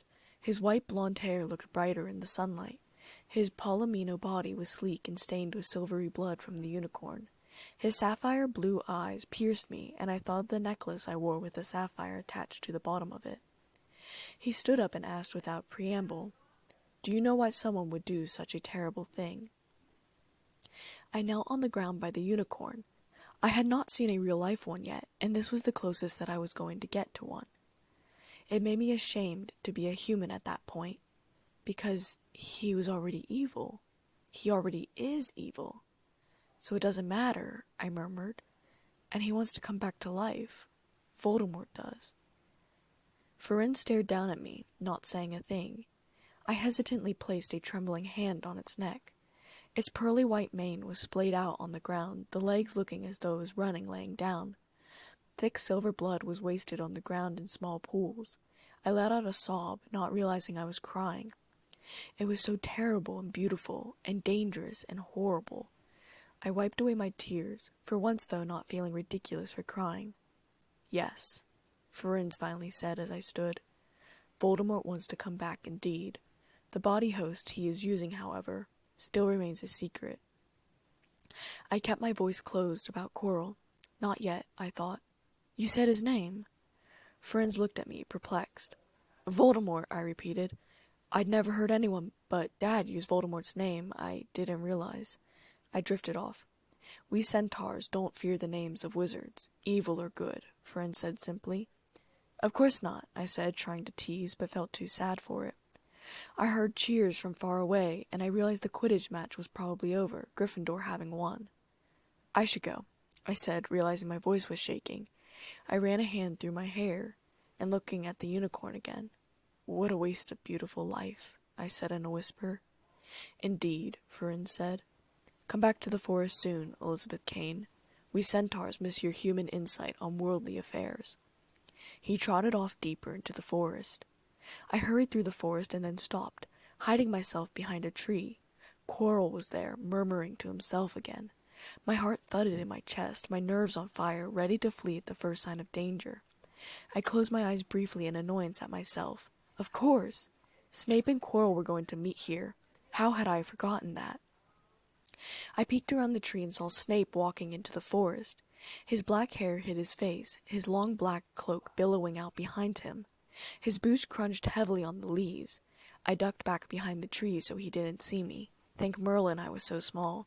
I don't know why you wanted to meet here of all places, Severus, Quirrell was saying. His fake stutters were being exaggerated, which annoyed me. Oh, I thought we'd keep this private, said Snape. His voice was ice cold, and I was glad he was tearing down on Quirrell. Students aren't supposed to know about the Sorcerer's Stone, after all. Quirrell started to mumble something, but Snape interrupted him. Have you found out how to get past that beast of Hagrid's yet? But Severus, You don't want to see me as your enemy, Quirrell, Severus said, and I heard leaves crunch as though he was taking a step towards him. No, I wouldn't want Severus as my enemy either. He was so intimidating. I don't know what you know perfectly well what I mean. Severus's voice was razor sharp. An owl hooted loudly, covering up his next words. The next thing I heard was Quirrell saying, But I don't. Very well, Snape said, frustrated. We'll have another little chat soon, when you've had time to think things over and decided where your loyalties lie. He stormed out of the forest, leaves crunching noisily under his boots again, and many moments later Quirrell followed, muttering to himself. Or maybe not so much to himself, as he was talking to his master. I stepped out from behind the tree, wanting to get back to the castle before it was fully dark. I heard a noise behind me, and I turned around calmly. Hello, Harry, I said. You heard the conversation, Harry asked. I thought it might be just a mite bit obvious. I nodded, sweeping my hair over my shoulder. Let's find Hermione and Ron. Harry climbed onto his broom, and I climbed on behind him, circling my arms around his waist. He flew back to the castle, cutting our time by about 15 minutes. We landed and hurried inside, where Hermione and Ron were waiting for Harry. Harry, where have you been? Hermione asked, frantically throwing a quick glance between the two of us. We won! You won! We won! Ron kept shouting frantically. I pursed my lips, annoyed. Must he be so loud? Ron thumped Harry on the back. And I gave Malfoy a black eye, and Neville tried to take on Crabbe and Goyle single-handed. He's still out cold, but Madame Pomfrey says he'll be all right. Talk about showing Slytherin. Everyone's waiting for you in the common room. We're having a party. Elizabeth, even you could come. No one would mind if you left before curfew. Fred and George stole some cakes and stuff from the kitchens. Never mind that now, Harry said hurriedly. Let's find an empty room. You wait till you hear this. We went into an empty classroom, and Harry quickly checked to make sure that Peeves wasn't in the room. I sat down on a desk, pulling my knees up so I was sitting crisscross applesauce, and closed my eyes. Harry repeated the entire conversation between Quirrell and Snape. I gritted my teeth. There was nothing Quirrell said that would make him look even remotely suspicious. If I didn't have my visions, well, I'd probably think Snape was guilty too. That was an unpleasant feeling. And the thing was, Professor Snape looked suspicious. He was so mopey and grouchy and mean, always wearing black and swooping around the castle. I mean, anyone would think he was the bad guy. He even looked like a bad guy. Quirrell was cowardly, but nice. So we were right. It is the Sorcerer's Stone, and Snape's trying to force Quirrell to help him get it. He asked if he knew how to get past Fluffy. He said something about Quirrell's hocus pocus. I reckon there are other things guarding the stone apart from Fluffy. Loads of enchantments, probably, and Quirrell would have done some anti-dark art spells that Snape needs to break through, Harry said, and probably would have continued on his anti-Snape rant if Hermione hadn't interrupted. You mean the stone's only safe as long as Quirrell stands up to Snape? Hermione asked in alarm. It'll be gone by next Tuesday, Ron said gloomily. I rolled my eyes but said nothing. Hermione turned to glance at me, taking all my actions in with scrutinizing eyes, analyzing everything I did to figure out what I knew. I stared back at her, uncaring. We left the classroom and they turned to go to the Gryffindor common room. Are you coming? Ron asked. Hermione hesitated, probably wanting to tell Ron it was against the rules for me to come into their common room, but also not wanting to put me off. We were friends, after all. But I waited because at the moment, neither of their opinions mattered. Harry turned and smiled at me. Yeah, come on. It'll be fun. He held out his hand. I smiled and nodded, taking his hand. Now there was the opinion that mattered. And besides, a party that Fred was attending, and I could attend as well, was something that I was looking forward to.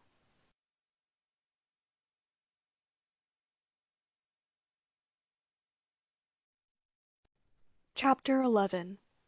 We had 10 weeks left before exams, and I was spending less and less time with the others.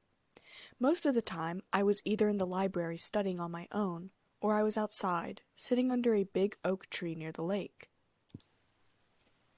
I was constantly tired, visiting the centaurs more often than I had in the beginning of the year.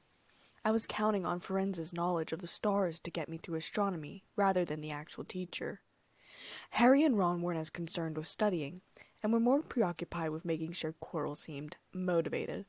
That was also one of the reasons I was keeping my distance. I was on the verge of telling them that Quirrell was the one who was attempting to steal the stone, but it would have to come as a surprise to Harry in the dungeons, so I kept my mouth shut. Professor Flitwick had told me to take a break from our private lessons. He said at the moment it was more important for me to review everything we'd learned over the course of the year, but I could still come to him for help. Not having the private lessons did help a little bit, especially over Easter break when I pushed my magical homework aside for my Muggle school studies. The teachers were dumping more homework on us than they had all year. It wasn't too bad. I had been working hard all year, but there was still a strain. I personally wondered why we got more homework when we had exams than when we didn't have exams. It seemed a bit backwards to me. On a nice, clear day, I was out under my tree studying, when Hermione, Harry, and Ron came over to me. We're going down to Hagrid's, Harry said. Want to come along? Though I already knew the details of the visit today, I didn't know every word that would be spoken. I shoved my books and quills into my bag and tossed the ink in as well after screwing the lids on tightly. We made our way down the lawn, passing students who glanced at Harry until we reached Hagrid's cabin. The curtains were closed when we approached, and there was smoke floating out of the chimney. It was on the verge of warm today, so it was going to be stifling hot inside, I thought gloomily. I shrugged off my robes, laying it over my bag. I rolled up the sleeves on my uniform shirt, hoping it would be enough to relieve some of the heat in the cabin. Ron knocked on the door, and Hagrid let the four of us in rather reluctantly. He sat down near the fire, and we settled on different seats. He offered us tea and stoat sandwiches. I refused both, not being very hungry. So, you wanted to ask me something? Hagrid asked, his back to the fire. He was trying to hide the fact that he was boiling a dragon egg from us. Yes, we were wondering if you could tell us what's guarding the Sorcerer's Stone apart from Fluffy, Harry said with no preamble. Hagrid frowned at him. Of course I can't. Number 1, I don't know myself.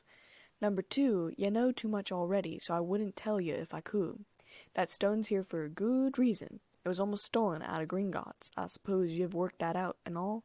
Beats me how you even know about Fluffy. He almost killed us, I muttered under my breath, but Hagrid didn't hear me over the crackling of the fire. Oh, come on, Hagrid, Hermione said in a warm, flattering voice I'd never heard her use before. You might not want to tell us, but you do know. You know everything that's going on around here. We only wondered who had done the guarding, really, she continued. We wondered who Dumbledore had trusted enough to help him, apart from you. Hagrid's chest swelled out with pride. I hissed, putting my head in my hands. Poor Hagrid. Meanwhile, Harry and Ronald beamed at her. I wanted to hex her. Well, I don't suppose it could hurt to tell you that. Let's see. He borrowed Fluffy from me, then some of the teachers did enchantments, Professor Sprout, Professor Flitwick, Professor McGonagall, Professor Quirrell, and Dumbledore himself did something, of course. Hang on, I've forgotten someone. He paused, thinking for a moment. Oh yeah, Professor Snape. Snape? All three of them said together in what sounded like shock. Well, duh, I thought viciously. I felt a strange protection about Professor Snape that I couldn't explain yet. Perhaps it had to do with the fact that him and my mom had been friends before. Or maybe it was because I believed in innocent until proven guilty. After all, just because someone's a werewolf doesn't mean they're evil, and just because someone swoops around the castle all mopey, grouchy, and mean doesn't mean they're evil either. Yeah, you're not still on about that, are you? Look, Snape helped protect the stone. He's not about to steal it, Hagrid said, frowning again. You're the only one who knows how to get past Fluffy, aren't you, Hagrid? Harry asked anxiously, exchanging looks with the rest of us. And you wouldn't tell anyone, would you? Not even one of the teachers? Not a soul knows except me and Dumbledore, said Hagrid proudly. Well, that's something, Harry said at the same time I muttered, keep it that way. Harry added, Hagrid, can we have a window open? I'm boiling. Can't, sorry, Harry, said Hagrid. He glanced back at the fireplace, and the four of us looked at it as well. Hagrid, what is that? Harry asked, although by the look on his face I knew that he already knew exactly what it was. It was a large black egg, oval-shaped. It was shiny and looked like a large piece of onyx. The shell looked very thin, and when it glowed in the fire, one could see inside and see the silhouette of a rather small wing. Ah, Hagrid said, fiddling with his beard and looking very nervous. Ron crouched down near the fire. I wondered if he thought he was an expert on dragon eggs, just because Charlie, his brother, was. Where did you get it, Hagrid? It must have cost you a fortune. Won it, Hagrid said rather proudly. I thought, for winning an illegal object. Last night, I was down in the village having a few drinks and got into a game of cards with a stranger. Think he was quite glad to get rid of it, to be honest. No kidding, I thought, though my heart was sinking. I'd misjudged the timeline, not really paying attention because I'd been focused on studying. He'd already told Quirrell how to get past Fluffy. I bit my tongue. Hagrid looked at me. I smiled and winked, recovering quickly from my disappointment. I saw the book I'd given to him for Christmas laying on the table. But what are you going to do with it when it's hatched? Hermione asked, her voice up 2 octaves. Well, I've been doing some reading, Hagrid said, holding up my book and also pulling another large book from under the pillow he was sitting on. Keep the egg in the fire, 'cause their mothers breathe on 'em, you see? And when it hatches, feed it on a bucket of brandy mixed with chicken blood every half hour. And see here how to recognize different eggs, he said, switching over to my book. What I got there's a Norwegian Ridgeback. They're rare, them. He looked pleased with himself, and I smiled, happy that he was happy at least. Hermione, however, looked much more serious. Hagrid, you live in a wooden house. Against my will, I smiled. Hagrid paid no attention, and when we left, he was humming Ode to Joy as he stoked the fire. A couple of days later, I was eating breakfast at the Hufflepuff table before herbology when Hedwig landed in front of me with a note. I was surprised, but pulled it off carefully, offering her some bacon grinds. She took one in her mouth before flying off. I read the 2 words on the piece of parchment while taking a sip of grape juice. It's hatching. Oh, bloody hell, I thought. I quickly burned my note. I got up, stuffing a last piece of breakfast pastry in my mouth, and hurried out of the grounds. Hermione, Ron, and Harry ran to catch up with me. I wiped my mouth with the back of my hand, trying to get rid of pastry crumbs. Did you get a note too? Ron asked as they joined me. I nodded, pulling out a blush compact. I didn't actually use blush, just the mirror.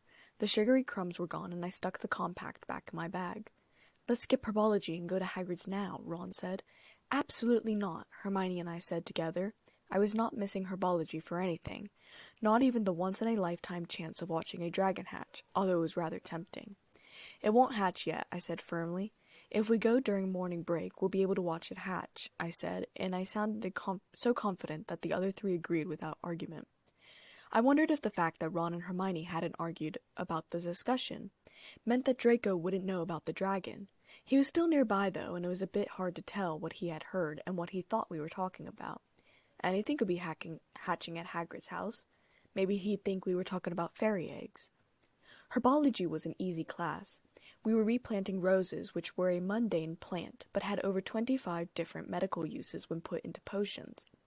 When the bell rang, I quickly laid my trowel in the bucket and used my wand to clean up the space, joining Harry, Ron, and Hermione on the way to Hagrid's cabin.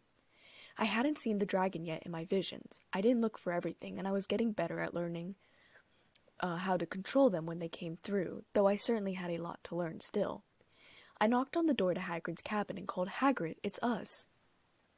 He opened the door, his face flushed, either from heat or excitement, I couldn't tell yet. He ushered us inside, saying, "It's nearly out." I took a seat near the window. The black egg was on the wooden table. I wondered if the table would catch fire. I touched my wand carefully, in case I needed to put one out, though I wasn't entirely sure what the water spell was. Something to do with agua. We hadn't practiced it yet, weren't supposed to till 6th year. There were already deep cracks in the egg, a brown color showing where the cracks were. I could see something moving inside, a shadow, and there was a clicking noise coming from it. Harry, Ron, and Hermione pulled up chairs to the table. Hagrid sat on the other side, intently, watching the egg. "It's coming," I said. All at once there was a scraping noise, and the egg split wide open. The baby dragon fell out of the egg, flopping on its chest. It wasn't cute, like I thought it might be. It was dripping with egg yolk, and had wide nostrils and stubs where its horns would grow. Its eyes were much larger than they should have been in proportion to its body, and were a bright orange color. Then it sneezed, a couple of sparks flew out of its snout. It made a high-pitched squealing noise. Okay, so it was somewhat cute. "Isn't he beautiful?" Hagrid murmured, reaching out and stroking the dragon's head. It snapped at his fingers and I gasped, but quickly stifled it because nothing had happened. "Bless him, look, he knows his mommy," Hagrid said. I suddenly wondered if getting him the dragon book for Christmas had been such a good idea after all. "Hagrid," Hermione asked in a strained voice, "how fast do Norwegian ridgebacks grow exactly?" Hagrid opened his mouth to answer, and his eyes flicked up to the window. His face drained of color, and I quickly turned around. Draco and I locked eyes for a second, and then he darted off towards the castle. "What's the matter?" I heard Harry ask behind me. Someone was looking through the gap in the curtains. "It's a kid. He's running back up to the school." Hagrid started to panic. I heard someone dart to the door, most likely Harry. I was wrong. Draco had followed us anyway, and now he had seen the dragon too. I spent the next week trying very hard not to go up to Malfoy and punch him in the face. He kept smirking at me whenever he saw me in the hallways. If I wasn't so worried about getting a perfect record at Hogwarts. Harry, Ron, Hermione, and I had started spending all our free time down at Hagrid's, which was certainly putting a strain on my study load. Harry and Ron tried convincing Hagrid to let Norbert go. They weren't very good at it. "I've decided to call him Norbert. He really knows me now. Watch," Hagrid said, bending down face to face with the baby dragon. I'd come down with Harry and Ron, thinking about the amount of potion essays piling up back in the Hufflepuff dorm. "Norbert, Norbert, where's Mommy?" "He's lost his marbles," Ron muttered in mine and Harry's ears. "Hagrid," Harry said finally, "give it 2 weeks and Norbert's going to be as long as your house. Malfoy could go to Dumbledore at any moment." Hagrid bit his bottom lip, which quivered, and I closed my eyes, hoping he wasn't going to cry. "Harry," I finally said, "I don't think Dumbledore is going to care much. I know, I can't keep him forever, but I can't just dump him. I can't," Hagrid said. Harry turned, looking around me to say to Ron, "Charlie, you're losing it too. I'm Ron, remember?" Ron said stupidly, and I bit my lip to keep from laughing. "No, Charlie, your brother Charlie, in Romania, studying dragons. We could send Norbert to him. Charlie can take care of him and then put him back in the wild," Harry exclaimed. "Brilliant, really. I would have voiced the opinion if I wasn't so worried about Norbert shooting flames at me." "Brilliant," Ron echoed my thoughts. "How about it, Hagrid?" Hagrid hesitated, looking between the three of us, and then Norbert as though someone might object. I looked at Hagrid and said softly, "It's the best option for her, Hagrid. She'll be happy there with the other dragons." I accidentally let slip that Norbert was actually a girl, more by accident than really knowing that it was a girl. But Hagrid didn't seem to pick up on it, and reluctantly agreed that Ron could ask Charlie. I went down to Hagrid's cabin every day to help him out with Norbert.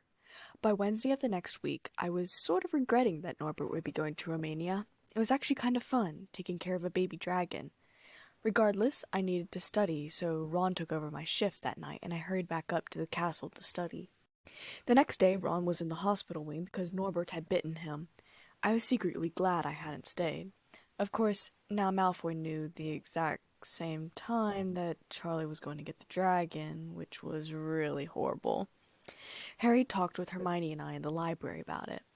"It's too late to change the plan now," Harry said. "We haven't got time to send Charlie another owl, and this could be our only chance to get rid of Norbert. We'll have to risk it, and we have got the invisibility cloak. Malfoy doesn't know about that." "We'll have to go down and tell Hagrid," Hermione said, biting her lip. I could tell she didn't like the idea of breaking the news to Hagrid. "Just don't forget the invisibility cloak," I said seriously. I let them go and tell Hagrid without me, and I started to head to my private study session with Professor Flitwick, before remembering that I wasn't doing those anymore until next year when we would pick back up. So I headed in the direction of my common room, and then realized that wasn't where I wanted to be either. So instead, I headed back to the room where the Mirror of Erised used to be. Of course, I knew it wouldn't be there anymore, but it was a quiet room and no one would be in there. No one besides myself, Ron, Harry, Dumbledore, and Snape had been in there this year at all. At least, as far as I could see. I sat down in the middle of the room and pulled out my potions book. Taking out my quill and ink, I started an essay on the ethics of research in the area of experimental potions. It wasn't until much later that I realized I had stayed in the room way past curfew. I shrugged and decided I would keep working. There were no clocks in here, so time was absent in a way. Then I heard a voice coming from a different room. It was high-pitched and evil, and I shivered. "You must not fail, Quirrell. You must get the stone." I know, but no buts. You will go through with the plan. You must not let them stop you. At any cost you will get your hands on that stone and bring me back to life." I started quietly, putting my stuff back into my leather bag, my heart beating horribly fast. I had just dropped my textbook into my bag when I heard the voice again. "Quiet!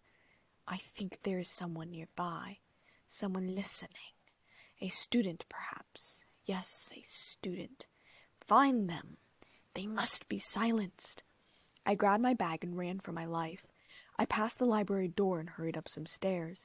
I kept running, trying to be as silent as possible. I was nowhere near the Hufflepuff common room, and I was desperate to see someone, anyone. A teacher, a ghost, even Peeves. "Miss Kane!" came a voice from behind me. I slowed down a bit, looking over my shoulder. It was Quirrell. He was pulling out his wand. I turned another corner and then darted through a tapestry, hoping that Quirrell didn't know about the passageway. I kept sprinting down the corridor and down a flight of stairs. Was he going to kill me? Erase my memory? I didn't really want to find out. I could still hear sounds of pursuit and a second voice, urging Quirrell on. I found myself in the dungeons now, and realized I'd been completely turned around. I found a random door around the corner, pulling it open and closing it as quietly as possible. Whipping out my wand, I pointed it at the lock. "Colloportus," I said. I heard the lock click. That was a surprise. I hadn't expected the spell to work. It was an extremely hard spell, something that Fred and George were learning in their charms class this year. Perhaps it was the adrenaline and fear that helped me succeed with the spell. I heard the footsteps go past the door and continue down the hallway. I dragged myself over to a table and fell down onto a stool, resting my head on the table. I breathed in heavily, letting my beating heart calm down a bit. My breath started to shudder as I started to cry. I kept quiet to the best of my ability, wiping away my tears frantically. I felt panicky and shaky, and I sank to my knees. Suddenly I felt a hand on my shoulder, and I actually screamed, jumping up, spinning around, and backed away while raising my wand. Professor Snape raised his hands, alarm in his eyes, and I lowered my wand. "Sorry," I said, catching my breath. I hoped my scream wouldn't attract Quirrell. "I thought you were, well, someone else." Could I tell him that Quirrell attacked me? Would that change the future? "What happened? Who hurt you?" he asked seriously, not seeming to want to question my story. I shook my head, sitting back down, this time on a stool and not the floor. I realized that I was in the potions classroom. A door was open by the side of the classroom which led to Professor Snape's office. "No one hurt me." I was in the room where the Mirror of Irised was. I wanted some solitary time to study. I lost track of time until I heard people talking in a different room. Quirrell and who else? Snape asked, sitting down next to me, but facing me so that we were looking at each other. I hesitated. If he guessed that it was Quirrell, then it was okay to continue with it, right? Just not with who the second person was. I don't know, I haven't heard the voice before. I don't know what they were saying, I only heard snatches, and they didn't really add up to anything either of us don't already know. There's a plan in the making. Anyways, the other person seemed to know someone was nearby, but I had already packed up all my stuff and had started to leave. Quirrell chased me, and I got turned around trying to get away from him, and I ended up here. I waved my hand around as though Professor Snape didn't know we were in the potions classroom. Why were you in here? I asked, trying to distract from my jumble of words. He pointed across the room to the open door that I had already recognized as the door to his office. That's my office. I was upgrading papers when I thought I heard a noise in here and I came to investigate. Oh, I muttered stupidly. Duh. Do you want me to walk you back to the Hufflepuff common room? He asked. I shook my head. He'll be waiting for me, I think. I'm just gonna stay right here. Snape looked at me for a long moment, and I thought he was going to insist I go back to the common room. Then he said, Come in here, then. I popped my head up curiously to see where he was going, and then grabbed my bag and followed him into his office. There were 2 other doors in the office. I assumed one probably led to his potion storage room. He opened one of the doors, leading me through to his bedroom. It was quite large, a circular room decorated in Slytherin greens and his favorite black. There was a large fireplace on one side of the room, 2 armchairs and a love seat near there as well. There were several bookcases that were filled with books. The bed in the corner was low set, but plush. The pillows were white, the covers green. There was a rug under the bed, as well as another circular rug under the chairs by the fire. The rest of the floor was oak wood. There was another desk on the other side of the room, less cluttered than the desk back in his office. There was another door that I suppose led to the bathroom. With a wave of his wand, 1 pillow and blanket appeared, having been duplicated. You can have the bed, he said shortly, pointing to a bed in the corner of the office. I'm going to take the blankets back to my office and sleep out there. I have a set out there. My mouth shaped into an O. You don't have to do that, I protested, feeling embarrassed. Really, I don't mind. I'd feel better if you were in here, too. Snape hesitated, and I knew why. I wasn't just magically smart or book smart. I was also muggle smart, street smart. An adult man and a little girl in the same room wasn't an ideal situation for him to be in, but I knew he wasn't going to hurt me. I could feel it. Please? I asked, embarrassed, red cheeks, staring down at the ground. I know you're not going to do anything. Future visions, remember? I smiled at him and his resolve broke. Very well, he said stiffly. I'm going to wait for a few moments, though. He left the bedroom, closing the door behind him. I pulled off my robe and draped it over his chair, looking around. I examined one of the other bookcases, which had jars on the shelves instead of books. There were all sorts of things in the jars, and I wondered what they were. I was going to have to ask him what everything was eventually. I set my shoes down beside the bed and pulled my hair out of its ponytail. I started to examine the books on the other bookcase. They weren't all potion books. There were also dark arts books about curses and magical creatures. It was all so fascinating. I wondered if he would let me read any of his stuff. Probably not. Well, maybe? After all, he was letting me sleep in his bed. I turned to the bed and grinned. Time to see what it was like, sleeping in the great Professor Snape's bed. Maybe I'd gain extra knowledge about potions. I climbed into the bed and turned to face the wall. His sheets were much warmer than I had expected, being in the dungeons and all. Everyone seemed to portray him as the kind of guy who would sleep on a concrete bed with metal sheets. Hard, no softness or kindness to him. They were wrong, I thought, as I drifted off to sleep. He had a kind heart, just one that he didn't let anyone see. Anyone except, for some reason, me.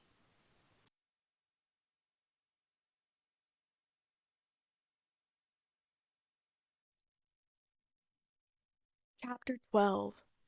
The next morning, I awoke, disoriented. Where was I? I looked around the unfamiliar room and remembered how close I'd been to being killed last night. I slipped out of the bed and headed into the bathroom.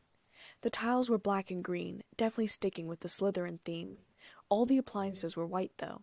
I quickly jumped in the shower, washing my hair thoroughly with some sort of jasmine shampoo he had. I tried not to stay in there long, knowing he probably wanted to use the shower too. The thought made my cheeks hot, and I quickly got out of the shower, getting dressed in the bathroom. I used a quick spell on my clothes so they were unwrinkled. Then I hung the towels back up and exited the bathroom. I sat by the now-lit fireplace. When had it been lit? I let my hair dry quickly while I ruffled through my school bag, bringing out my potions essays and making sure they were still there, and even more important, that the ink hadn't smeared. The bedroom door opened and Snape walked in, something rolled up in a napkin.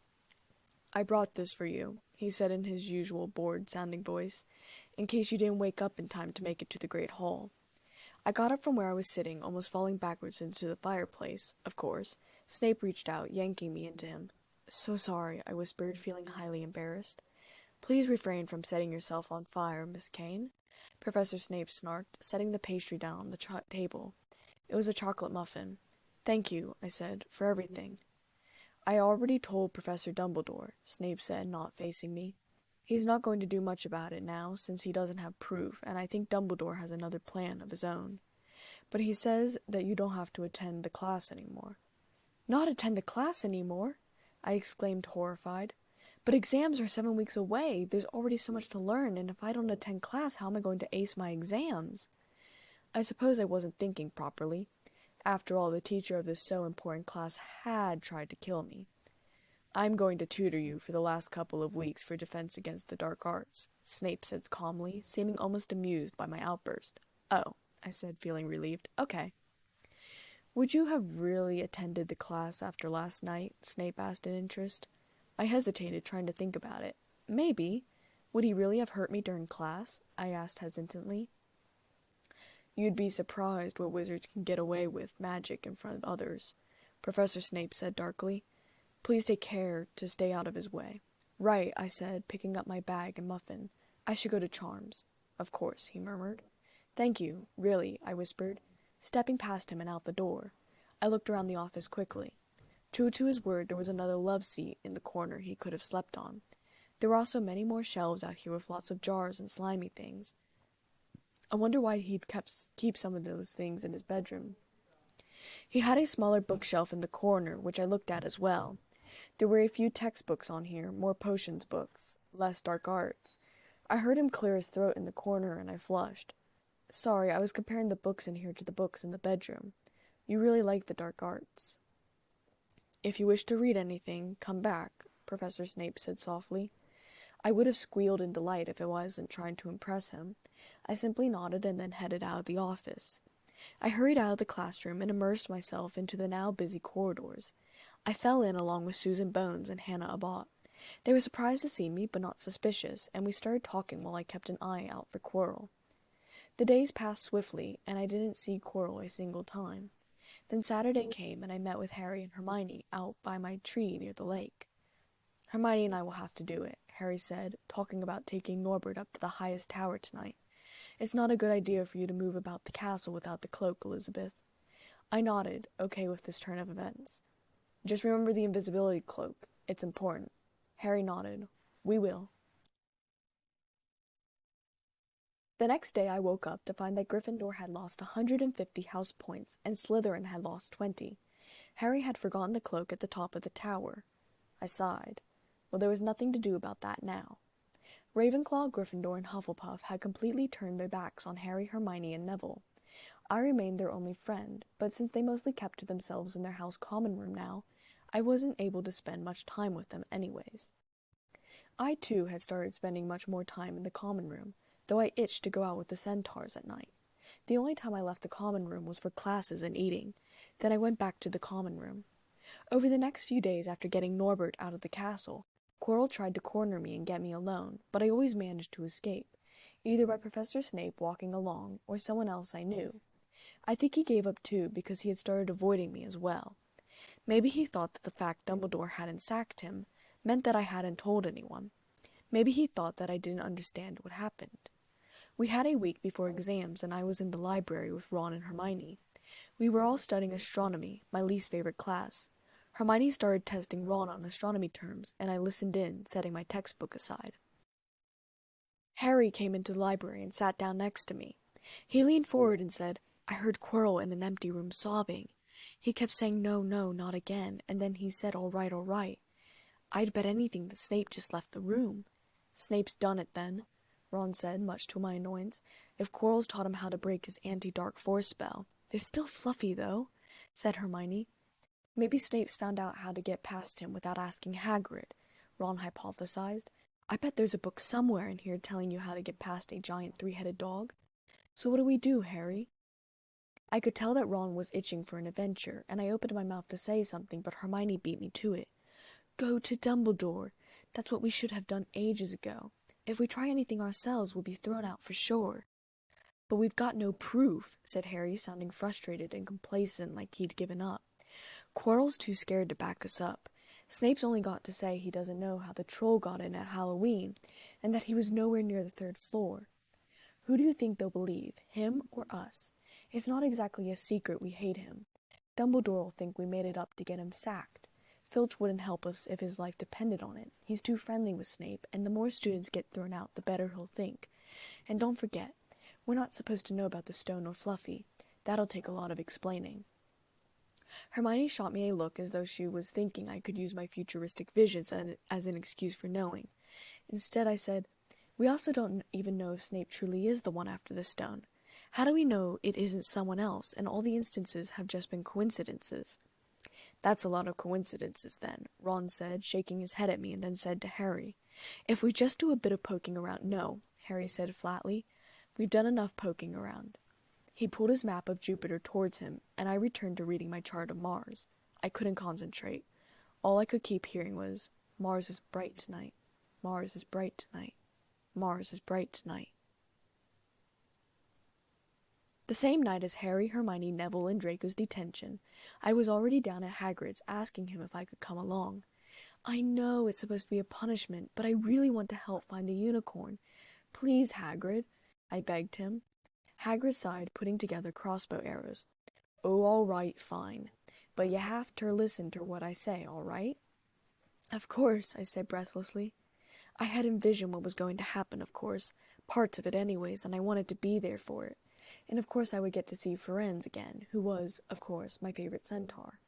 Hagrid finished sharpening the last of his arrows and filed them into a quiver, slinging it over his shoulder. He called Fang out of the cabin, and we watched as Filch came walking down to us with the other 4. About time, Hagrid said. I've been waiting for half an hour already. All right, Harry? Hermione? Both of them peered curiously at me, probably wondering what I was doing here. I shouldn't be too friendly with them, Hagrid, said Filch coldly, also looking at me, and then looked away. They're here to be punished, after all. That's why you're late, is it? Been lecturing them, eh? It's not your place to do that. You've done your bit. I'll take over from here. I'll be back at dawn, said Filch, turning away, for what's left of them. Malfoy was looking at Hagrid with some sort of expression of fear and anger on his face. I'm not going into that forest. Harry looked pleased about the panic in Malfoy's voice, and I had to say, I was too. What a nasty little boy. You are if you want to stay at Hogwarts. You've done wrong, and now you've got to pay for it, Hagrid growled. But this is servant stuff. It's not for students to do. I thought we'd be copying lines or something. If my father knew I'd be doing this, he'd— Malfoy complained. Tell yer that's how it is at Hogwarts. Copying lines. What good's that to anyone? You'll do something useful, and you'll get out. If you think your father'd rather you were expelled, then get back off to the castle and pack. Go on. I grinned at Draco, and then looked at Harry and Hermione. They were also both smiling. Spoiled brat, I muttered under my breath. Draco glared at me and then at Hagrid, but didn't move. Right then. Now listen carefully, 'cause it's dangerous what we're going to do tonight, and I don't want no one taking risks. He shot me a look when he said this, and I blushed, though no one could see. Follow me over here a moment. We fell in behind them. Hermione and Harry both claimed a side of me. What are you doing out here? Harry asked under his breath, so Draco and Neville didn't overhear him. You have detention too? I shook my head. No, I just wanted to help. You'll see, I whispered back. Really? By now, Harry and Ron should just piece together that I was able to see the future. I was making it so obvious. Hermione shot me an annoyed, haughty look. I scowled. It was my business. What did she care? Look here, Hagrid said, kneeling, and we all crowded around him. See that stuff shining on the ground? Silvery stuff? That's unicorn blood. There's a unicorn in there been hurt badly by something. This is the 2nd time in a week. I found one dead last Wednesday. We're going to try and find the poor thing. We might have to put it out of its misery. My heart clenched at the thought of that. I'd hate to have to kill any precious animal or magical creature, even if it was hurt. And what if whatever hurt the unicorn finds us first? Draco asked, his voice quavering. There's nothing that lives in the forest that'll hurt ya if you're with me or Fang. And keep to the path. Right now, we're going to split into 2 parties and follow the trail in different directions. There's blood all over the place. It must have been staggering around since last night at least. My heart clenched in pity for the unicorn again. It must be in so much pain. If it wasn't already dead, that is. I wasn't sure about that at this moment. I just knew it would be dead by the time we found it. I want Fang, Draco said suddenly and unexpectedly. All right, but I warn you, he's a coward, Hagrid said, though I could tell he was smiling. So me, Harry, Elizabeth, and Hermione'll go one way, and Draco, Neville, and Fang'll go the other. Now, if any of us finds the unicorn, we'll send up green sparks, right? Get your wands out and practice now.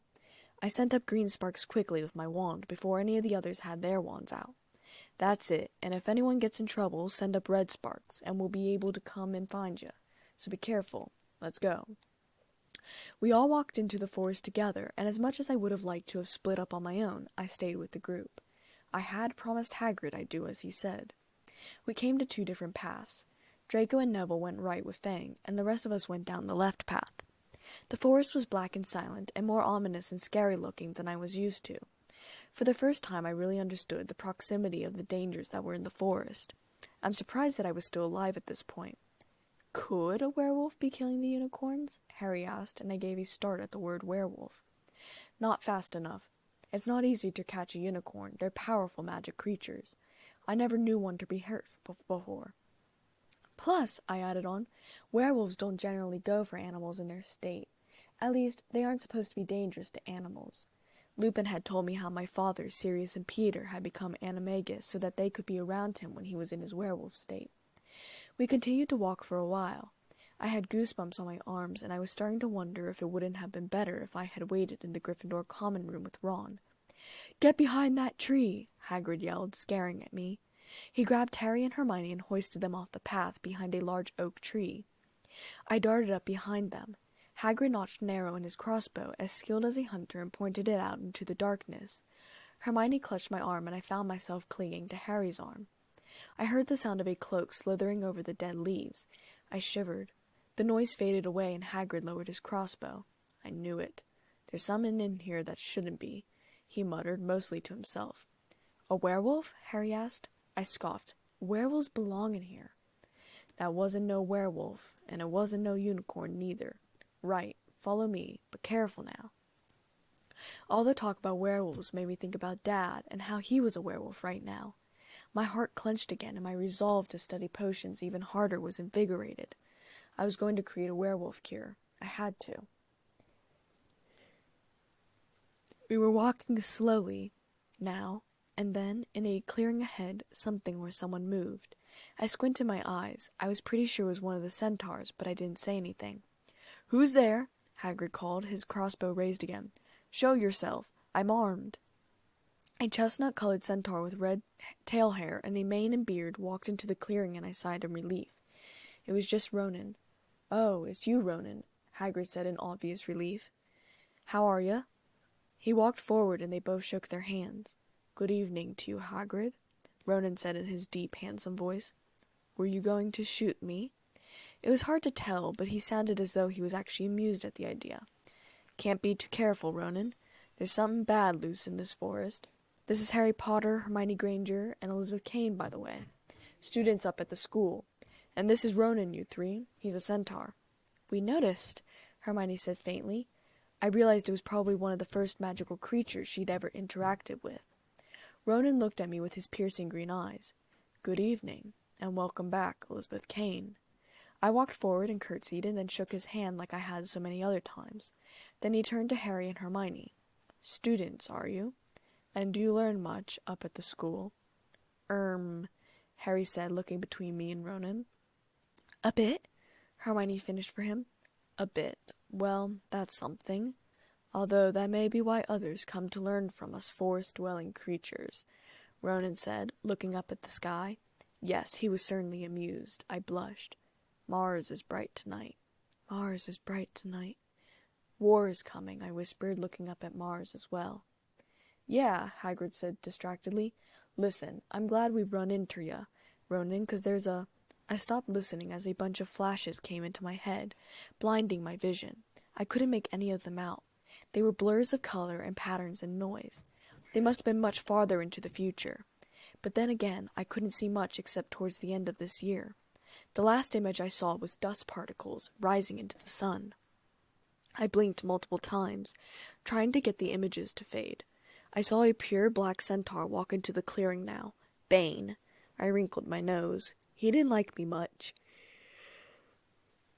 He didn't think I should have access to the centaur's knowledge, though nearly every other centaur was happy to converse with me. Hello, Bane, Hagrid said heavily. Perhaps he didn't like Bane much either. All right. Good evening, Hagrid. I hope you are well. He looked over at the other three of us and said, Ah, and Elizabeth Kane. Naturally, you've come along. Hello, Bane. Doing all right? I asked, trying to be polite. Look, Bane, I've just been asking Ronan. You seen anything odd in here lately? There's a unicorn been injured. Would you know anything about it? Hagrid interrupted our talk. Bane walked over next to Ronan. He looked up at the sky. Mars is bright tonight, he said, not answering Hagrid's question. I bit my palm to stifle my laughter. If only we'd run into Firenze, we'd have some straight answers. We've heard, Hagrid said grumpily. Well, if either of you do see anything, let me know, won't you? We'll be off then. Hagrid stomped off, Harry and Hermione following. I stayed behind a second longer, looking up at Mars again. I wish I'd seen something more definite for the upcoming war, whenever that was going to be. Out of nowhere, Ronan said, Yes, Elizabeth Kane. War is coming. I ran to catch up with the others. Hagrid and Hermione were having a conversation about the centaurs. Many of them in here, Hermione was asking. Oh, a fair few. Keep themselves to themselves, mostly. But they're good enough about turning up if you ever want a word. And, apparently, if Elizabeth ever wants a word.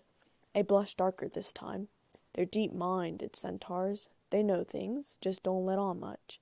You introduced me to the centaurs, just to keep the score, I pointed out. Do you think that was a centaur we heard earlier? Harry asked stupidly. I was starting to wonder if maybe he had a hearing problem. Werewolves, unicorns, centaurs, all things that didn't make the swishing noise that we'd heard earlier. Though, of course, perhaps I was being too hard on him. He'd come from the Muggle world, after all, and wasn't used to the noises that those creatures made in the forest.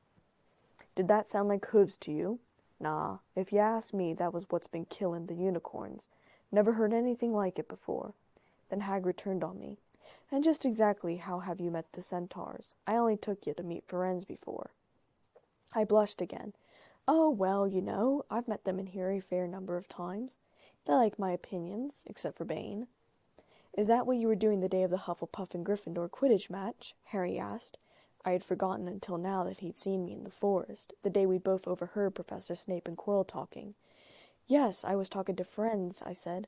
He had found— Hagrid, look! Red sparks, over there. The others are in trouble, Hermione said, grabbing Hagrid's arm and pointing. You three wait here. Stay on the path. I'll come back for you. He crashed through the undergrowth until all the noises disappeared. You don't think they've been hurt, do you? Hermione whispered fearfully. I shook my head, crossing my arms and leaning against a tree. I think Draco got bored and scared Neville as a prank. Sounds like something Malfoy would do, Harry said through gritted teeth. We waited for what seemed like a long time, but it was most likely only about 5 minutes. Every cracking twig seemed to be an ominous noise, and the rustling of leaves were like murderous whisperings. At last there was a great crashing noise that announced the return of Hagrid and the others. Hagrid was fuming. I was also right. Draco had been trying to prank Neville. We'll be lucky to catch anything now with the racket you two were making. Right, we're changing groups. Neville and Hermione will stay with me. Harry and Elizabeth go along with this idiot. Hagrid leaned in and whispered, Sorry, Harry, but he'll have a harder time scaring you. And Elizabeth, you seem to know the forest anyways. Harry and I set off with Fang and Draco. I led the way, tracking the silvery blue blood that was dashed on leaves and in small puddles along the path. The trees started to grow thicker, and soon we were walking in a single-filed line, Fang taking up the rear. The blood started getting thicker, and finally I saw the pale body of the unicorn. I held out my arm to stop Harry and Malfoy.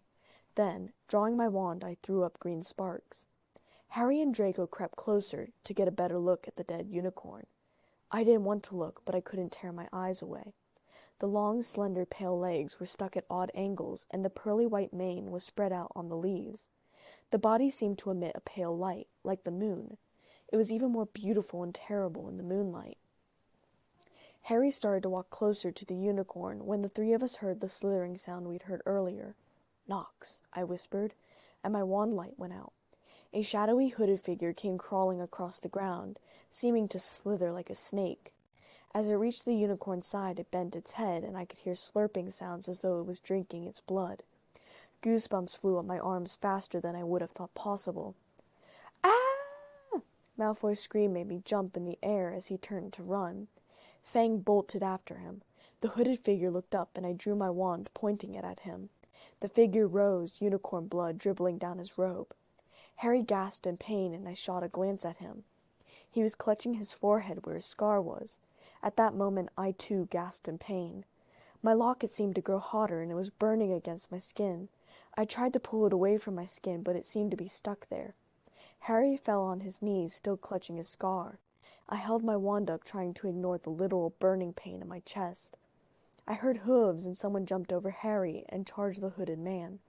The man fled, and Ferenz circled back around to us. I lowered my wand. The burning pain was gone, and I quickly pulled the locket out from underneath my clothes and placed it over the top of my clothes. It did not feel hot to the touch, but instead felt like the cool metal it usually did. There was no mark on my chest, no heart-shaped imprint, and I wondered if I had imagined it, except that my hand was also stinging from the pain. "Elizabeth, are you all right?" Ferenz asked. "Yes," I said shakily, but not shakily enough that I hadn't noticed he hadn't called me Elizabeth Kane. He always called me Elizabeth Kane. Ferenz bowed to help Harry to his feet. "And are you all right?" "Yes, thank you. What was that?" Ferenz was now looking at Harry's forehead, where the scar was livid on his forehead. "You are the Potter boy.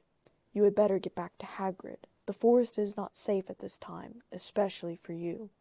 Can you ride? It will be quicker this way." He lowered himself so that Harry and I could climb onto his back. Harry scrambled on clumsily, but I hesitated, knowing how the centaurs would react if they saw me on his back. "Ferenz," I started, but at that moment Ronan and Bane came bursting through the trees. Their flanks were sweaty and heaving as though they had run a great distance. "Ferenz," Bane yelled, "what are you doing? You have a human on your back. Have you no shame? Are you a common mule?"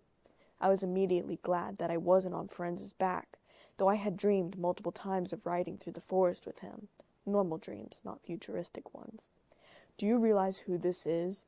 This is the Potter boy. The quicker he leaves this forest, the better," Ferenz said urgently. I knew he wished that Bane shared his ideologies, but Bane was old-fashioned and less likely to let go of his human prejudices. "What have you been telling him? Remember, Ferenz, we are sworn not to set ourselves against the heavens. Have we not read what is to come in the movements of the planets?" Bane growled back. Ronan pawed the ground nervously, his arms crossed, looking at the leaf-covered ground. "I'm sure Ferenz thought he was acting for the best," he said, anxiously looking at me and then back down at the ground. Bane kicked his back legs in anger. I bit my lip. "For the best? What has that to do with us? Centaurs are concerned with what has been foretold. It is not our business to run around like donkeys after stray humans in the forest. Even Elizabeth Kane has more sense than to ride." Now I was immediately regretting not being on Ferenz's back. Ferenz reared on his back legs, making Harry clutch around his neck to not fall off. "Do you not see that unicorn?" Ferenz bellowed in anger at Bane and Ronan. "Do you not understand why it was killed, or how the planets not let you in on that secret? Even Elizabeth Kane understood why it was killed and what purpose it serves. I set myself against what it is lurking in this forest, Bane. Yes, with humans alongside me if I must." I wanted to disappear, being dragged into these conversations, wondering, once again, if I should have stayed in the castle. Then Ferenz turned, pulling me up onto his back by my arm. I clutched onto Harry to keep from falling off as Ferenz galloped into the forest. I didn't even have time to look back to see Ronan and Bane's reactions before we had galloped a few meters. "Why's Bane so angry? What was that thing you saved me from anyways?" Harry asked cluelessly. "What does Elizabeth have to do with anything?" Firenze slowed to a walk, but did not answer any of Harry's questions. Because I'm human. So the fact that I was able to interpret the signs is a surprise, I said quietly. Centaurs are superior to humans and far more intelligent. It was an insult to Bane, saying that even I could read the signs. You are not unintelligent, Elizabeth Kane, and far smarter than Bane thinks or is willing to believe, Firenze said, but still did not answer Harry's questions for a moment. Then Firenze stopped walking completely. Harry Potter, do you know what unicorn blood is used for? Harry seemed surprised. No, we've only used the horn and tail hair in potions. I rested my head on his shoulder. This was wonderful, this closeness. I tightened my arms around his waist just a little more. That is because it is a monstrous thing to slay a unicorn, said Firenze. Only one who has nothing to lose and everything to gain would commit such a crime. The blood of a unicorn will keep you alive, even if you are an inch from death, but at a terrible price. You have slain something pure and defenseless to save yourself, and you will have but a half-life, a cursed life, from the moment the blood touches your lips. But who be that desperate? If you're going to be cursed forever, death's better, isn't it? Harry asked. I sighed, though not loudly. Harry was a bit slow on the uptake. Then again, I reminded myself, he grew up as a muggle. It is, Firenze said in agreement, unless all you need is to stay alive long enough to drink something else, something that will bring you back to full strength and power, something that will mean you can never die. Mr. Potter, do you know what is hidden in the school at this very moment? Even with my future-seeing powers, I really didn't know what else to call them. I was surprised that Firenze knew about the stone. The Sorcerer's Stone, of course, the elixir of life.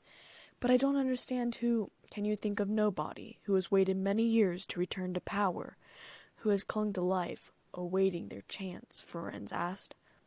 Harry was silent for a moment, and I felt him shiver. Do you mean that was Vol? Harry croaked out roughly, and I felt terrible for him. Harry, are you all right? Elizabeth! Hagrid crashed through the brush behind her. Harry spoke quickly to Hermione and Hagrid. Hagrid left, probably to go and find the dead unicorn. Firenze leaned close to me. Are you all right, Elizabeth? Ronan and Bane aren't going to be pleased with me, I fretted. I shall wonder if I'll ever be allowed back to converse with you all. Firenze put a kind hand on my shoulder. Of course you will. Not all of us want to see an innocent child dead. He meant Harry, of course. I nodded and touched Firenze's hand for a moment. Thank you. For saving us, I mean. Anything for you, he murmured, touching one finger lightly to my forehead. Friend of centaurs. I felt pleased. Firenze then turned to Harry. Good luck, Harry Potter. The planets have been read wrongly before now, even by centaurs. I hope this is one of those times. He galloped away into the forest. I watched after him, even after he disappeared, wondering what was going to happen next. We made our way back up to the castle, and I started to go off in the direction of my common room. Harry grabbed my elbow and said, We need to discuss everything with Ron now, and I'm going to need you there.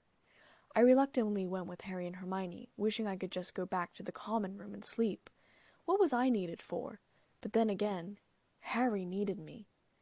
Ron was asleep in the Gryffindor common room, and I looked around in interest. The last time I was here, a large party had taken place, and I hadn't seen much of the decor.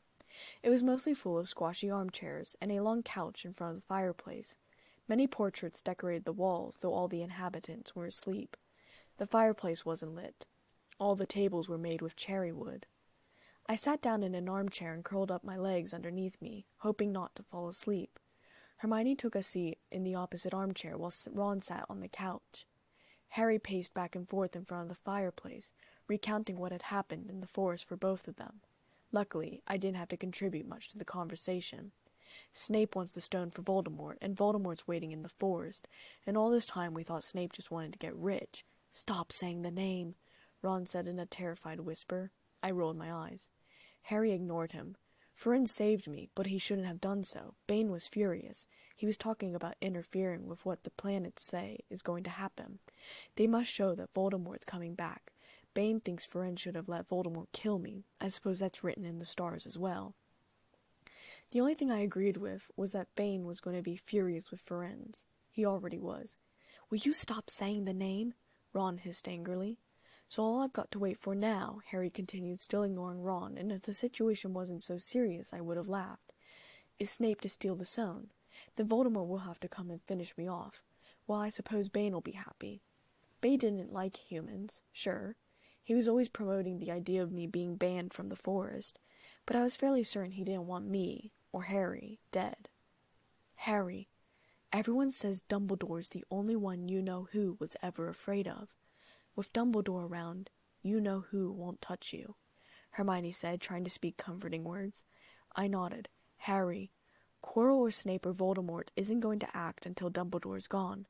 As long as Dumbledore is in the school, none of them are going to attempt to steal the stone out from underneath his nose."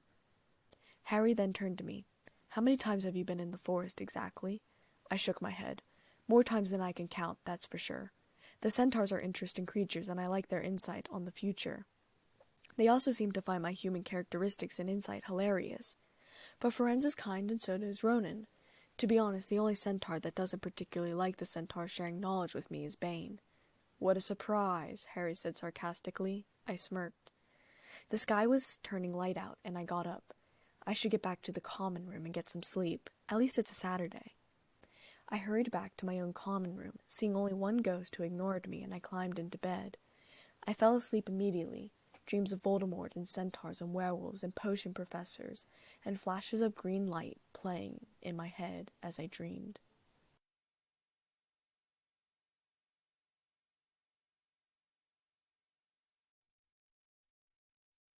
Chapter 13. Exam week came quickly, something I was glad for. I finally had something to do besides studying and homework, and of course something to get my mind off of Quirrell, Snape, and the Sorcerer's Stone. The classrooms for the written exams were horridly hot. Boiling, really. I hated the stupid robes that we had to wear in class, sweat running down the back of my neck. I wasn't the only one either. Half the students were wiping sweat from their foreheads or fanning themselves. Even the teachers looked uncomfortably hot, but no one took off their robes. I started taking refuge in the cold dungeons. Most of the time Professor Snape came into his bedroom or office, and I was either on his bed or in one of the chairs immersed deeply in a book. Half the time I hadn't even realized he'd entered the room until he was leaning over my shoulder, scaring the crap out of me. Muggle school had this thing called air conditioning. It was this thing made out of metal and ran on stuff called electricity, and it made the rooms cool in the summer. I wished Hogwarts had something like that, albeit magical considering technology and magic didn't mix. The closest thing we had was opening the window. All of my written exams went well, besides the heat. Charms, transfiguration, herbology, and potions were first. We had to boil forgetfulness potion from memory, which was a simple potion with about 4 ingredients and took about 47 minutes to boil. In Charms, I had to make a pineapple tap dance across Professor Flitwick's desk, which was just one simple spell. Professor McGonagall wanted us to turn mice into snuff boxes. Mine was a long rectangular box of metal with sapphire and silver coloring. Professor McGonagall was impressed, because most people usually turn theirs into gold or cream-colored boxes.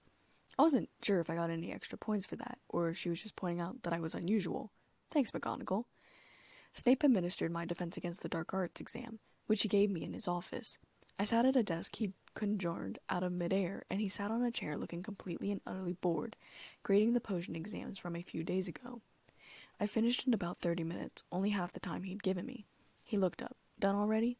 "Well, it was a fairly easy test," I said, leaning over to place my paper on an empty stool. "What's that?" he asked, pointing, and I looked down, pulling my necklace out from underneath my clothes. I felt anxious.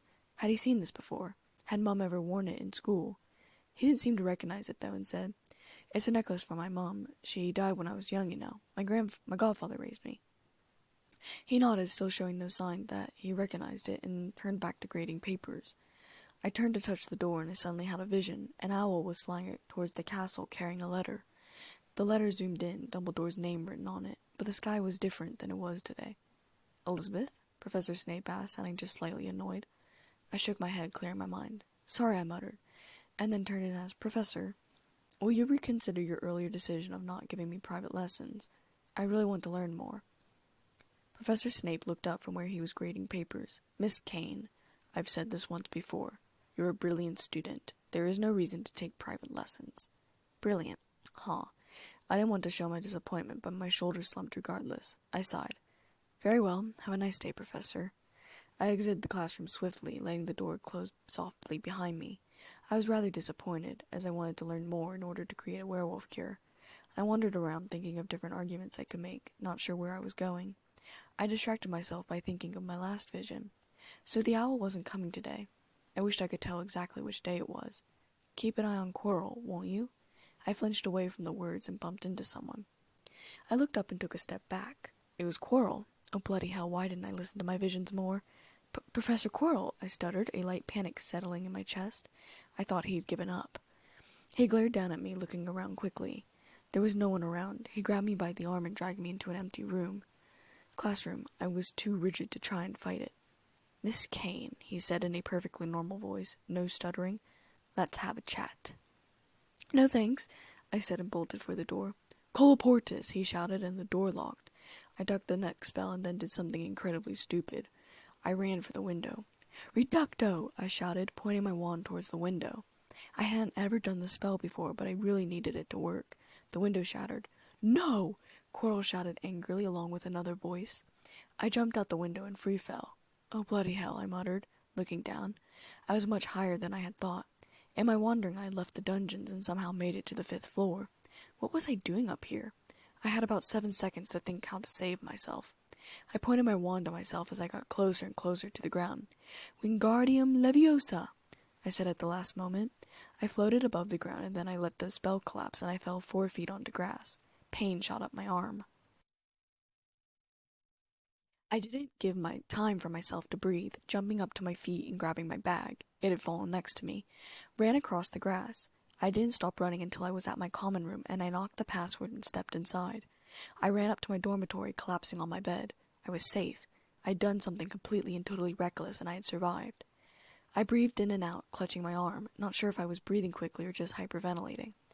Once I calmed down, I quickly rolled over and pulled out my ink and quill.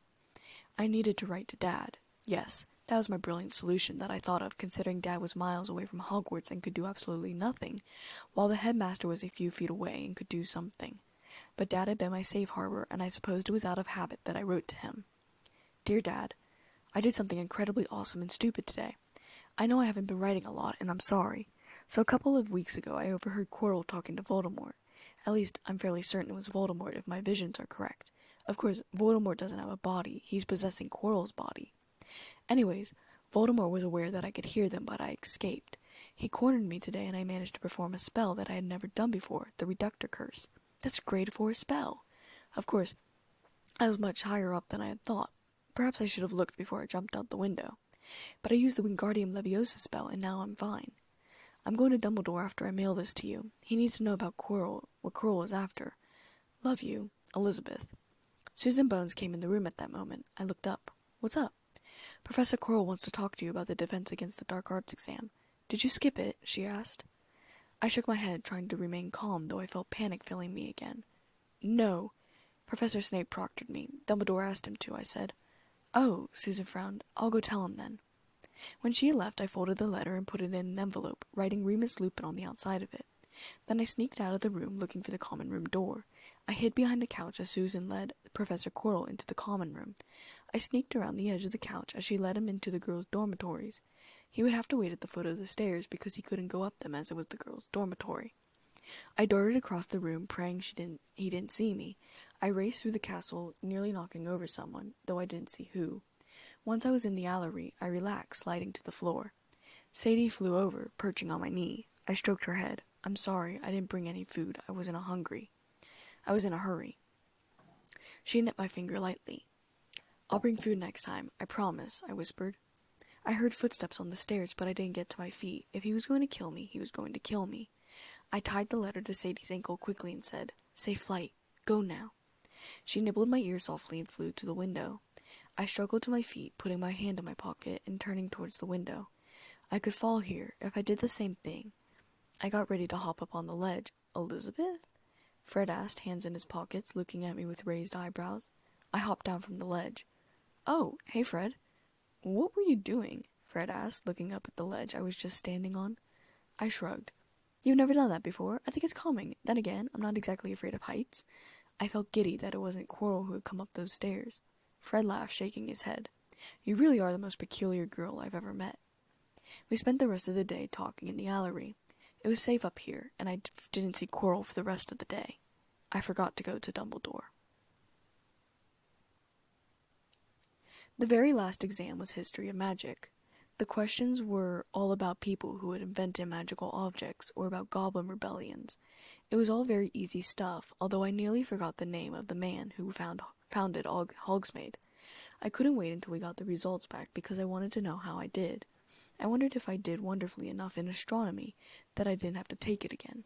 Wishful thinking. I'd be lucky enough if I got an O. That was far easier than I thought it would be. I needn't have learned about the 1637 Werewolf Code of Conduct, or the uprising of Elfric the Eager.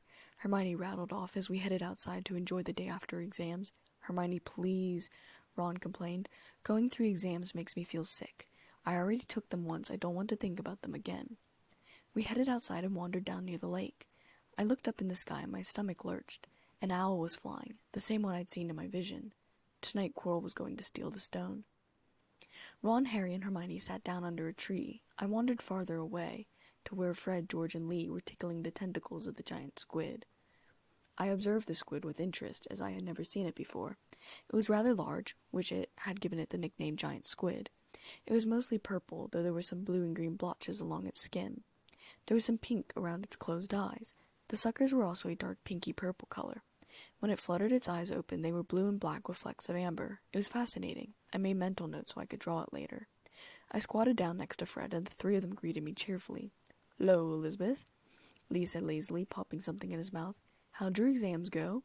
"Quite well," I said, "though I'm sure I failed my astronomy exam."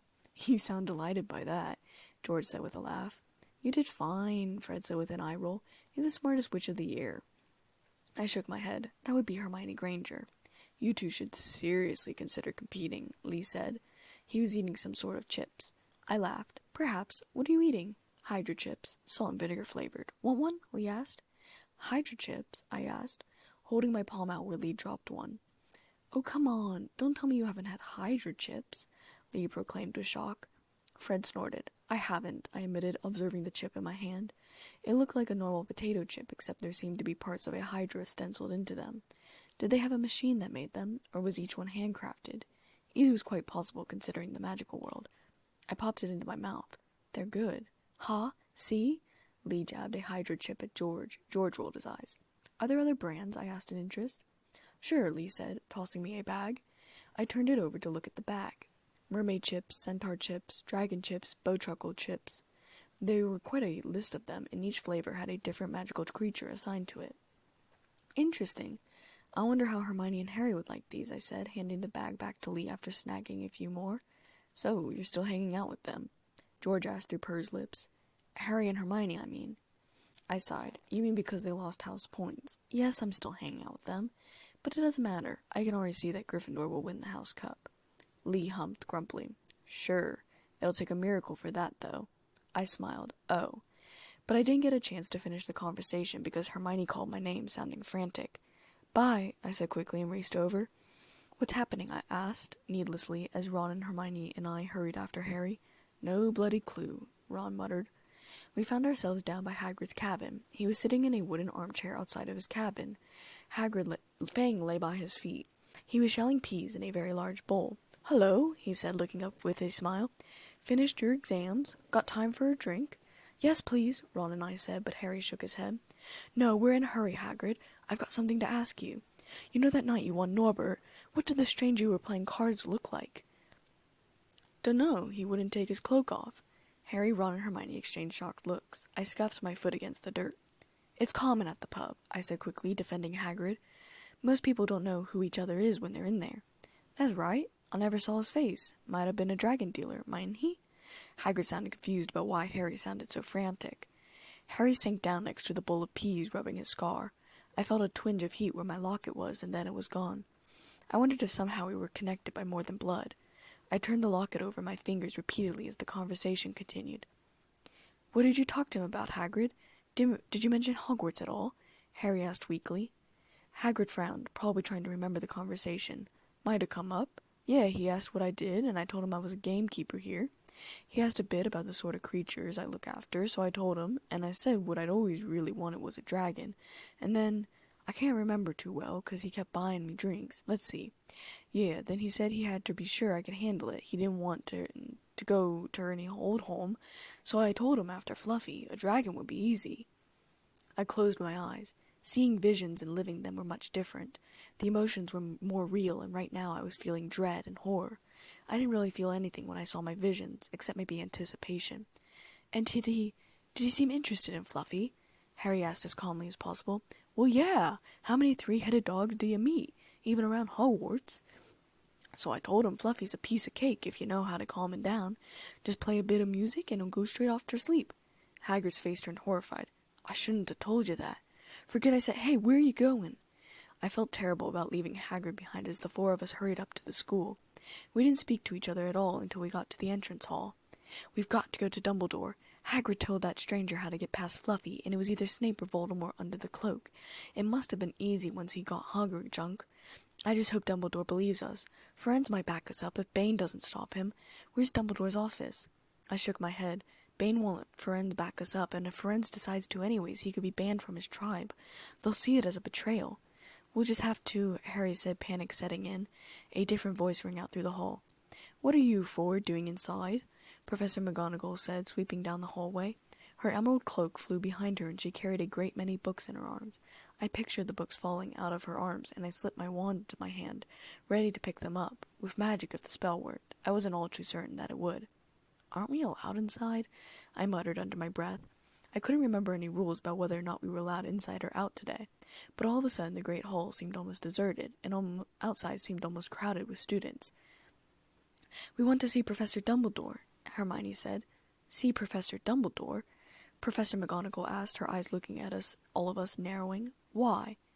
It's sort of a secret, Harry said, and I closed my eyes. What a stupid thing to say. Really, did my brother have brains? Or did he just think honesty was the best tactic? Professor Dumbledore left 10 minutes ago. He received an urgent owl from the Ministry of Magic and flew off to London at once. I heard Professor McGonagall reply coldly. I guess she didn't like being out of the know, especially with her own house students, one exclusion. He's gone? Now? I opened my eyes in time to see Hermione throw me a glance. She probably wanted to know if I had known. Professor Dumbledore is a very great wizard, Potter. He has many demands on his time. But this is important, Harry interrupted. Something you have to say is more important than the Ministry of Magic, Potter, Professor McGonagall said, looking at him. Look, Professor, it's about the Sorcerer's Stone. The books tumbled out of Professor McGonagall's arms in shock.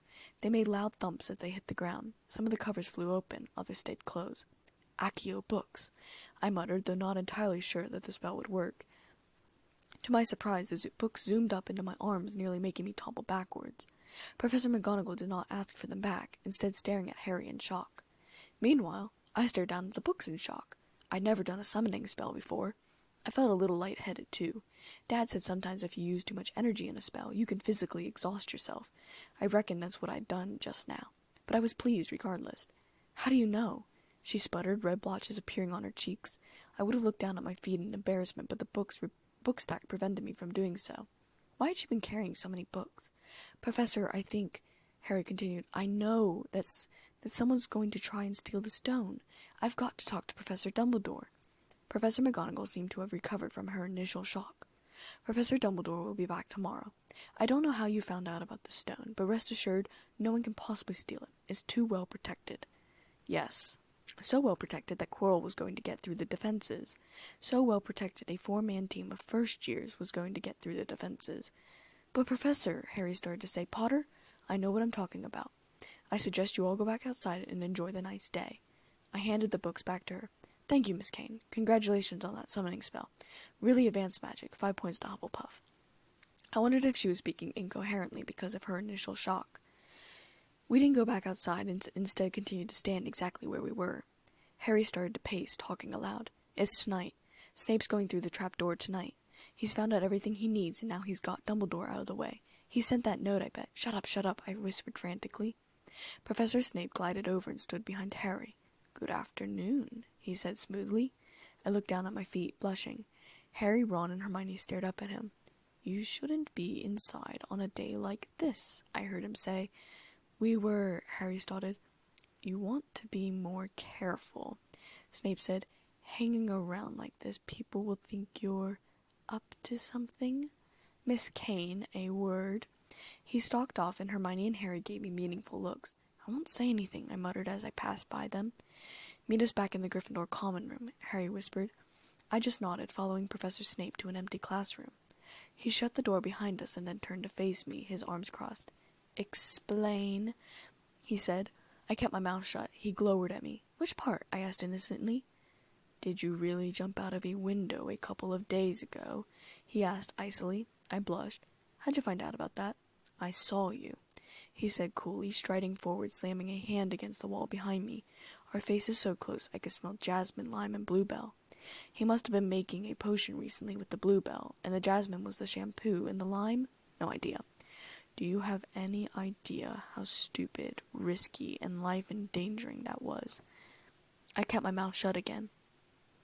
"Why did you do it?" I didn't say anything. He pinched the bridge of his nose and closed his eyes. "Elizabeth, was it because of Quirrell?" I slowly nodded my head. "He locked the door. It was my only option," I said desperately, hoping he understood.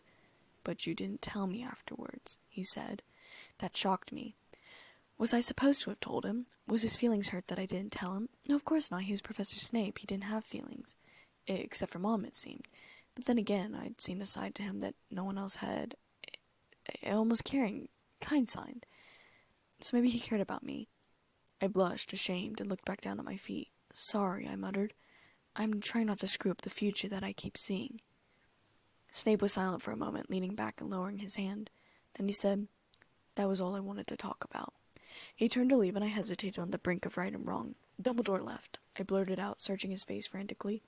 "I know," Snape said with a grim look on his face. "I'm going to be keeping a lookout by his office. He won't get to the stone without getting past me first." I nodded and left the classroom. I made it to the Gryffindor common room at the same time as Harry and Ron. "Hermione is going to follow Snape," Harry said. "What did he want with you?" "Something completely unrelated from the stone," I said. "I promise." We went into the common room, and I ducked my head so no one would recognize me. I sat down on the couch, my back towards everyone else. About 15 minutes later, Hermione entered the common room from the portrait. "I'm so sorry, Harry. I only just got away.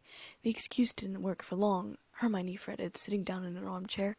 I wondered what excuse she'd have given, as Snape had been with me and not at the teacher's lounge. "Well, that's it then, isn't it?" Harry asked. Ron and Hermione looked at him, part apprehensive, part curious. "I'm going out here tonight, and I'm going to try and get to the stone first." "You're mad," Ron said. "Don't, Harry," I said, though I knew our words meant nothing. "You can't," Hermione gasped. "After what McGonagall and Snape have said, you'll be expelled." "So what?" Harry shouted at them, and I glanced around, glad that the common room was, for the time being, empty. "Do you understand? If Snape gets hold of the stone, Voldemort's coming back. Haven't you heard what it was like when he was trying to take over? There won't be any Hogwarts to get expelled from. He'll flatten it, or turn it into a school for the dark arts. Losing points doesn't matter anymore, can't you see? Do you think he'll leave you and your families alone if Gryffindor or Hufflepuff wins the House Cup? If I get caught before I get back to the stone, well, I'll have to go back to the Dursleys and wait for Voldemort to find me there. It's only dying a bit later than I would have, because I'm never going over to the dark side. I'm going through the trapdoor tonight, and nothing you three say is going to stop me. Voldemort killed my parents, remember?" He glared at us. I flinched and looked away. Voldemort had killed my parents too. But did that mean we were supposed to risk our lives? Why couldn't we just tell the other teachers, the 4 house heads, and then let them defeat Quirrell? And yet... "You're right, Harry," Hermione said in a small voice. "I'll use the invisibility cloak," Harry said. "It's just lucky I got it back." "Oh yeah," I thought absent-mindedly. "But will it cover all 4 of us?" asked Ron. All 4 of us?" Harry asked, confused. "Oh, come off it," I exclaimed angrily. "You don't think we'd let you go alone now, do you? Besides, you need me, and you're going to have to admit it." "Of course not," Hermione agreed. "How do you think you'd get to the stone without us?" "I'd better go and look through my books. There might be something useful." "But if we get caught, you 3 will be expelled as well," Harry protested. I laughed, feeling just a little lighter than I had before. "Yeah, right, with my grades and excellent record." Not if I can help it, Hermione said, either boasting to me or trying to reassure Harry. Flitwick told me in secret that I got 112% on his exam. They're not throwing me out after that. I gloated silently that my grade was 4% higher than hers. Harry turned to me. How are you going to get there? Are you going to stay here overnight? I don't know if the cloak will even fit all of us. I smiled mysteriously. Don't worry, Harry dear. I know my way around the castle in the dark. I won't get caught. Harry seemed unsure, but finally agreed. I got up and left the common room. I had a lot of letters I needed to write tonight.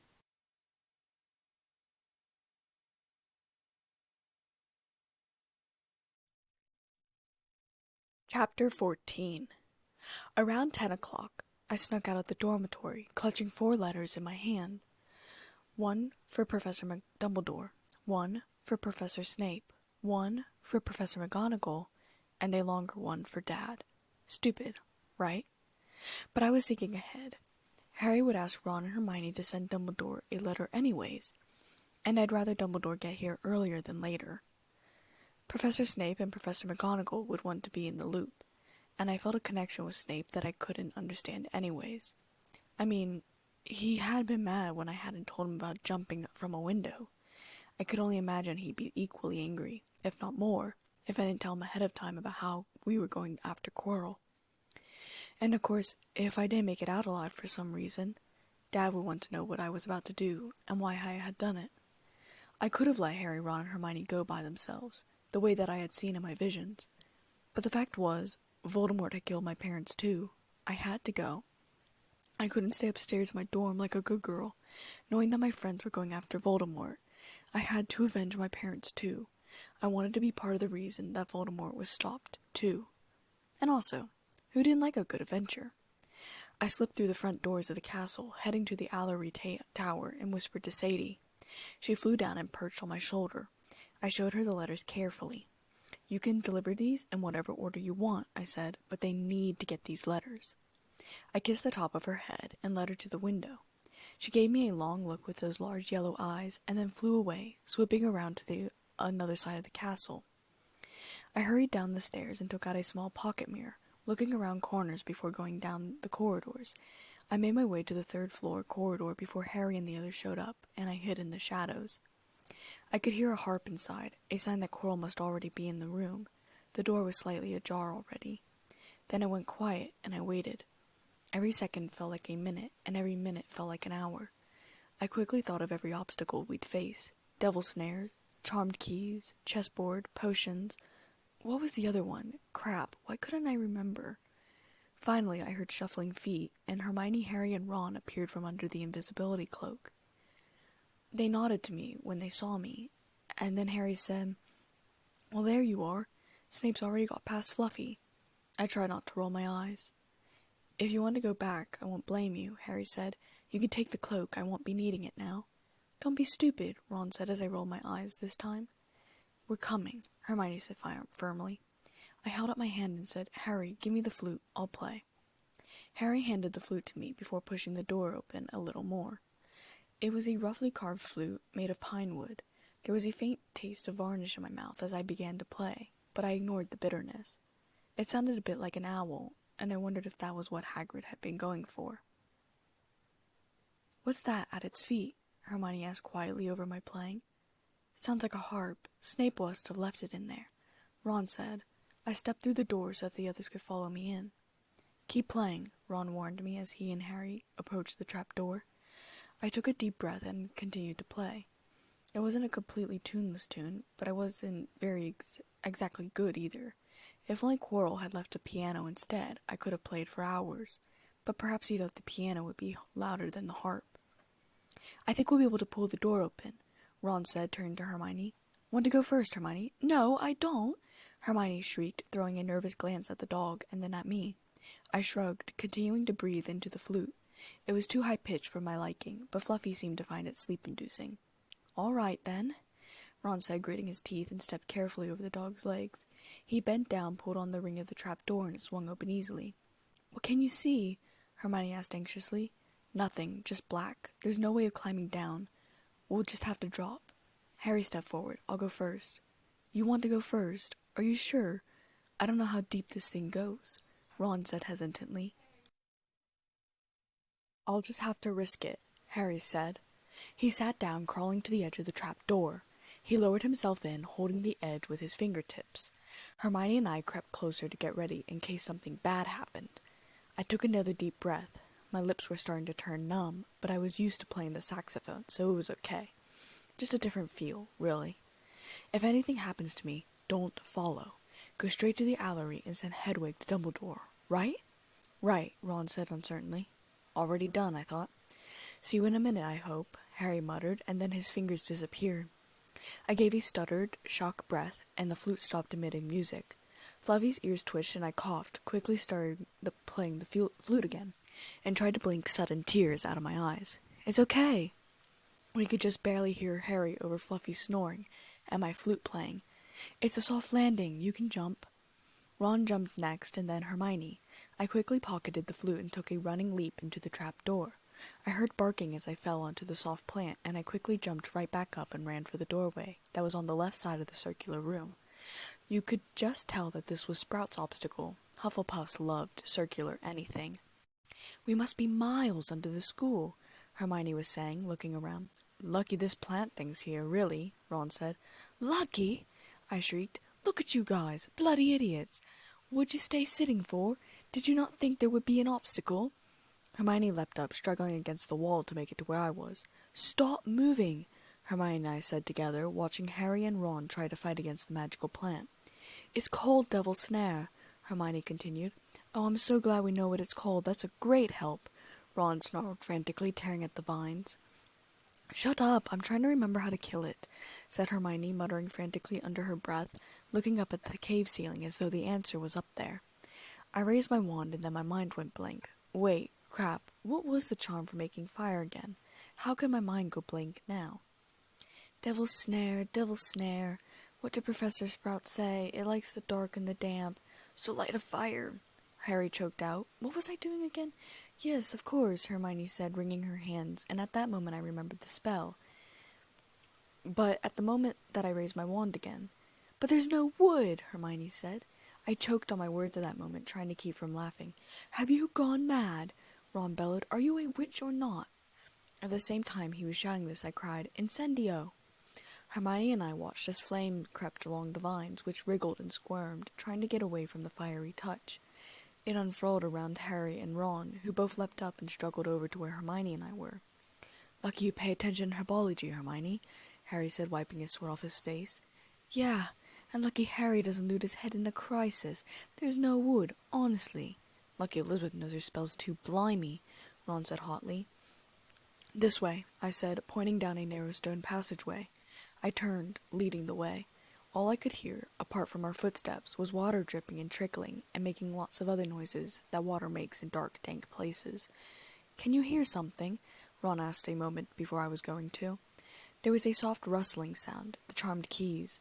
I set my mouth in a determined way. We were getting to go to that stone. I sped up just slightly as we neared the end of the tunnel. Do you think it's a ghost? Hermione proposed. I don't know, Harry said uncertainly. It sounds like wings to me. I nodded. There's light ahead, I said simply. There was a brightly lit chamber for the next part of our quest. It had a high, arching ceiling that glittered with many different jewels. I wondered if they were for decoration or if they were real stones. The walls were cream-colored, and there were pillars of yellow and cream, perhaps gold. The floor was made of marble, and on the other side of the room was a dark, rich-colored wooden door, perhaps jungle wood. Just for the record, it was rectangular-shaped, definitely Flitwick's. Flying above us were what looked like jeweled birds. Their wings flashed and blinding us momentarily, and I looked away. Do you think they'll attack us if we cross the room? Ron asked. Not bad thinking, I muttered, lifting my wand, feeling only slightly nervous. I couldn't think of a single spell that could possibly stop them. Now, of course, they wouldn't attack us, as we found out after Harry crossed the room, but I didn't know every single step. I saw bits and pieces and pieced them together, just how I liked attending conversations that I had foreseen, because I didn't hear every word in my visions. I just got the gist of it, not the entirety. Probably, Harry said hesitantly. The four of us looked at the keys. They don't look very vicious, but I supposed if they all swooped down at once. He trailed off and I envisioned it, but I didn't see it in the future. Well, there's no other choice. I'll run. Before I could protest, he darted across the room with his arms over his head. What an idiot. But also, he's very brave, I thought. As predicted, the keys didn't do anything, just kept circling through the room without a care in the world. Hermione and Ron followed him across the room. I looked up at the keys. Now, which one was it? I scanned the keys looking for some kind of sign. We could try them all, one by one, but that would take time, if we could even catch all of them in the first place. I closed my eyes for a moment, searching. Ah. So the key we were looking for already had a bent wing from when Quirrell had caught it. I opened my eyes again and walked over to where the 3 brooms were floating in midair. I swung my leg over one of them and took off. Okay, so a big key, blue crumpled feathers, silver in color. I scanned the keys, wishing I was a seeker and had a knack for seeing such things. Harry and Ron joined me in the air. Hermione, broomless, stayed on the ground looking at us. Do you see it? Harry asked. I scanned once more and then pointed. That one, it's the silver one with the blue wings. The feathers had already been crumpled from the previous catch. Nice find, Harry complimented me. I beamed. How do we get it? Ron took off after it. He crashed into the ceiling and I winced. At least he managed to stay onto his broom. Below us, Hermione was shaking her head, rolling her eyes. Harry kept his eyes on the key. We have to close in on it, Harry yelled so that everyone could hear him. Me, being right next to him, winced theatrically. Ron, you come in at it from above. Elizabeth, come up to the left side of it, and I'll try to catch it from the right. Hermione, you stay down there below it. We'll try chasing it down towards you, unless one of us catches it. Ah, Harry was a natural leader, even at 11. I swooped towards my right so that I could go at the key from its left. We were in our positions. Ron was hovering near the ceiling, and Harry was across from me. Though we were high up, Hermione had managed to position herself so that she was directly below the key. Now! Harry shouted, and we sped towards the key, ignoring each other. All 4 of us had at least one hand out, and Harry and I smashed the key together in our hands in a crooked high five. I let Harry take the key. Ron, Hermione, and I cheered. We flew back to the ground, and I dismounted 4 feet above the ground, landing and running towards the door. Harry quickly put the key in the lock and pulled open the door. The key flew off again, and we hurried through the door. The next room was a perfect square and pitch black except for the light at our back. When the door slammed behind us, and I couldn't see an inch in front of my face.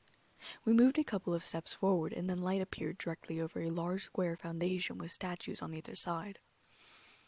Off to the sides of the board were standing and laying pieces, supposedly leftovers from a past game perhaps, or maybe extras for after pieces were destroyed.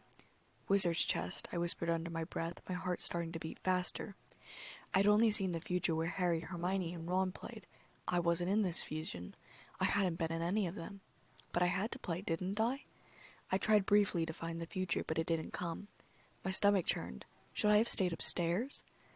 But surely Professor McGonagall hadn't designed the chess pieces to kill, only harm. After all, what if Nicholas Flamel or Dumbledore came and got knocked up by a chess piece? Professor McGonagall wouldn't have the pieces kill, only harm, perhaps stun. I took comfort in that logic. We have to play our way across the room, Ron said, sounding excited and also fearful at the same time. How? Hermione asked nervously. We're going to have to be a chessman, I answered as calmly as possible, exchanging a look with her. She went pale. She was horrid at wizard chess. Probably because she couldn't learn it from a book, just like flying. We followed Ron, who was studying the board with interest. He touched a black knight and asked, Do we have to join you to get across? The black knight nodded, his horse pawing the ground. This needs thinking. I suppose we've got to take the place of 4 of the black pieces. He trailed off, frowning. Now don't be offended, but none of you, at least you 2, Harry and Hermione, I've never seen Elizabeth play. None of you are great at chess. I'm no good, I said quickly and honestly. We're not offended, Harry said. Just tell us what to do. Well, Harry, you take the place of that bishop. And Hermione, you go next to him instead at that castle. Elizabeth? He pondered even longer, observing the board for another minute or so before coming to a decision. You could take place of the queen, and I will be a knight, Ron finally said. We watched as 4 chessmen, or I supposed one of them was a woman, moved off the board and we took the place of them. I'd only ever played Muggle chess against Trang, and I usually lost. I knew how brutal wizard's chess was, and I wondered just how badly the hit was going to hurt. I would have liked to have played with Dad, but we never really had time. I was starting to regret that. White always plays first in chess, Ron said, looking across the board. He was right, of course. A white pawn was moving across the board, 2 spaces up. Ron directed the black pieces. I only listened when I was supposed to move. Each time a piece was taken, the sound rattled me to the bones. Oh, bloody hell, what if I screwed everything up? I should have stayed in my dormitory. Ron had paused longer on a play. We waited for him to make a verdict before he finally said, rather slowly, Elizabeth, I think... He hesitated. It's a move I would make if it wasn't you. Just make the bloody play, I snapped. I wasn't angry, I was scared. That stone has to be safe, and I doubt the teachers would have charmed this game to kill. My heart started to beat double time. Ron swallowed hard and directed me to where I needed to move. I knocked the piece that was there out of the square, and it was sent off with the other white pieces. Then I closed my eyes. Despite what I had said to reassure Ron, my heart was pumping in my chest. I was also shivering from nerves. I squeezed my eyes tighter as I heard the scraping noise of a white piece moving towards me. I forced myself not to move as the scraping noise stopped. I waited. Then out of nowhere something struck me. Oh, I gasped, flying through the air, perhaps only a few feet. I wasn't really sure. I heard Hermione scream as everything went black. I awoke to Hermione tapping my face. Oh, Elizabeth, wake up, she said in a harried manner. I blinked and then sat up quickly. Hermione? Oh, thank goodness. Now I just need to get Ron to wake up too. Hopefully he wakes just as quickly as you. I looked around me. The chess pieces were back in place, but Harry was nowhere to be seen, and the door at the other end was open as though someone had just been through it. How long had I been out? I stumbled to my feet and hurried over to where Ron was lying unconscious. He's out too? He sacrificed himself at the end so that Harry could checkmate the king. Harry and I continued on, but there was only one person who could get through at the end. He told me to come back and get you two upstairs, and I needed to send a letter to Professor Dumbledore. Oh, wake up, Ron! I held my wand shakily. Enervate. The spell didn't work, and I felt exhaustion roll over me. I sank to my knees. Hermione shook her head. That's a really powerful spell, and you're too weak to cast it right now. I've never even managed to do the spell when I'm not tired, I said. My head pounded and my locket was burning into my chest again. I wrenched it away from my skin, laying it on the outside of my clothes. There was still heat, but it wasn't really heat, like it was burning but not hot burning. Did that even make sense? Ron slowly came around, and Hermione and I helped him to his feet. Half carrying him, we made our way back to the key room, where we took brooms up to the trap door. I pulled out the flute again and started to play music while Hermione pushed open the trap door, letting Ron and me fly out of the room. I continued to play until Hermione was out, and then dropped the flute from my lips, feeling lightheaded. The lightheaded sensation did not go away as we ran down the hallway towards the gallery. We turned a corner and ran into Professor McGonagall and Professor Snape. I took a couple extra steps of momentum, unable to stop, and stumbled directly into Professor Snape. His arms quickly caught me, helping me stand upright. Hermione and Ron stared at him in shock. I told you Professor Snape wasn't trying to steal the stone, I muttered. So wait, Ron asked stupidly. If you're not down there stealing the stone, who's down there? Professor Quirrell, I murmured. Are you all right, Miss Kane? Professor McGonagall asked in concern. And where is Potter? At that moment, Professor Dumbledore came calmly walking down the corridor. Ah, Harry's gone after him, hasn't he? He didn't wait for an answer and continued through the door at the end of the hallway. Hermione and Ron looked stunned. I became consciously aware that Snape was still holding me. I took a step back, rubbing my head, and hissed in pain. Taking my hand away, there was blood on it. What did happen to you, Miss Kane? Professor McGonagall asked again. The magic wizard's chess set, Hermione answered. She and Ron both sacrificed themselves so Harry and I could continue. Harry and I got as far as the potions, but the potion to continue forward only had enough for one person. Harry told me to come back and get Elizabeth and Ron, and he would continue, and well, we actually thought, you were going to be on the other side, Professor Snape. She blushed deeply and looked away. Sorry about that.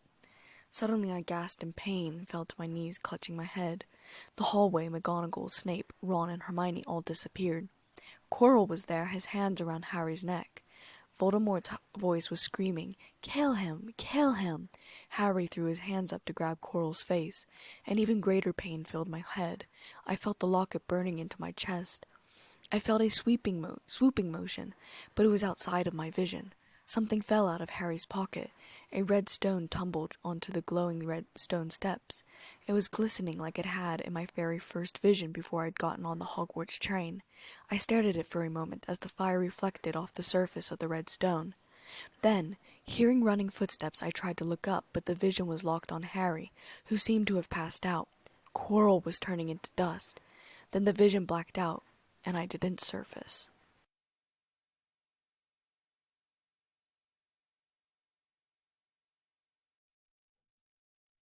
Chapter 15. I woke up in the hospital wing. To my surprise, Professor Snape was sitting there with Professor Dumbledore. They were sitting on standard wooden chairs. Dumbledore looked rather comfortable, one leg crossed over the other, almost leaning back. Snape did not. He sat rather stiffly, arms crossed over his chest, his legs bent and feet flat on the floor. His jaw was set. I sat up slowly, feeling along the bedside table for my glasses, before remembering that I hadn't worn them for at least 9 months. Looking around, I saw Harry lying in another bed, sleeping. I touched my head gingerly and found that it had been bandaged. "How do you feel, Elizabeth?" Dumbledore asked gently. Good, I think," I answered uncertainly. Then I panicked. "Oh, I need to send my father a letter. I told him about what was going—" Dumbledore raised a hand. I already owled him. "Oh, good," I said, relaxing, also wondering how Dumbledore knew who my father was. "How's Harry?" "He's well. I saved him just in time." I nodded, wondering what he was doing here. You knew all this was going to happen beforehand, did you not?" Professor Dumbledore asked kindly. I shot Snape an annoyed, embarrassed look. He looked away so that I couldn't see his face. "Yes. Severus told me about your futuristic visions. I believe that's what you called them?" Dumbledore asked calmly. I reluctantly said, "Well, I saw the future of this adventure, but only if Harry, Hermione, and Ron had gone without me. I don't know why I wasn't in it, but yeah." Professor Dumbledore nodded. "But in the end, you do know the future, correct?" I hesitated. "No and yes. I can only see things up to the end of the year. The school year, anyways. It's weird, but I don't really see things until they start happening. For instance, I didn't really know that Quirrell was the one trying to steal the stone until he tried to kill Harry during the Quidditch match. Unfortunately, Hermione only saw Professor Snape and thought he was the one trying to kill Harry. I shot another look at Professor Snape. He looked surly now. "I see," Professor Dumbledore said. "Now I'd like you to tell me what happened down there, at least until you were on the chessboard." I repeated what had happened, and how, in the end, I knew I'd have to be sacrificed so that the others continued. Professor Dumbledore and Snape listened carefully. I tried to describe the hazy experience I'd had when we come out of the underground, and got frustrated by not being able to explain it. Dumbledore held up a hand, and I stopped talking. "You've been through enough, and I won't press you any more. Get some rest." He stood calmly and smiled at me. Then he left me, leaving me with Professor Snape. We stared at each other for a moment, I glaring at him, he staring back unfazed. "He needed to know, Elizabeth." I sighed, looking away. I wasn't really angry with him. "I hate when people know," I muttered. "Then they always ask what's going to happen, and sometimes I don't know."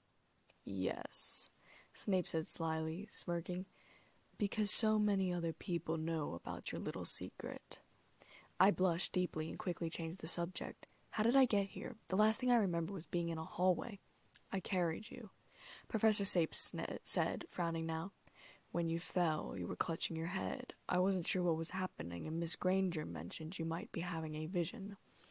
Well, Mr. Weasley and Professor McGonagall were confused, but I knew what she was talking about, of course.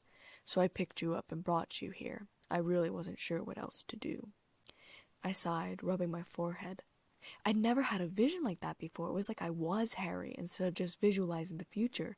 So when Quirrell and Voldemort caused Harry pain, it was like I could feel it too.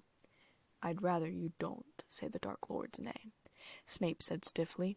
I rolled my eyes. "Fine."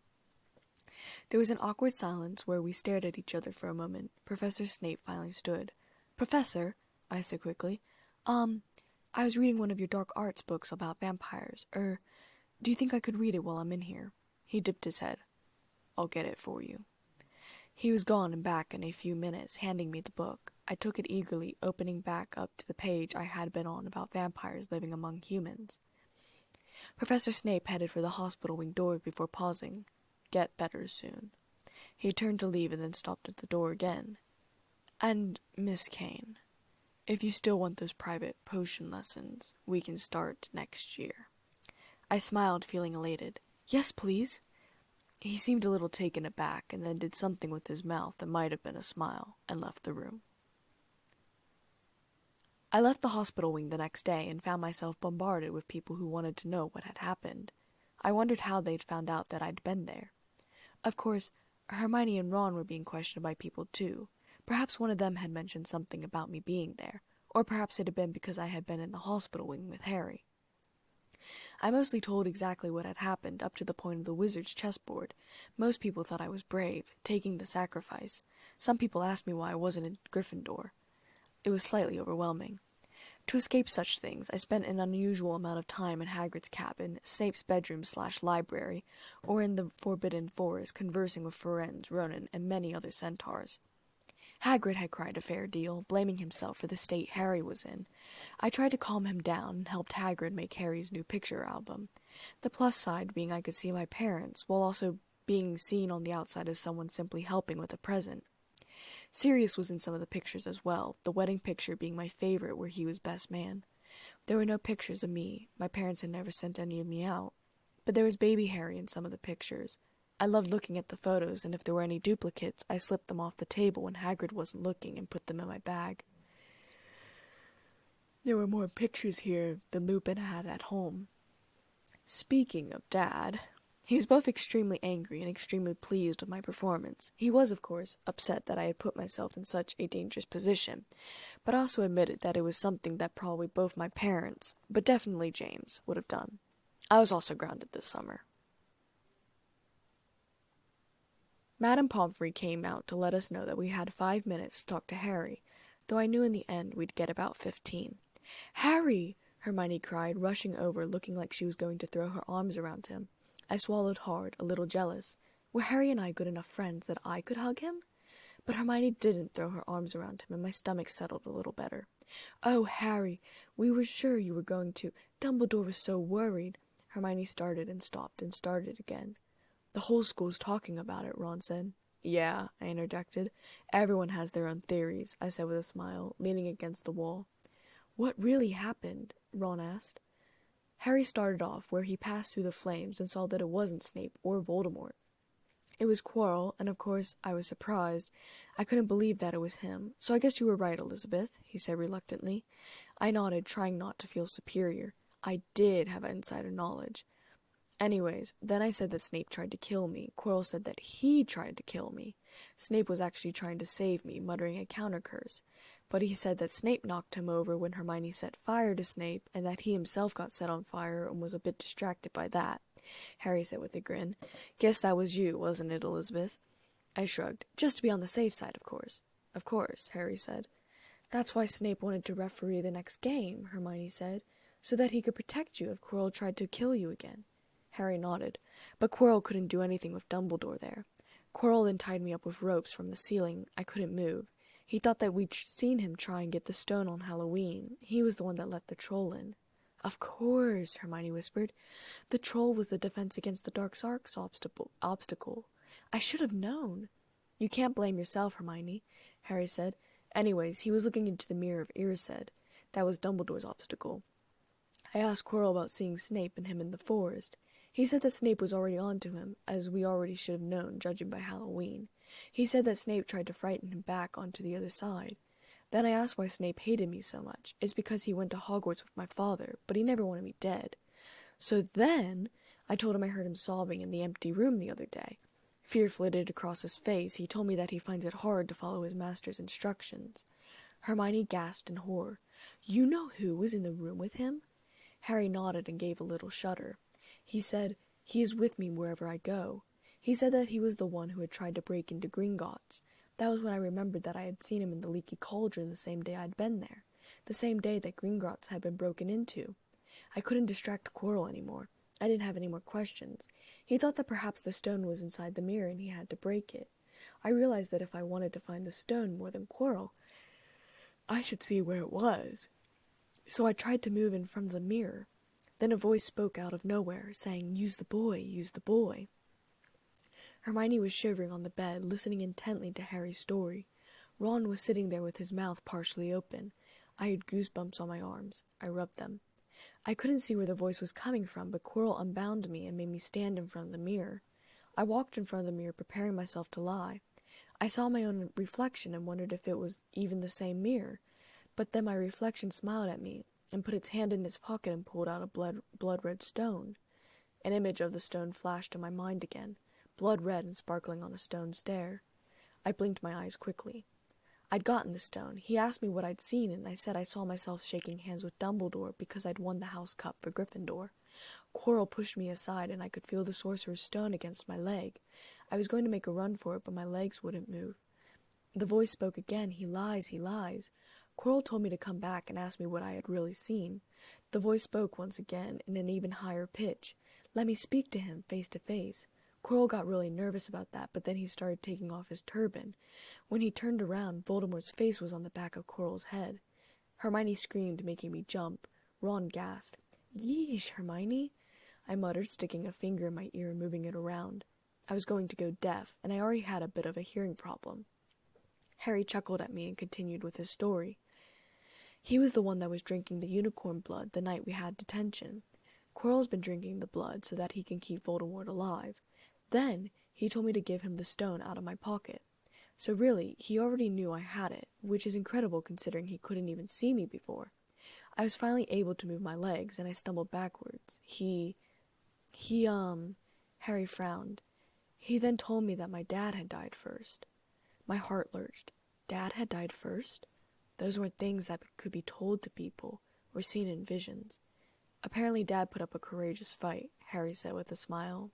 A twisted smile. But he said Mom needn't have died, and she only died because she was trying to protect me. I couldn't breathe. I was frozen in place. I had never known. Mom never had to die? She could have been spared, and it would have been just me and her. No, I shouldn't have thought like that, but I had an image, a normal daydream that she had stepped aside. Voldemort would have spared her. It would have been me and her. I could have avenged Dad and Harry as I'd grown up. But that was selfish and wrong. I should be glad that Mom had died for Harry. After all, now I was going to get to know my brother, even if I would never know my parents. You could replace parents. You couldn't replace siblings. Not really, anyways. He told me to give up the stone or died. I told him I would never give him the stone. I tried to run back towards the flame door, but Quirrell managed to catch me. When he touched my skin, my scars started to burn, more painfully than it did in the forest. Quirrell let go because his hand was blistering. He couldn't touch me without hurting myself. Of course, there were other ways to kill me, and that was what he was going to do, but obviously I wasn't going to let that happen. So I reached up and grabbed his face, which also started blistering. I flinched. Harry and I had to be connected, because when he felt pain, I felt it too, just differently. But how? Besides our blood, we had no connection. I had no scar. Our minds couldn't possibly be linked. That was just a twin myth. So why did I feel the locket burn when Harry's scar burned? Anyways, I blacked out. Professor Dumbledore told me that he had just saved me in time. When I awoke, he was already here. Apparently Fred and George tried sending me a toilet seat. Harry's lips twitched as he waved his hand to where stacks of boxes of candy were. I laughed along with Ron. Hermione only looked slightly amused. He said the stone was going to be destroyed. I also asked him if Voldemort was going to try and come back. He said that he was out there looking for another body. Dumbledore also told me that the reason Quirrell could not touch me was because my mother had died for me. I think he said exactly, "Love as powerful as your mother's for you leaves its own mark." Apparently it's supposed to be very old magic. Oh, and Dumbledore was the one who sent me the invisibility cloak. Really? Ron, Hermione, and I all asked. I had to admit, I hadn't seen that one coming. And now, I was really glad that Mom had died for Harry. Voldemort could not touch him now. I also asked Dumbledore if Snape really hated my father. Apparently they hated each other like Malfoy and me. But apparently my father saved Snape's life, which is why Dumbledore thinks he tried so hard to keep me safe. Harry suddenly shot me a strange look. Is it true that Quirrell already tried to kill you twice this year? I blushed deep red. I'd hoped that never had come up. Oh, Yes. Why didn't you tell us? Ron asked, throwing his arms up in frustration. I blushed even deeper. I couldn't. Every time I opened my mouth to tell you guys, I ended up saying something else or not being able to say anything at all. Might have been some sort of tongue-twisted curse Quirrell put on you before, Hermione said, thinking that not telling them was related to something magical rather than my visions. Or maybe I really couldn't have told them. After all, my visions were a type of magic. I can't believe you were in so much danger. Professor Snape already suspected, so he was able to put the clues together without me being able to tell him much, I said, able to tell them everything now. That's why he started tutoring me in Defense Against the Dark Arts, so that I never had to be in a room of Quirrell ever again. Why were you in trouble with him in the first place? Harry asked, sitting up a little farther and grabbing a box of Bertie Bott's ever-flavored beans and prying it open. I was studying in a completely empty room. I lost track of time and I could hear people talking in another room. I recognized Quirrell's voice, but there was another voice that I could hear. Obviously, I knew I shouldn't have been listening and I could get in trouble, so I packed up my stuff to leave. Either I was too loud or Voldemort knew the same way that he knew Harry had the stone in my pocket. Either way, he chased me around the castle and I only barely managed to escape. The second time I wasn't watching where I was going and I ended up walking straight into him. He brought me into an empty classroom and locked the door, but I escaped by jumping through a window. That was you! Hermione screeched, making me jump again. I rubbed my ear, annoyed. I heard about that. What? Sorry? Ron asked. I'm confused. A girl apparently jumped through a window and used the flying spell right before she landed. Everyone thought she was doing a stunt, Hermione said. That was so dangerous, Elizabeth. Believe me, I know. I was there, I said, my lips twitching as I tried not to smile. I was still a little proud of myself for doing that. Maybe I'd do it once every year as a stunt. It could be my signature move. Dad might kill me, though. So, Ron said attentively, looking back up at Harry, the stone's gone. Flamel's just going to die. That's what I said, but Dumbledore thinks that, what was it? To the well-organized mind, death is but the next great adventure. I always said he was off his rocker, Ron said. He looked impressed. I almost laughed. So what about you three? Harry asked, probably glad he could stop talking. Well, I got back all right, Hermione said. I brought Elizabeth around, which only took a few minutes, though it took Ron longer to come around. Then we flew back up out of the dungeons, and we ran into Professor Snape and McGonagall, who were coming to the third-floor corridor. That's when we knew you weren't facing Snape down there. Dumbledore came along and hurtled off to the third-floor corridor. He seemed to already know you're down there, much to everyone's shock, and then Hermione shot me a look. Elizabeth kind of fainted, I'm not sure, but she seemed to be in pain and that... Scared? Professor Snape? He quickly picked her up off the ground and carried her to the hospital wing. I think even McGonagall was shocked about his attitude. I blushed deeper than I had ever blushed before and put my head in my hands. I instantly regretted it, feeling the cut on my head, and winced, jerking my head up out of my hands. Do you think he meant you to do it, sending you your father's cloak and everything? Ron asked hesitantly, looking at Harry. He was talking about Dumbledore. Well, if he did, I mean to say that's terrible. You could have been killed, Hermione exploded angrily. No, it isn't, Harry said slowly, thinking it through. He looked up at the ceiling. He's a funny man, Dumbledore. I think he sort of wanted to give me a chance.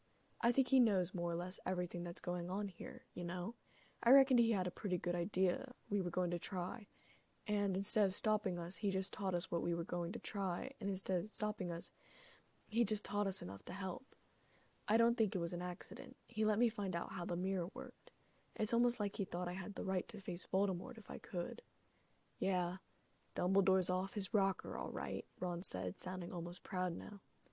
Not a very good system, is it? I asked, amused. The other three looked at me. I mean, Hogwarts is a great school, but if first-years can get through the defenses, are they really that great? I think Dumbledore should have just kept the stone in his pocket. No one would have dared get it then. They laughed. Then Ron said, Yeah, but you're more like a fourth year or something, so you don't count. And we all laughed again.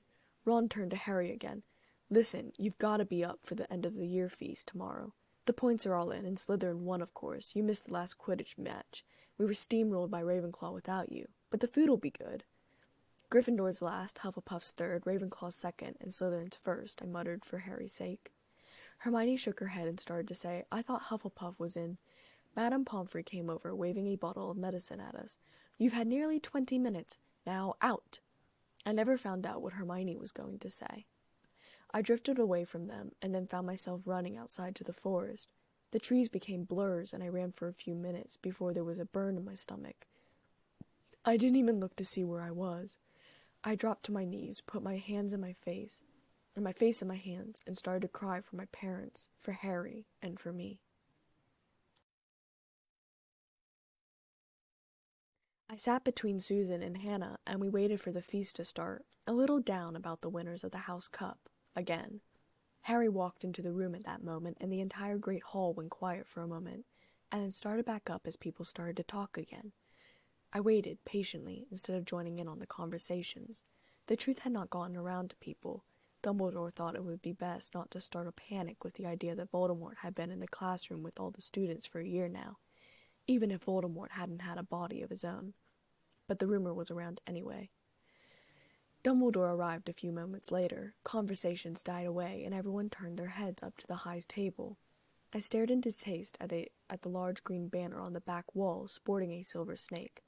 Another year gone, and I must trouble you with an old man's wheezing waffle before we sink our teeth into our delicious feast. What a year it has been! Hopefully your heads are all a little fuller than they were. You'll have the whole summer to get them nice and empty before next year starts, Dumbledore said quite cheerfully. I shook my head.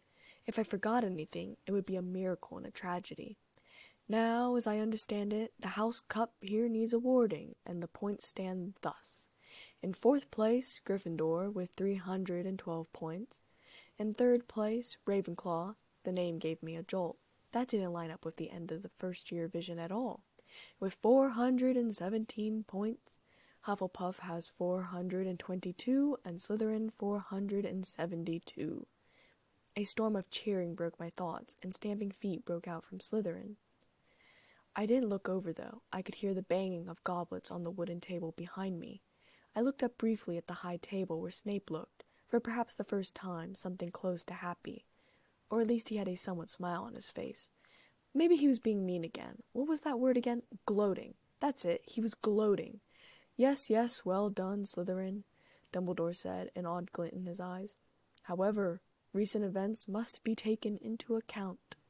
The room went very still. I didn't think perhaps anyone except me was breathing. I glanced behind me and saw that none of the Slytherins were smiling anymore, goblets frozen in their hands. Ahem. I have a few last-minute points to dish out. Let me see. Yes. Dumbledore drifted off and then said, First, to Miss Elizabeth Kane. I grew bright red and mortified. No, I thought. No, why are you announcing me in front of the entire school? There are many categories of courage, the courage of survival, and the courage of knowing that one must sacrifice themselves so that others have the opportunity to continue. I award Hufflepuff House 50 points.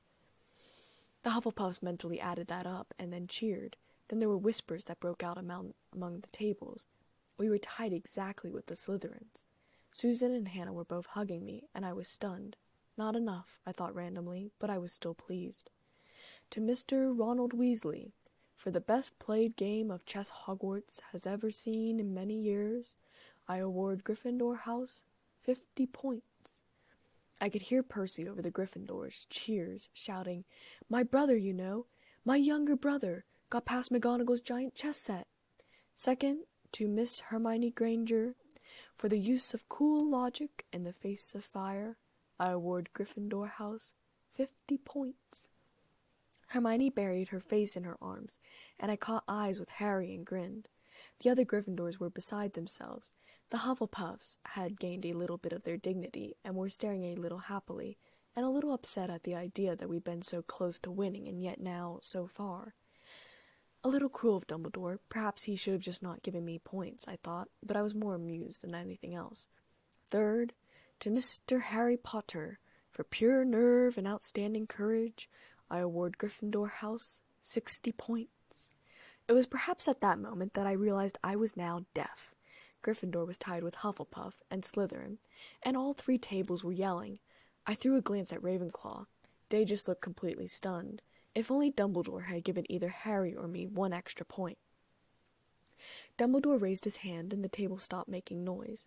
There are all kinds of courage, Dumbledore said, as we've stated already. He motioned towards me, and I grew red again. It takes a great deal of bravery to stand up to our enemies, but just as much to stand up to our friends. I therefore award 10 points to Mr. Neville Longbottom. Ravenclaw, Hufflepuff, and Gryffindor all upped and started. Well, I think they were cheering. I had stuffed my fingers in my ears. Susan pulled me up so that we could all act like we were cheering. I was happy, I was, but I really do hate screaming. Dumbledore said something and clapped his hands. The silver and green turned into gold and red with lions. I looked up at the high table again. Snape was shaking McGonagall's hand with a forced smile on his face. His eyes met mine, and his expression softened for a half-second, and then he turned away. I felt something odd stirring in my body, and I quickly looked away from the table. It was time to celebrate the downfall of Slytherin. I knocked on the office door and heard a voice say, "Come in." "Ah, Miss Kane," Professor McGonagall said as I opened the door. "Please sit down." The room was extremely proper. There was a bookcase on one of the walls, a rainbow of books on the shelves that I was itching to go and check out. Her desk sat in front of a fireplace, a red faded carpet in front of it. The desk was made with mahogany wood, an ink pot on the corner of the desk, a quill stuck in it. There was also a few magical instruments on the other side of the desk. A pile of parchment was sitting in front of her. In front of her desk was a wooden chair. I sat down, confused. You wanted to see me?"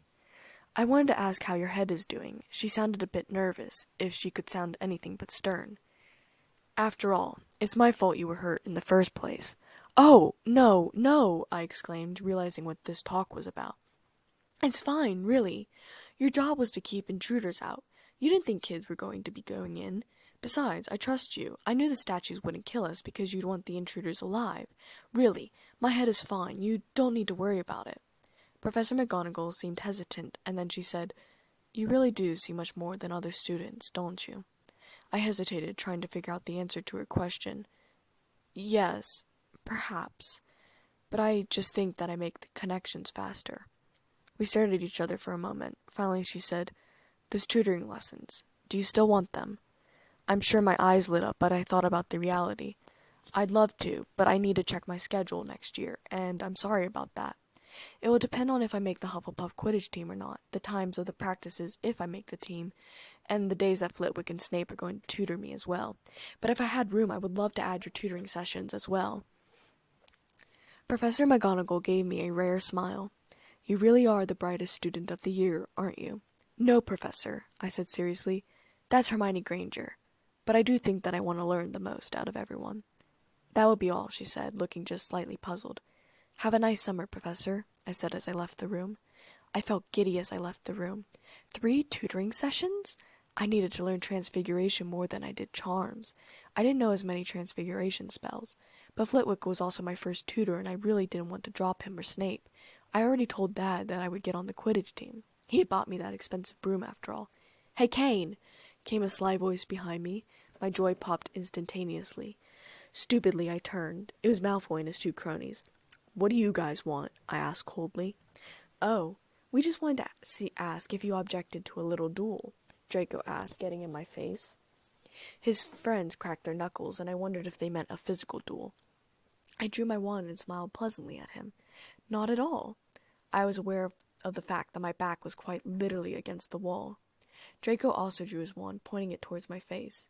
"I do happen to think that getting rid of Quirrell was a bad idea. You should have let him get that stone." "Why?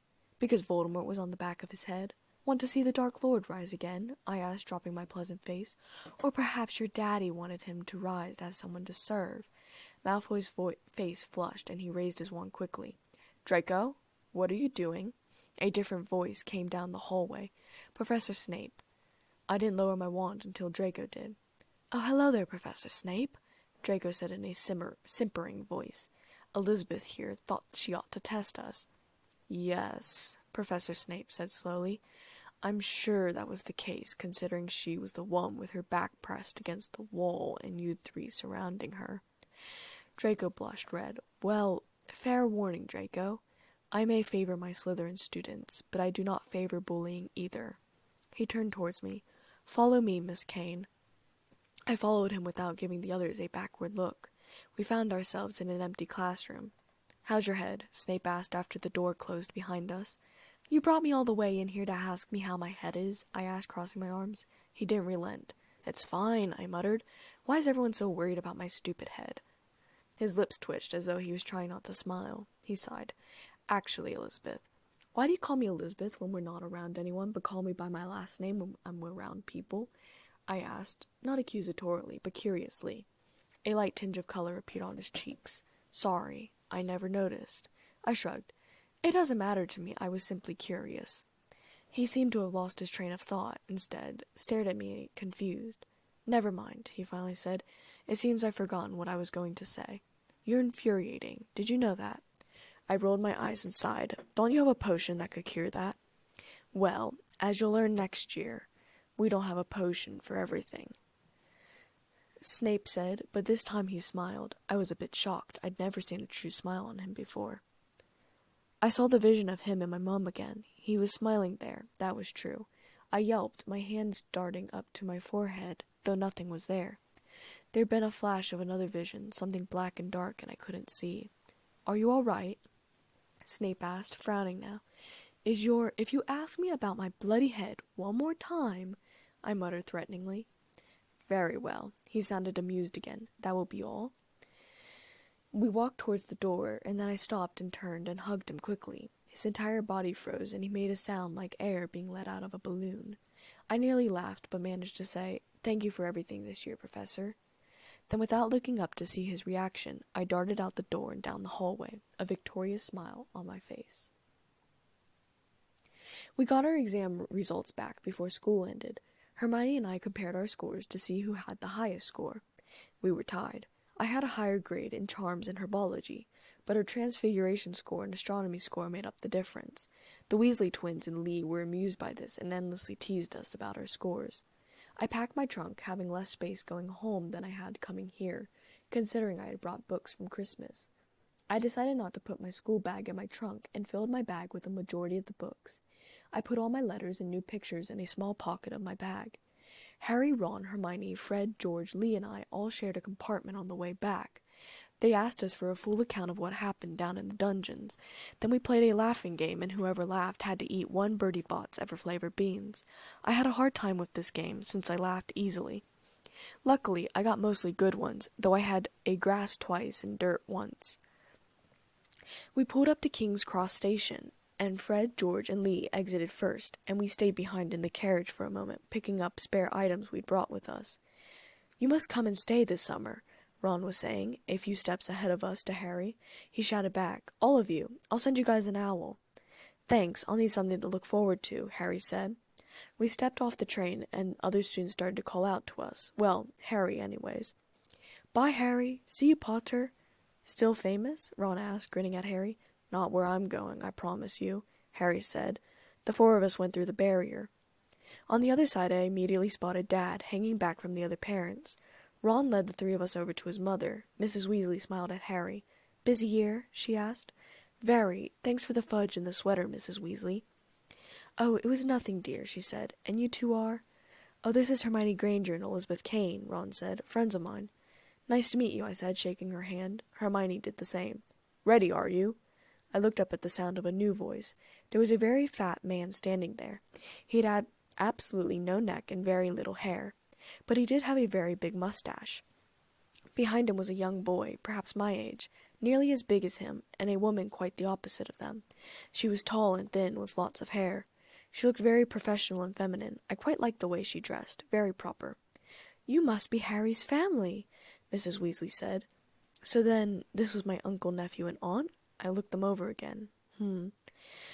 I locked eyes with my aunt. Multiple emotions flashed over her face, and she stared at me in horror and fear. Maybe I looked too much like my mother. Her eyes locked in on the silver locket. I'd started wearing it on the outside of my clothes, so if it did burn me, I would feel the heat through my clothes. Of course, she would recognize it. Her face paled greatly. I quickly tucked the locket under my clothes. "See you guys next year," I said, hurriedly, to Hermione and Ron. I hugged Hermione and hurried over to where my father was standing. I didn't want my aunt to say something in front of Harry. I didn't want to hear anything about if I was his secret sister or not. "Hi," I said uncertainly, looking up at my father's tired face. He stared down at me for a long moment, and then he smiled and swept me up into his arms. I locked my body around his so that I could stay aloft longer. "Oh, I've missed you so much," he said, kissing my cheek. His arms were strong, safe, and I felt happy. "You're not mad anymore?" I asked hopefully, kissing his cheek back. I could see my aunt craning her neck to see who I was hugging out of the corner of my eye. "Oh, I'm furious," he said, a twinkle in his eyes as he set me down again. "But I've missed you. I'm just glad you're safe." I risked another glance at my aunt, who was still staring at me. "Let's go home," I said, taking his large, comforting hand in my tiny one. I couldn't wait to come back next year.